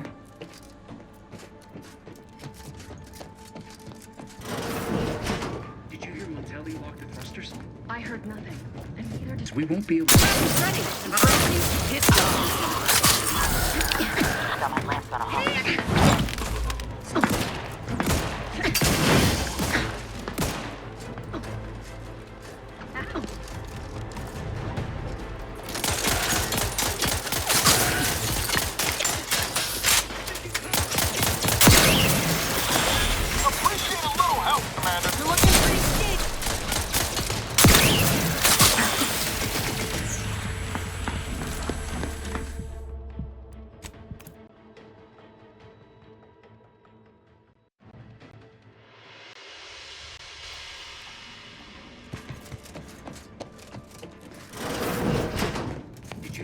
relay lock the thrusters? I heard nothing, and neither did you. But if the box relay launches, we won't be able to change its trajectory. It could land on one of our towns. Are you questioning the actions of our brigadier? No, of course not. Huh?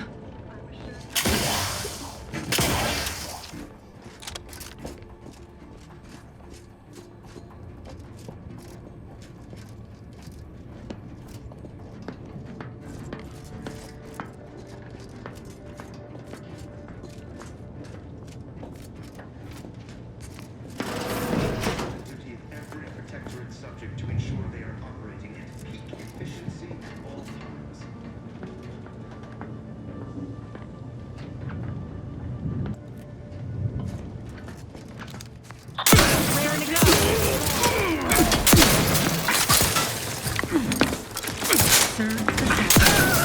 Moving to safety!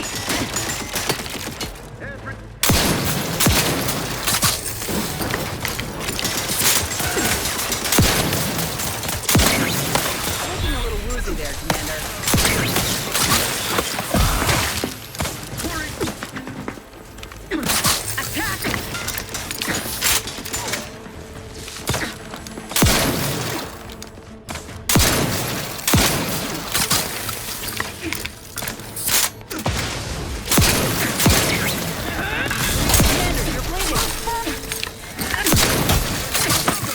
Ain't recharged! Let me know when you needed a stretch.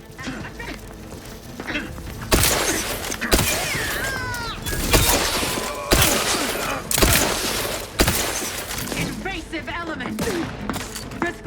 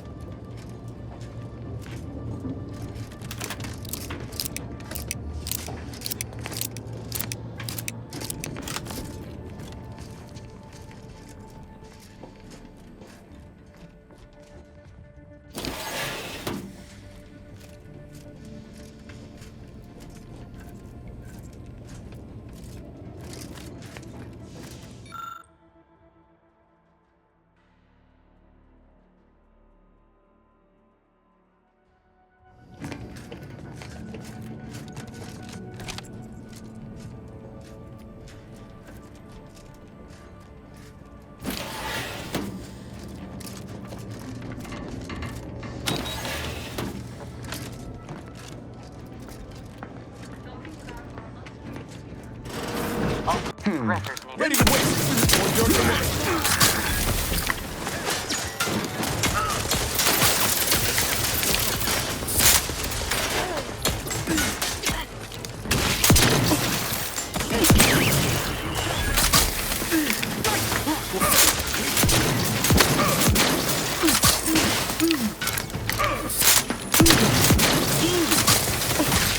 Hey, got a distraction. I'm the one you need to worry about.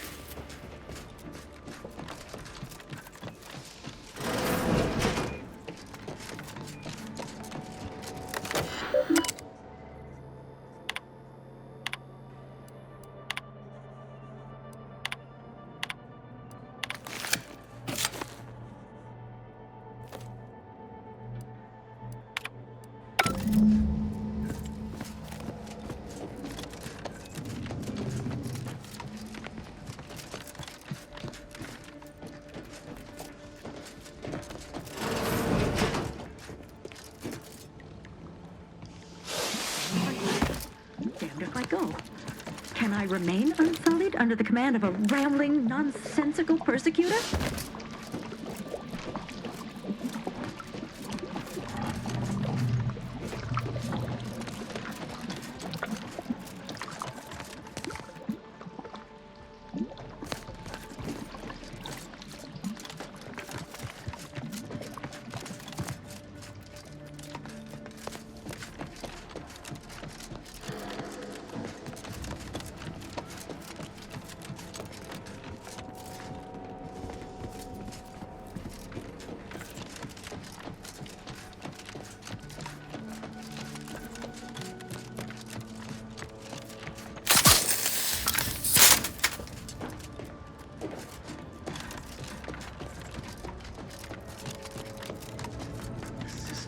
Hey now.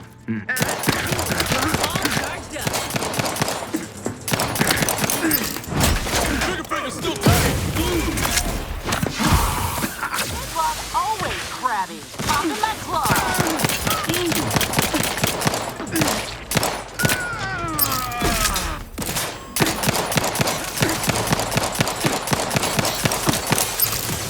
That's still recharging. Commander, you're bleeding.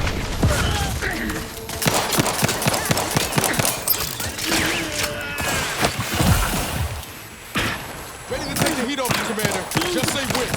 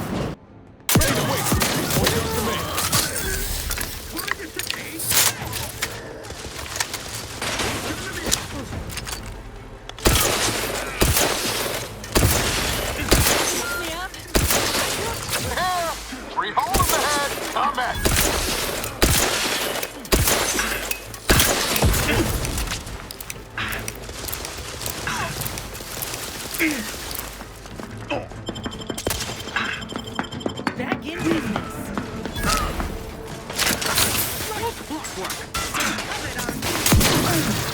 Driving.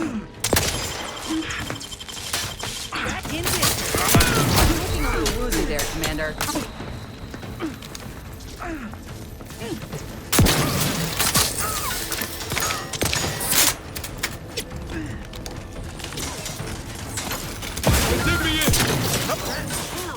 All charged up.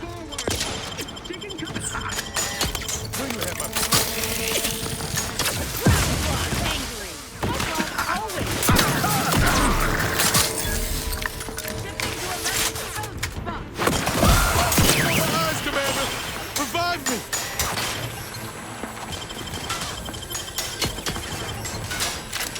You're looking pretty scathed, Commander.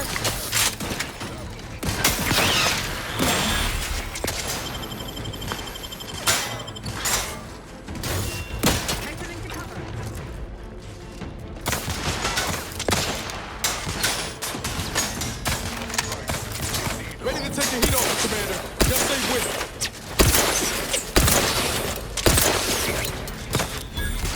I should hit the broadside of a freighter. Hey, got a distraction for you. Not walking this off. Send me back up.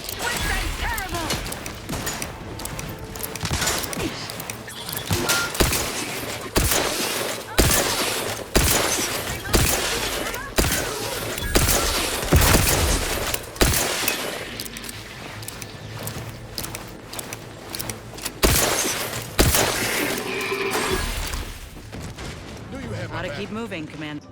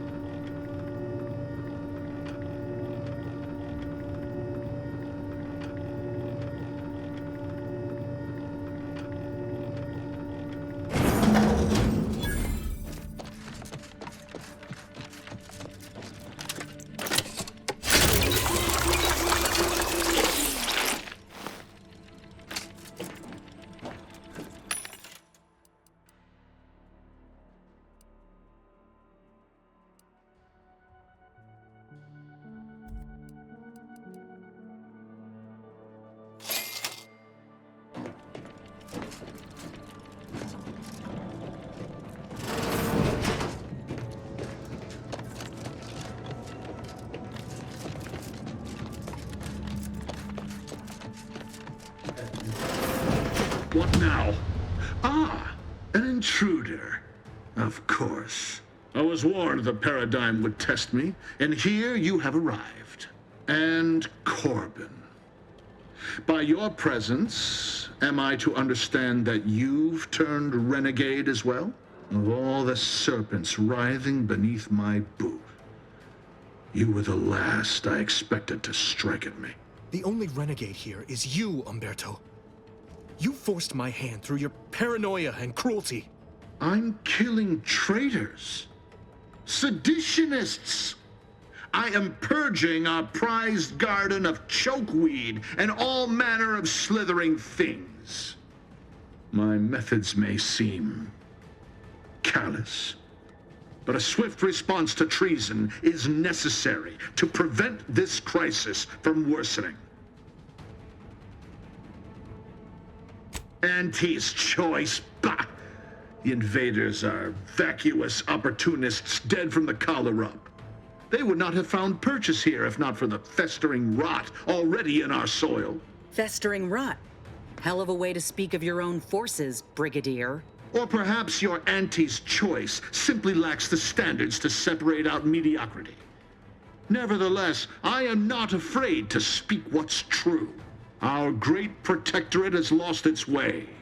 Years of comfort and plenty without stricter enforcement have softened us, made us weak, undisciplined. If only the Sovereign heeded his consul's wisdom, he could restore the Protectorate's honor, instead of shaming his forebears by leaving such a grave task to others like myself. Hardly. I perform with full confidence the role the paradigm has cast me in. A well-honed blade with which to smite the Protectorate's mightiest foes. It's as I feared. You really have gone beyond the reach of all reason and honor. It was a lingering hope, nothing more. I don't suppose you have anything more to add? Something that might further our purpose? Now would be the time to deploy it.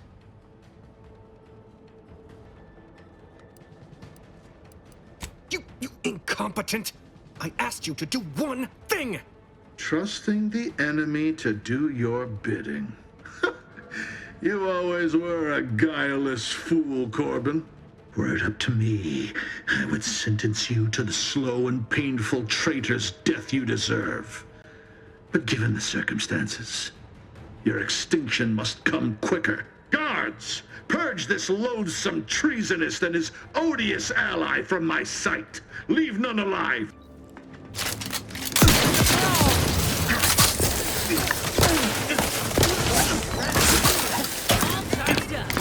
Moving in close. Always crabby.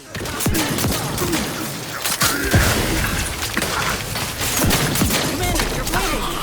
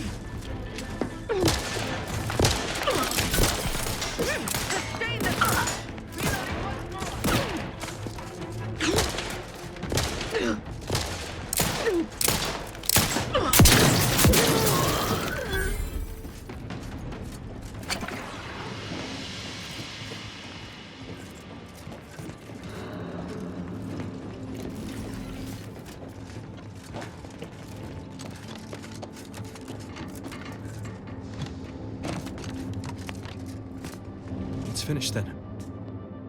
Montelli's reign of terror is ended. If you'd have told me all those years ago that this is where my future would lead, standing over Montelli's corpse, I'm not sure I would have wished to survive that disaster. What's done is done. I only hope my superiors will understand my actions here today, and that the Vox will be strengthened under new leadership. After I've summoned janitorial services, give the station the news.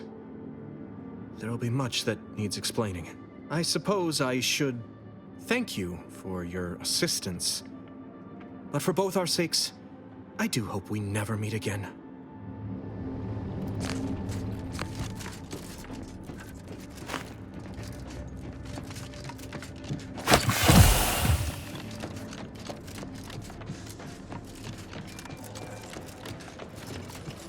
This is the control room. Bet you last month's earnings that DeVries left her mark here.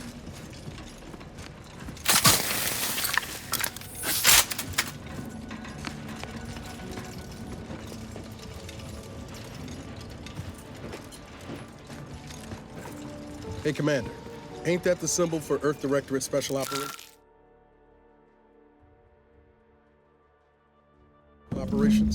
Must have been left by DeVries.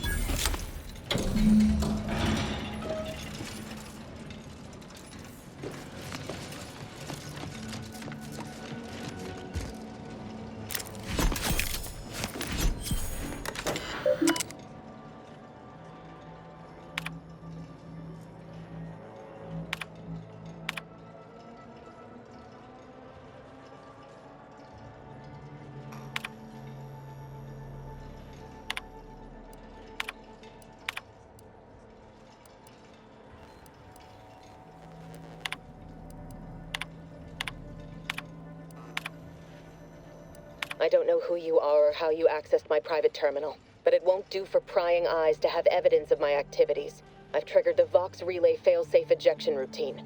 But worry not. After launching, the station will take several minutes to achieve its pre-programmed self-destruct altitude, so you'll have plenty of time to enjoy the ride before your death. We gotta do something. If the Vox crashes into Fairfield, it'll kill a whole lot of my people and innocent civilians. Use the control panel. Do the right thing. It's a relief to hear you say so. Go on then, Commander. We're short on time as it is.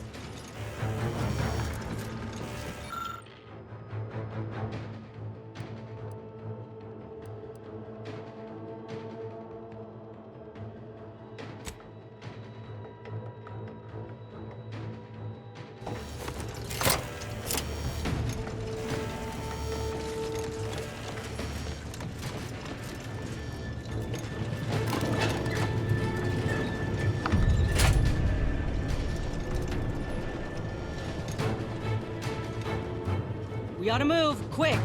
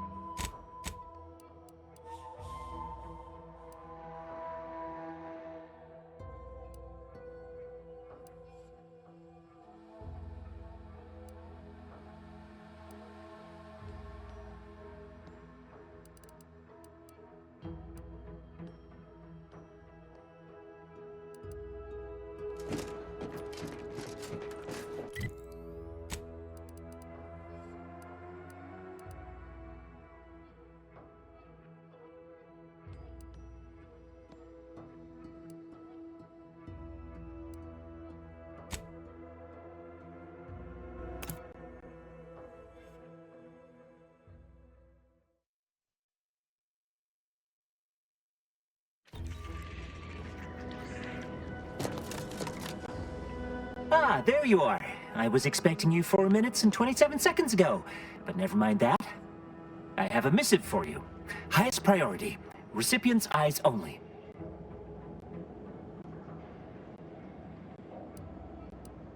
All I can tell you is that it is from Arcadia's most judicious custodians, the Order of the Ascendant.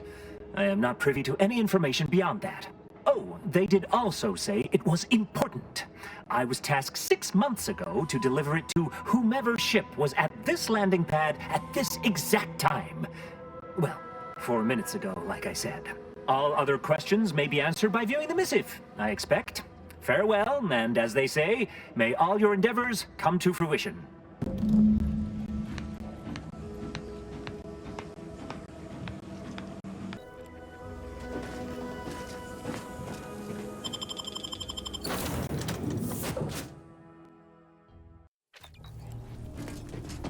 Time to watch whatever it was. My system still ain't gotten the memo we're clear of the relay. I'm itching to keep running. We're damn lucky we got out in time, Commander. Just wish Westport hadn't been the victim here. Those folk didn't deserve to go out like that, Protectorate or not. I know what's done is done, but I'll have to sit with this.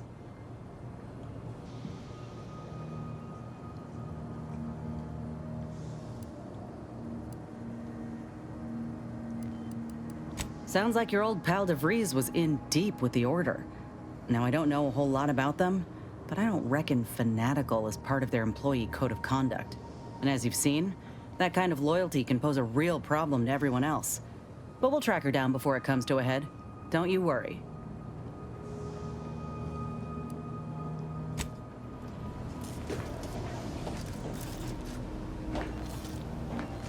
Got Inez moved into Helen's old quarters. I figure, if anyone's unlikely to be vexed by finding fossilized purpleberry crunch in their mattress, it's an Auntie's Choice trooper. You think Helen would approve of us taking on a product pusher?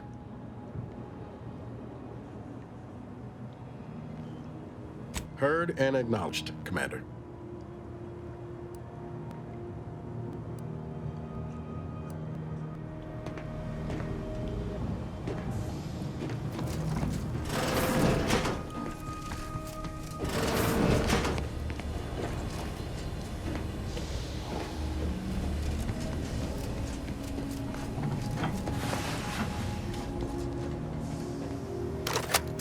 Greetings, Agent of the Earth Directorate.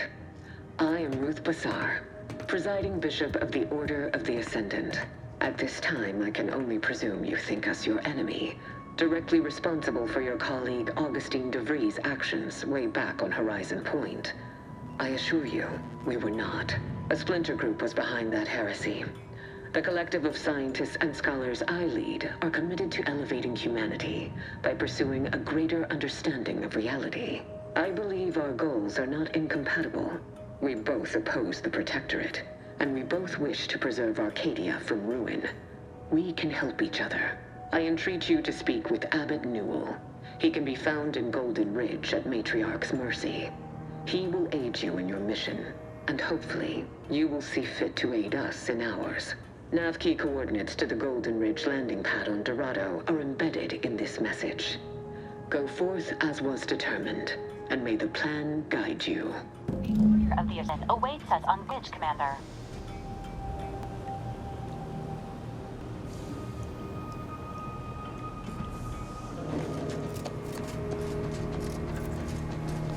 Commander, the nav key coordinates supplied by the presiding Bishop of the Order have been verified. Landing in Golden Ridge is now possible. Additionally, we are also able to land in Free Market Station, due to the Astrogator's progress with the updates necessitated by its rebuild. Golden Ridge is located on Dorado. It is home to the Alexandra Monastery and Matriarch's Mercy, as well as previously being a center for mining Zeranium. The Protectorate abandoned it soon after the invasion, leaving Auntie's Choice and the Order of the Ascendant to fight for control of the area and its resources. Free Market Station is an independent marketplace, the only one in the system. It is called such as it was built out of a crashed Auntie's Choice freighter by that name. Agent Ibarra frequented it occasionally after the invasion. He said it was a good place to find newfangled gadgets and stolen prototypes and whatnot. Agent Ibarra prioritized your recovery above pursuing Agent DeVries. This involved disassembling and rebuilding the astrogator to allow the incognito to travel to your location. As the rebuilding process progresses, old nav keys may be unlocked. Unfortunately, most of them are likely not recoverable.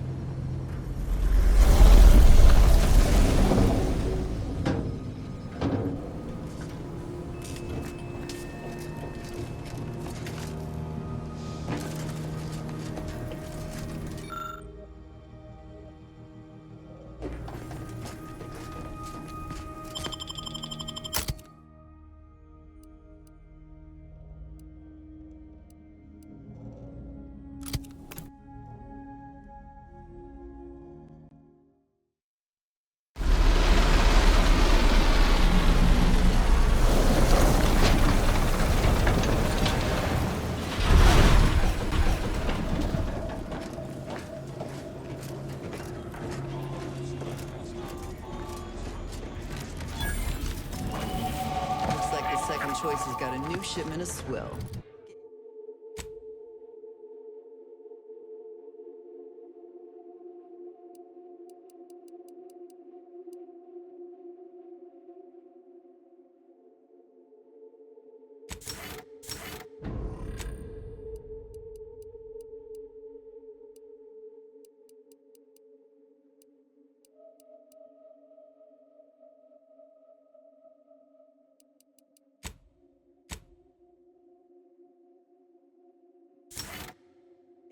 Gave it a try. Needs some aging, but not too bad. What? I was just...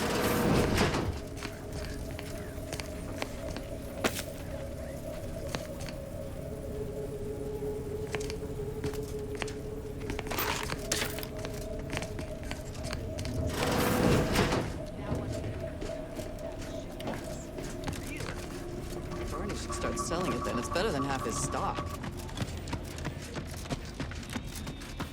I was under the impression that Free Market Station was open to all. Why am I being accosted? Free Market Station is open to all, except spies. Sounds real suspicious. You've been gallivanting about, asking everyone questions. Mine from me, and mind telling me if I still got both my eyebrows? Never mind, they were just slowing me down anyway. Browse all you like. Everything I've got is fine-tuned to perfection. Feel free to go on a murderous rampage with what you buy. It's good publicity.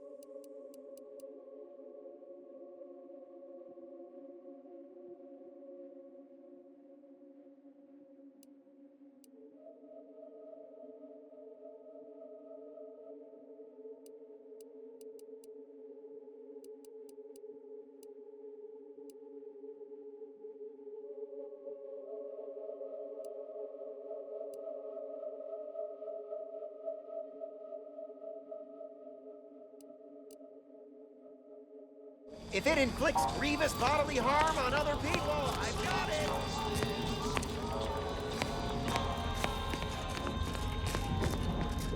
Protect your loved ones, protect yourself. Buy some new armor today.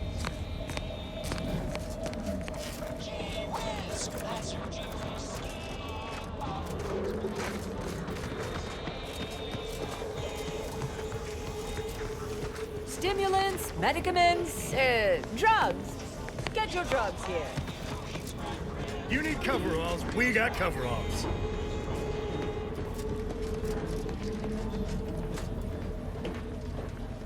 Meals currently sold with both salt and pepper.